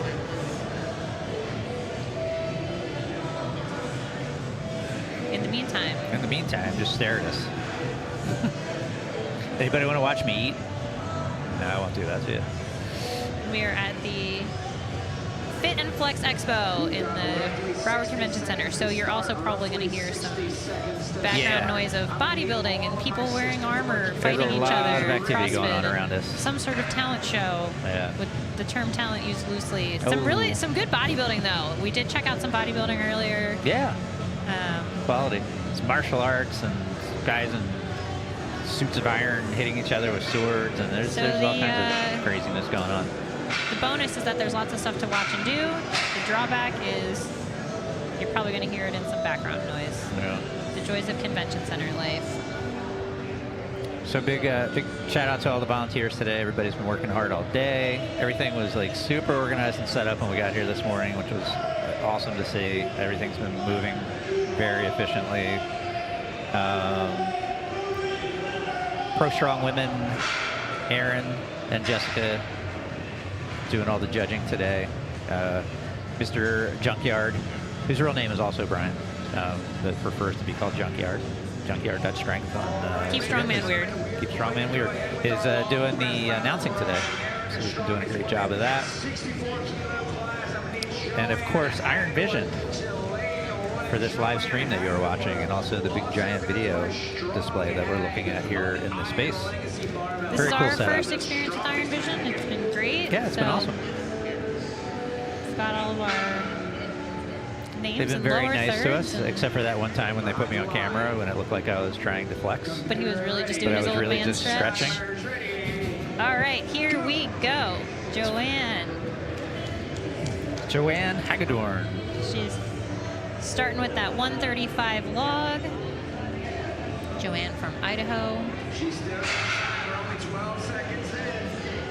So at 135, this log weighs pretty much about what she does. It's a good clean. It looks like that rack position, her elbows are just down a little too much. So the women are using 12-inch logs, which especially for this weight class, is a little bit newer. So women have been classically.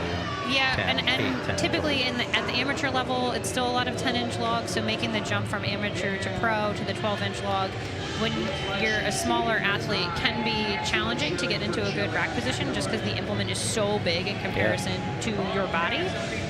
Even if you're a small fella. Small ladies, small fellas, just the small folk. So that's part of it, but what we were really looking for in that position for her was going to be to get elbows up higher and get that log rotated so the handles are facing more forward is going to put her in a better rack position. So right now we have our other two ladies, Colleen Mulcahy and Carly Oliveira. Again, Carly already warmed up from this morning from her log, which looked great. These logs are obviously heavier. Neither of them really had too much trouble with either of those. So I want to say her last log this morning was right around that same weight of the first one that she just did. Both ladies looking good here. So Colleen a little bit ahead. Remember that they do get split times here, so nice rep there from Colleen. And a successful rep from Carly. Looked like it wanted to get behind her a little bit, but she did a good job of recovering from that. Well, she's got those shoulders. Yeah. So that helps. Really good work Another here rep from from these Carly. ladies. See if Carly can get out another rep. Yeah, that one was much better. Using the split jerk on the log, you have to be, that's my preference too, but you have to be so precise when you do it because the log is so far in front of you, and when you hit it right, it feels great. Yeah, if you don't.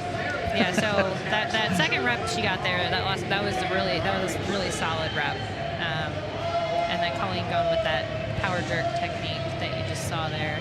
So Colleen is going to take the win in that event with 5 reps in 57.76 seconds, and Carly right behind her with 4 reps in 51.81 seconds. So Colleen, your current leader.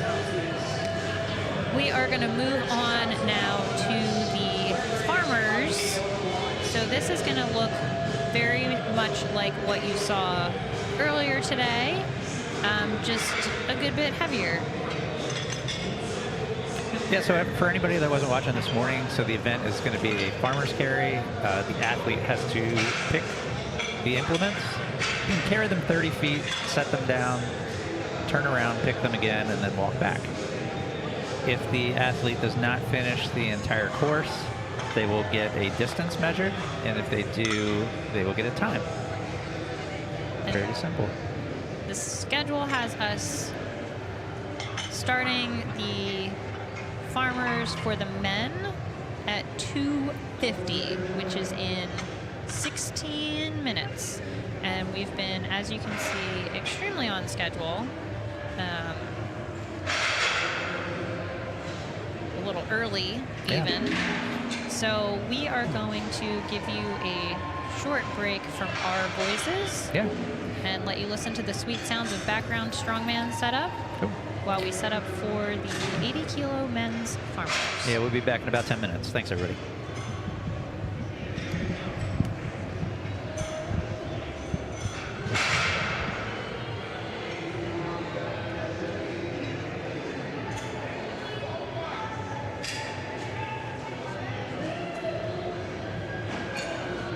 We'll be starting our next event in roughly 15 minutes, folks. Roughly 15 minutes.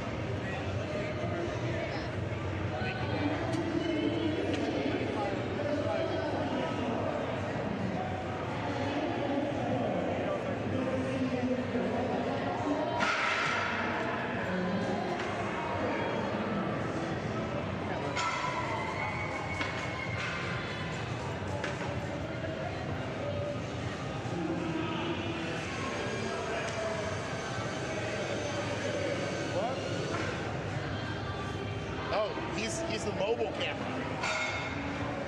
How do I know if this is working? Let's turn it back on. Now it's working. Oh. Spicy. Wait. Here?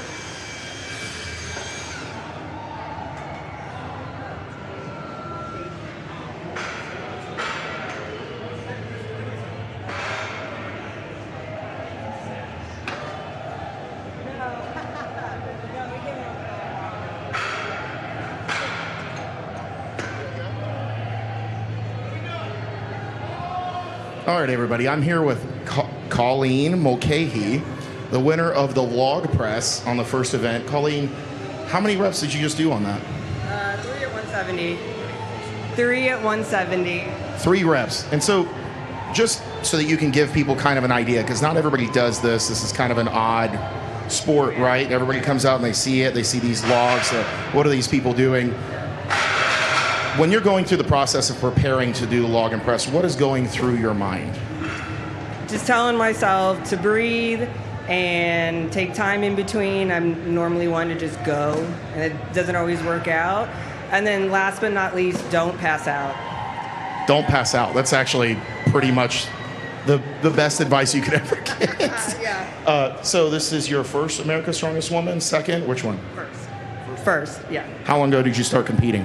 Competitively, like a year ago, I got thrown into OSG, ended up doing well, and was like, okay, let's do this. You got thrown into OSG? What made you decide to do that?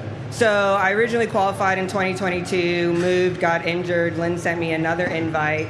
Strongman wasn't even on my radar. And I was like, you know what? We might as well do this. And I placed 7th and was like, okay, I can keep doing this. And now we're trying to combat for the title of America's Strongest Woman under 64 kilograms. Best of luck for the rest of the day. Nice to meet you.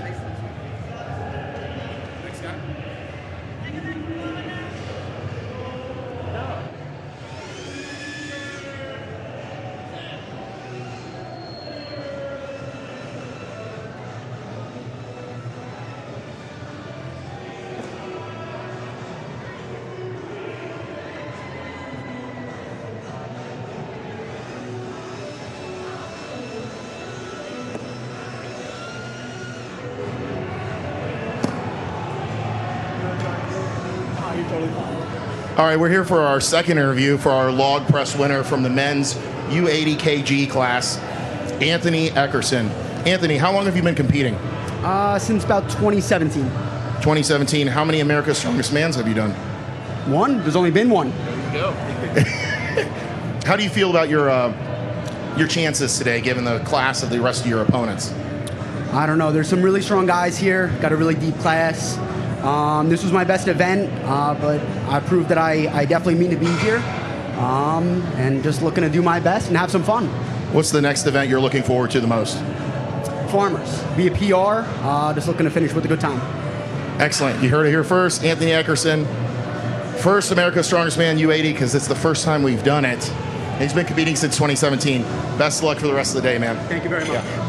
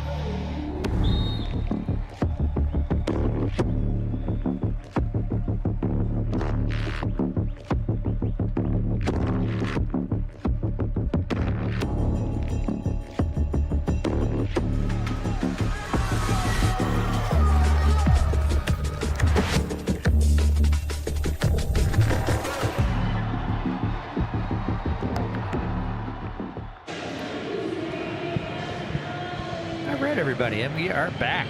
We are about to get started with our 80-kilo men in the farmer's carry. Farmers, Katie's favorite.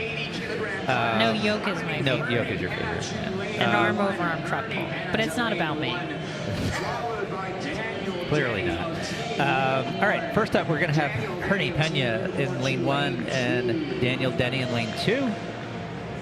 These guys are going to be carrying 300 pounds per hand, so a total of 600 pounds. In case you couldn't do that math on your own, I'll do it for you. Genius. Genius.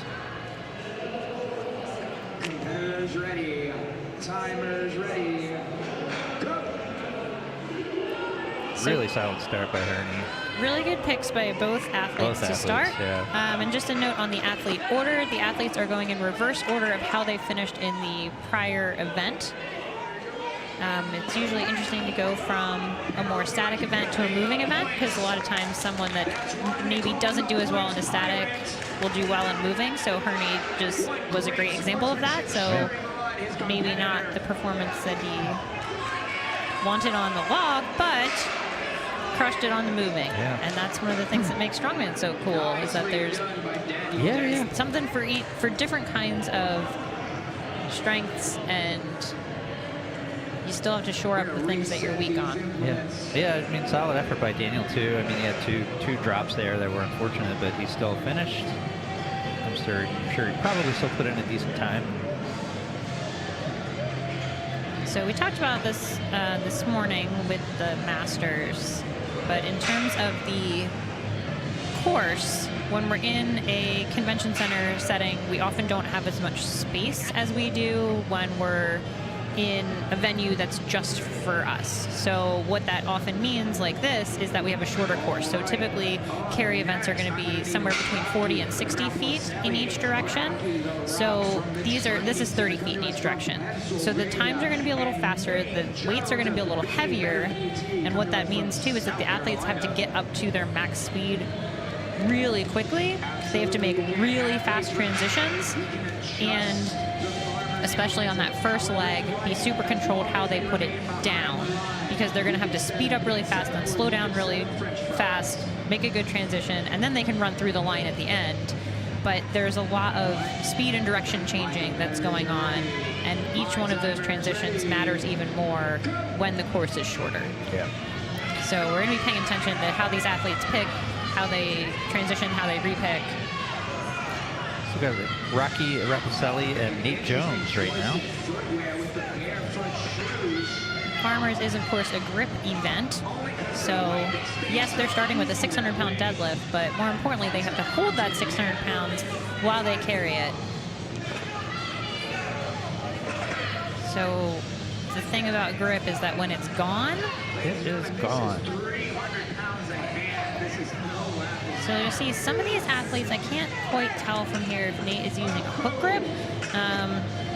Did you see that pigeon fly by? I did. Very exciting. We are There in Florida. is a non-zero amount of birds in the convention center today. So some people might opt for a hook grip, which is a little bit bananas, because that's heavy for a hook grip, and it depends on the handle size and how comfortable an athlete is with that.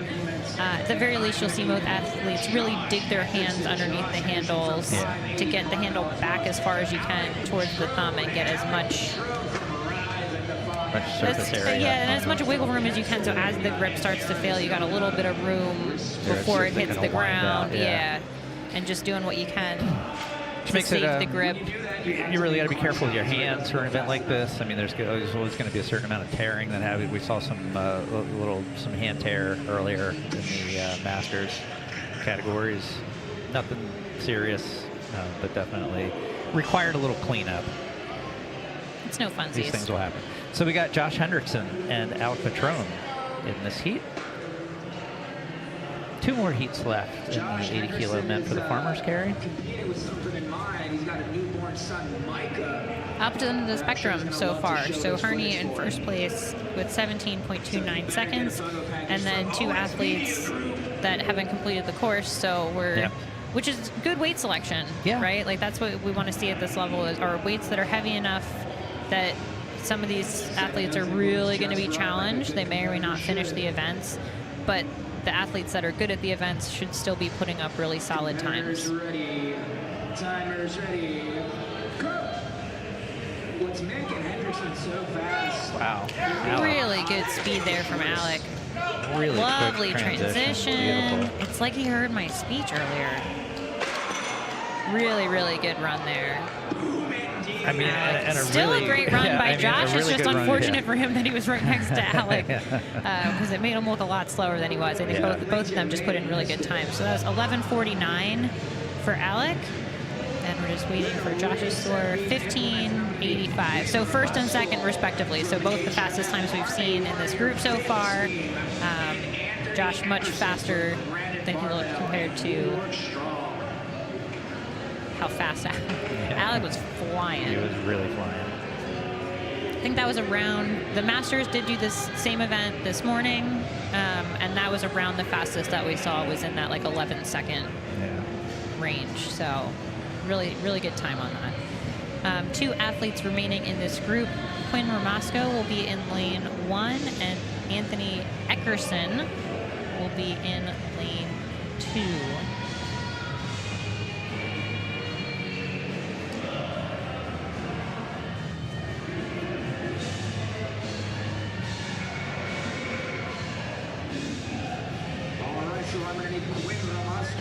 Getting ready to bring out the athletes here. Josh and Alec just went so fast. Nobody was ready. Nobody was ready. You better be changing his socks after every event. Otherwise, I'm going to tell leadership if you're not. I'm expecting pretty good times out of both of these. I would imagine. Timers ready. Timers ready. Go. Really nice pick there from Quinn to start. Really got a great start. He's moving really well. I don't know that he's moving 11:49 well, but that was a really good run. Especially the speed on that second half was really good. Anthony also doing well, finishing. Yeah, he got it. Yeah, it was a good job hanging on Good to save that. on the end there. Let's see what We'll those give you the times. finals as they come up here. So 22:59 from Anthony and 12.2. So not quite as fast as Alec, but still good enough for second place. So in that event, we had Alec in first with 11.49 seconds, Quinn in second with 12.2, and Josh in third with 15:85, making your overall leader tied between Alec and Quinn for first place in the overall. Yeah, I mean, Alec just smashed that. That was definitely one of the best runs we've seen today.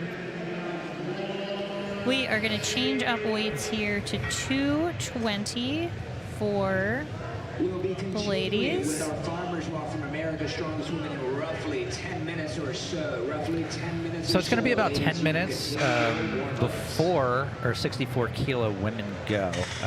They are scheduled to go about 3:10. So we'll give you guys about a 10-minute break, and then we will be back with the 64-kilo women's farmer's carry.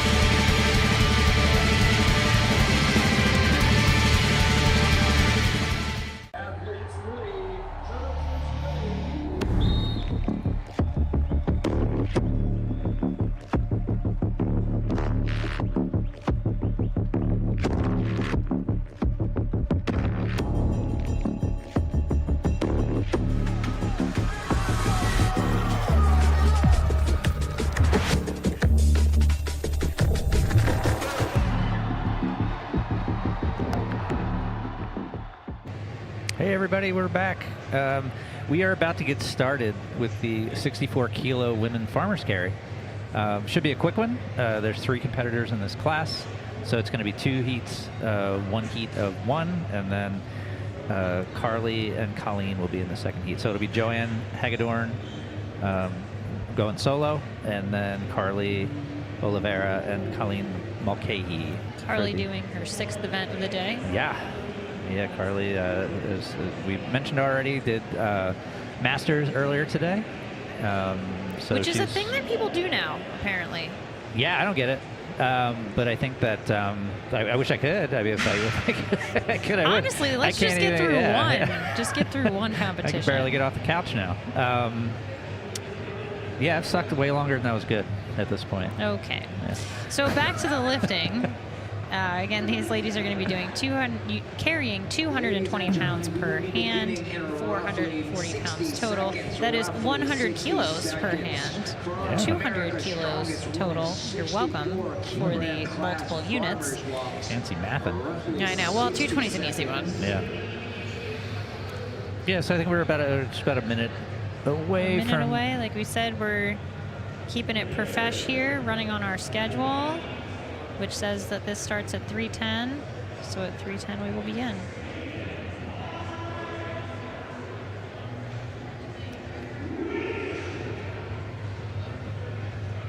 So again, 30 feet down, 30 feet back, carrying 2 heavy things. All right, I'm going to need Joanne Hagedorn to lane 1. And then after this, we're going to be doing a Quick Yoke break Walk and then the yoke. event. At 3:30 will be the first competitors for that. But right now, Joanne Hagedorn, 220 per hand. Up and rolling. Got the pick. She's moving nice and smooth. She's got points to make. Oh, little. So the front of the front plate of the front handle has to cross the line. So she got that front plate of her right handle, but not the left. So she was able to just scooch that other one up. She got that pick. These are 16-inch handles, which is... Well, I wish her feet were just a little further apart. She probably did too. Yeah. No judgment. Easy for me to sit here and say. I know 220 that's a standard weight for you. Oh, come on. It is though, for real. Just to get an idea of what these women are doing. Like, is it... Well, I would say that it used to be. It used to be. 175. Yeah, used the to be 175 like men or 80 kilo amateur men. It used to be around 225. I would say it's probably up closer to 250-ish now for an amateur competition. So crazy. This sport, man. All right, we have our next 2 ladies up now, Carly Oliveira and Colleen Mulcahy. Both ladies put on very solid performances in the first event. Colleen just squeezing out that extra rep there to get ahead. And the thing when there's only 3 athletes is that every point matters so much. And I personally, my least favorite scenario is 3 competitors. 2 to 3 people, because you can't make any mistakes. Yeah. So with more competitors, you have a little bit more wiggle room, but you really have to have no mistakes, no weaknesses. Oh, and that, just like when you said that, I know, Carly I take had that drop. responsibility. Still a really good time. So they are going to stay in that order. We'll get the final times for you here. So we've got Carly. So Joanne's credited with 50 feet 3 inches, Carly the full distance in 17:76, and Colleen in 16:09. So Colleen will remain in the lead with Carly right on her heels. So next up we have the yoke. So we're going to have the men come up first for the yoke. They're going to be carrying 700 pounds. It'll be 30 feet down and back, just like this event. It is currently 313. 313? Absolutely, just crush that. The yoke is scheduled to begin at 3:30. Yeah. So we're going to get these farmers' handles out of the way. We'll come back slightly before 3:30 and give you a rundown of the yoke, what we saw this morning, and the order for the 80-kilo athletes. Cool. And for right now, We We're gonna give you a will break. be back. Enjoy. See you guys soon.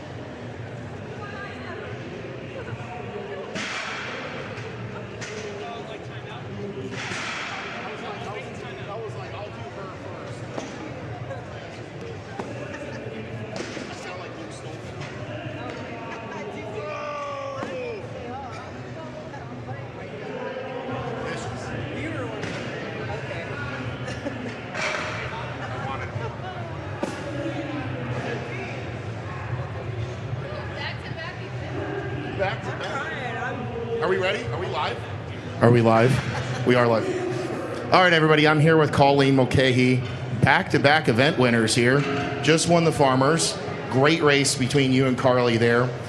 Colleen, what's your favorite event that you're even doing over the next 2 days? Yoke.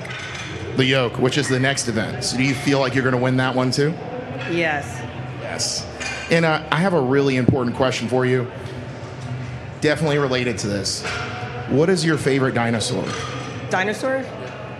Velociraptor. A velociraptor. You heard it here, folks. They're spicy. They are spicy. They are very spicy. Colleen Mulcahy, everybody.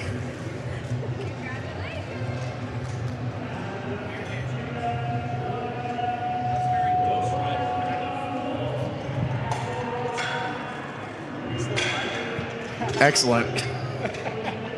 Alec Patron? Yeah. I'm here with Alec Patron. Just won the Farmers with an absolutely blistering time. It was under 12 seconds. I think it was like 11 something, right? Alec, I'm guessing that that's probably one of your more favorite events, seeing how good you are at it. What's the event you're looking forward to the most next? Yeah, absolutely. Moving is the thing that makes me competitive in the sport. So Farmers, Yoke. So yeah, I'm looking no further than Yoke right now because I got to do the same thing in this next event. Fair enough. And again, another super important question that's totally on topic. If you had to pick an ice cream flavor, and this was the only thing you could eat for the rest of your life, what ice cream flavor would it be? And don't say vanilla. Black raspberry. Black raspberry. You pulled that out of nowhere. I got to know now then, what's your favorite dinosaur? Oh, I was not prepared for dinosaurs. You were prepared for ice cream though? More than dinosaurs, yeah. I can't get Velociraptor out of my head because I know she just said it, so I'm gonna... Yeah, you can't cheat. That's cheating. Pick something else. The one that's kind of like a rhino that has the spikes going all down its back. I don't even know what it's called, but that's the one. Triceratops, like Sarah from Land Before Time? Yes, Sarah. Sarah from Land Before Time, everybody. Alec Patron, thanks a lot, man.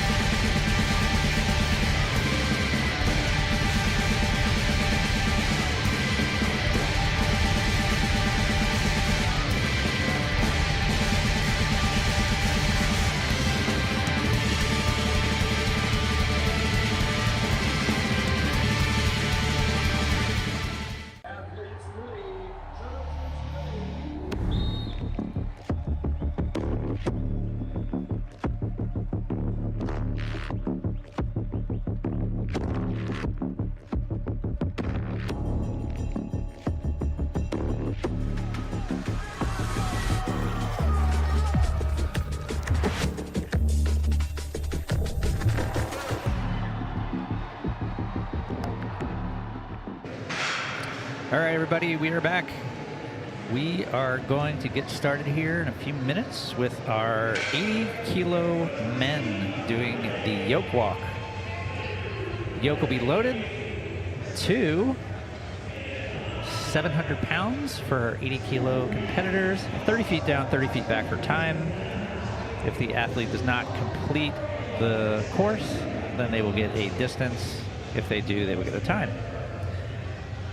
After that, the yoke will be taken down to 500 pounds for our 64-kilo women. When they complete the yoke, will be done events for the day. And then there's going to be a few athlete, what do you call those things? Interviews. Yeah, thank you. A few athlete interviews, and then we'll talk you guys out for the night, let you know what's going to go on tomorrow, and then we will be back tomorrow around 9 a.m. Where we will continue with our Masters competition. And then after that, the 80-kilo men and the 64-kilo women will finish their competition. Right, so it looks like we are going to be getting started with Rocky Rapacelli and Daniel Denny, lane 1 and lane 2. And for this event, everybody is actually in order by their points total. So you have the athletes that are at the top of the leaderboard overall going last in the event. Benefits of being ahead. All right, we are ready to go here with Rocky and Daniel. 700 pounds, ladies and gentlemen. Rocky having a little bit of a rough time getting going. 700 is quite heavy for 80 kilos. It is. It's a pro show. But this isn't called America's Okayest Man.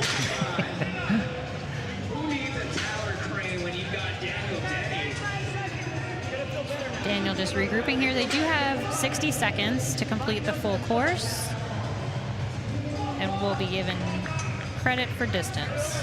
So every step is going to count, especially in an event where not all athletes are going to finish. Daniel just making nice, steady progress. Every pick honestly feels like death. Yes.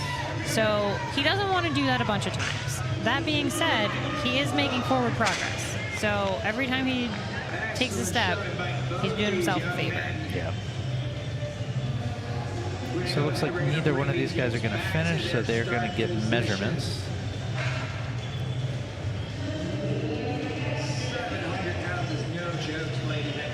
And in the next heat, we're going to have Hernie Pena and Nate Jones, who are currently tied with 6 points each.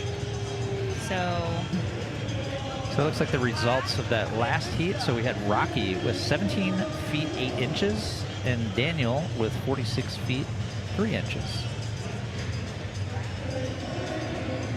Coming up, we've got Hernie, Nate in the next heat, then Josh Hendrickson and Anthony Eckerson in the third heat. Alec Petrone and Quinn Ramasco are in heat number 4. So that is also your reverse order of and placement. Alec and Quinn right now tied on points for first place.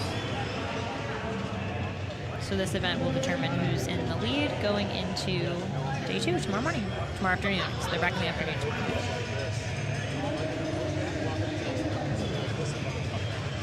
To enjoy the sounds of the Zumba class that's going on right next to us. I'm vibing to it, to be honest. Yeah, I don't hate it. I don't hate it. Here comes Hernie. And there's Nate.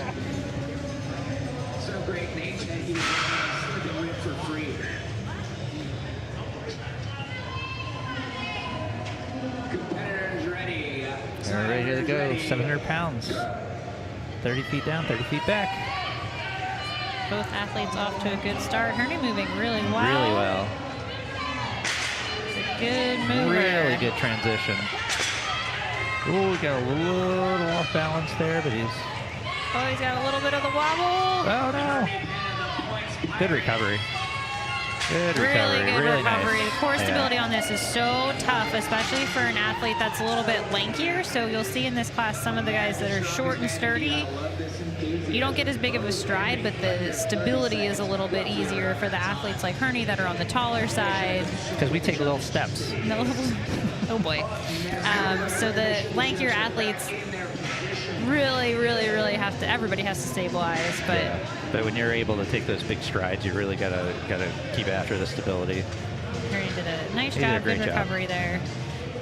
So Herney finished in a time of 21.4 seconds and Nate at 25.36 seconds. So a little bit of space in between there. Next up, we have Josh Hendrickson in lane 1 and Anthony Eckerson in lane 2.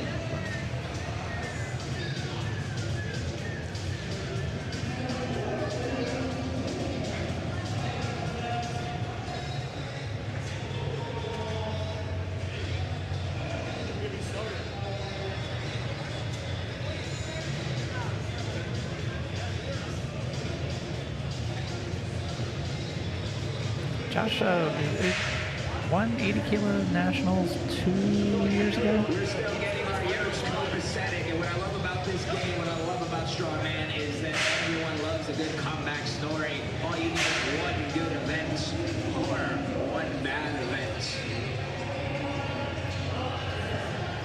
All right, looking good. So up next, I've got Josh Hendrickson. Josh Hendrickson to lane 1 and Anthony Eckerson to lane 2. Competitors ready, timers ready, go. All right, here we go. Good start by Josh.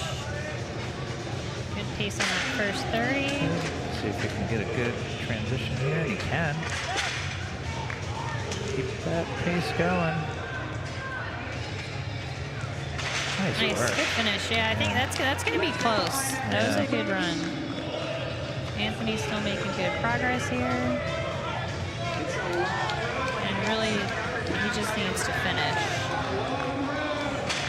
Yeah, got it done. Oh no, he didn't quite get it done. Get it done.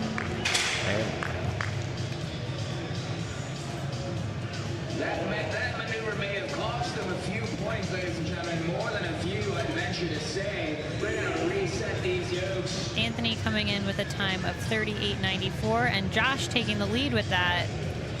He is in at a time of 19.31, which puts him slightly ahead of Herney's time at 21.4, with 2 athletes remaining. Oh, I stand corrected. Josh is in at 21.31, so 0.09 of a second faster than Herney. First place. And based on, so we had, coming up we have Alec Patron and Quinn Ramasco, and based on how Alec moved on that farmer's carry, I'm really interested to see how he does with this yoke. Yeah, and we talked a little bit this morning. It's interesting, you don't typically see 2 moving events like this back to back. Yeah. So it's an interesting setup. Yeah, for the athletes. Sometimes logistically you have to. Yeah, logistically, it's working out great in terms of how the competition is moving. I'm sure some athletes are going to be into it, some less, some won't think about it at all, and all of those things are fine. Mostly, I'm just the person that goes, I wonder if, all the time, and I wonder how it feels to do the moving events that are very similar back to back. Here comes Alec and Quinn. He was tricked into it. He thought it was a baseball movie. 700 pounds. Again, at a body weight of my 176. goodness. Holy moly, they are running. Oh my God, it looks this like is going to Quinn be. got off the line a little quicker. Wow, both like unbelievably solid runs. Definitely. These guys are going to be going at it. Definitely first and second place, for sure. Quinn with 13.68, and Alec with 14.08. So 0.4 of a second there. Yeah. That puts Quinn very slightly in the lead overall with 22 points. Alec right behind him with 21. and Josh in third overall with 17 points. So still anyone's game tomorrow, but a very solid start for the gentlemen going into day 2. Yeah, so it is 3:38 right now. We are scheduled to start the 64 women yoke carries at 3:50. So we are going to jump off of here for about 10 minutes or so. We'll be back around 3:50 with the final event of the day. Followed by interviews, so don't tune out right away. Yeah, so we only have 3 women in the 64, so they're going to go. It'll just be 2 heats. Then they're going to do some quick closing interviews with some of the athletes from today, and then we'll run you guys through what's going to happen tomorrow, and then we will see you guys the next day. But stick around. Stick around. About 10 minutes or so before we get reset for the women, and then we will talk to you guys soon.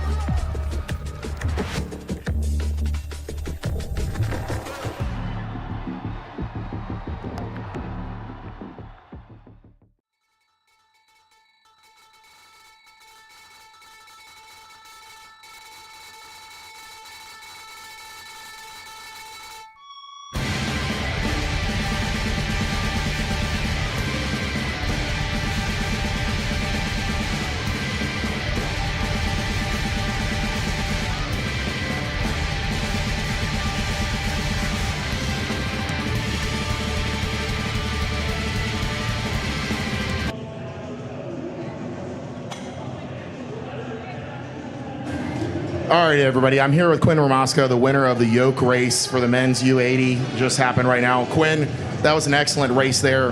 What's going through your mind when you're looking over next to you and you see Alec freaking buzzing by as well? Oh, crap. But Alec and I talked about it a lot afterwards. He's super technical. I am too, so it was a really fun race. Could tell that he is a faster runner on it than I am, but in the end it came down to just the transition. He's also been training for OSG, which is just single way down. So it's crazy that at this level, it's those tiny little things that make a small impact. And I was just thankful that I didn't fall over while he was catching me at the end. I was struggling. And I heard through the grapevine that you actually haven't had much time to train prior to this event. What happened with that? So I hadn't touched implement in probably about 3 weeks or so. It was a back injury. I thought it was going to be doing a lot worse. It's held up fine. And then this last week, I was out in the field for a training exercise for military. they were nice enough to let me leave a day early so that I could come down here, and got in last night. So, that being said, that's a pretty important part. We just passed up Veterans Day. What do you do for our nation in the military? So I actually just switched over. Originally, I started off enlisted as a mortarman. Then I went Intel. Was Intel for about 5 years. Then I went to the Army School for Physical Therapy. Now I'm an Army physical therapist. Just graduated September. Started by serving and is now serving his fellow service members. Thank you so much for your service, Quinn. One more question, though, and the most important one overall. If you were stuck on an island and you could only take 3 things with you, what would you take with you? My wife? Nope, things. She's not a thing, Quinn. 3 things on an island, and it can't be creatures?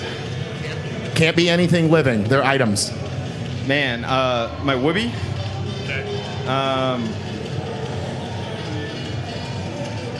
That's a good question. Man, maybe like 50 pallets of food. MREs, we'll say, just to like last forever.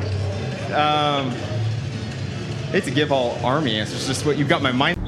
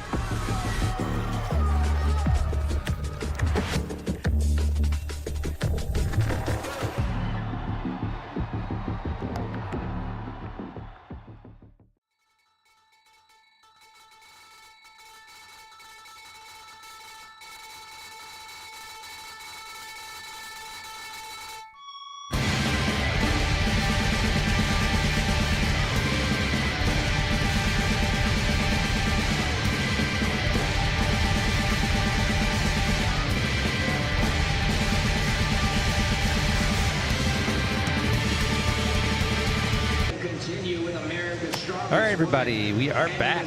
We are going to continue with our last 3 athletes and 2 heats of the day with the 64 kilo women's yoke carry. This is going to be a 30-foot down, 30-foot back carry at 300 pounds. Our first competitor up is Joanne Hagedorn, who is off and moving. Joanne opting for a very narrow hand placement, which we talked about that this morning. Probably makes the pick a little bit easier. It makes the yoke a little bit harder to control, the uprights, especially with how narrow she is. But 500 pounds at 138 pounds is a pretty do what you got to do to get it yoke. done. So she's getting it done. And again, what we talked about, like Strongman, there's so many different ways to do each event, and there are some that are wrong, but many of them are right, and the right answer ultimately is like what lets you do the event most efficiently and safely for your body and your strengths. Joanne's so close to finishing this. Oh, she's going to get there. Oh, so close. She still has a little bit of time. One more good pick, she should have this.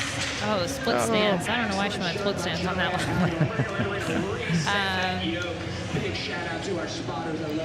And then we've got Carly and Colleen. Colleen with the 2 event wins so far, but it was really close in both. So I'm guessing Carly is going to want a comeback here. She is a good mover. Yep. So Joanne is going to get credit for 57 feet 10 inches. All right, so they're going to get this back into place, and then we're going to have Carly and Colleen up for our last event of the day. Stick around after this event. They're going to talk to some of the 64 kilo competitors afterwards, and then we are going to fill you guys in on what's going to happen tomorrow and when. And if you're like, I don't want to listen to those people anymore, we Yeah, understand. fine. But Go at ahead. least hang out for the athlete. Yeah, do what you want to do.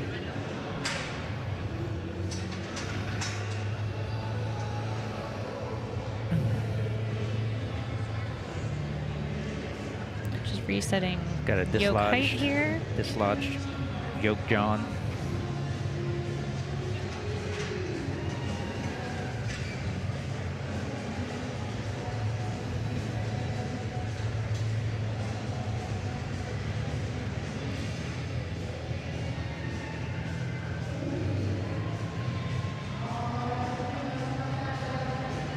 Our first and second place competitors in this last heat for the 64 kilo women.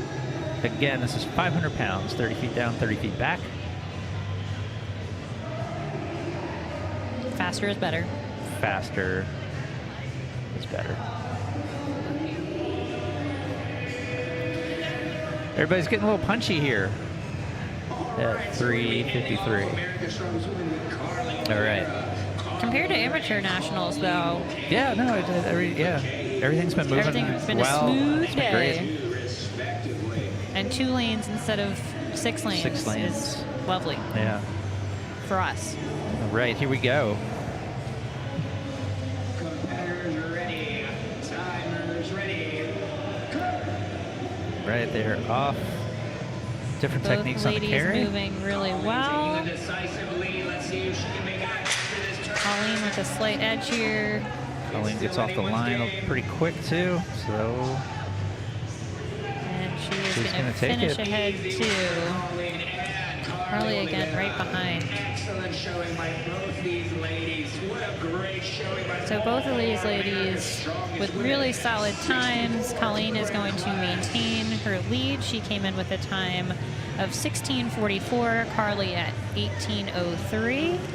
So the order that you just saw is our current leaderboard. Colleen with 9 points, Carly with 6, and Joanne with 2 going into day 2.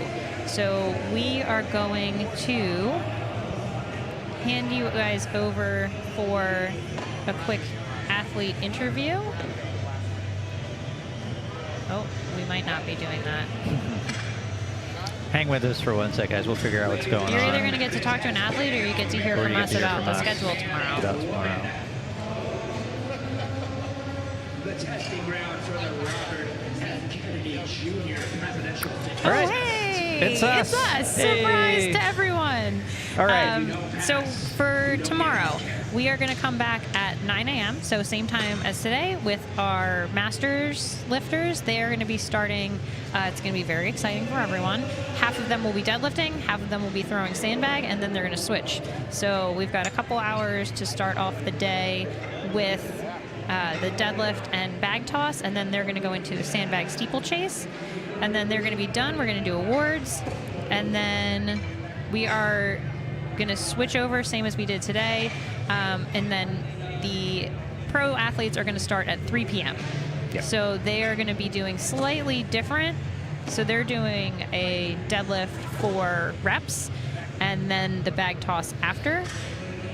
But again, similar events to today. They're going to finish with a steeplechase as well. So you can join us for the Masters at 9, for ASM, ASW at 3, and all of the chat on the live feed in between. Please make sure that you follow us on Instagram for all the updates, and on our Facebook pages, on YouTube. We will go live the same place we did today, and we will be back tomorrow at 9 a.m. tomorrow. Yeah, so just again, a quick rundown. We're at the Broward County Convention Center in Fort Lauderdale, Florida for 2024 America's Strongest Master, America's Strongest Man, 80 kilo, America's Strongest Woman, 64 kilo. Again, we'll be getting started tomorrow around 9 o'clock.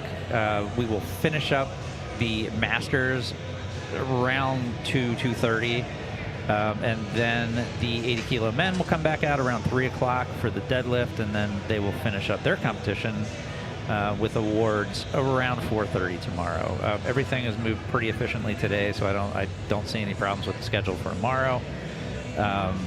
Anything else? Oh, real quick, sponsors: Zone Smelling Salts, Serious Steel Fitness, Cerberus, Odd Objects, and Strongman Corporation. And Strongman Corporation, of course, as well as IronVision, who's been doing an awesome job running the live stream today and turning us on and off Mostly when off. it is deemed necessary. Again, this is part of the Fit and Flex Expo. Fit and So Flex if you're in Expo. the South Florida area, come check it out tomorrow. We will be here all day. And I think that's going to do it for us this evening. Thanks for hanging with us. And we will see you guys in the morning. See you guys tomorrow. See ya. Bye-bye.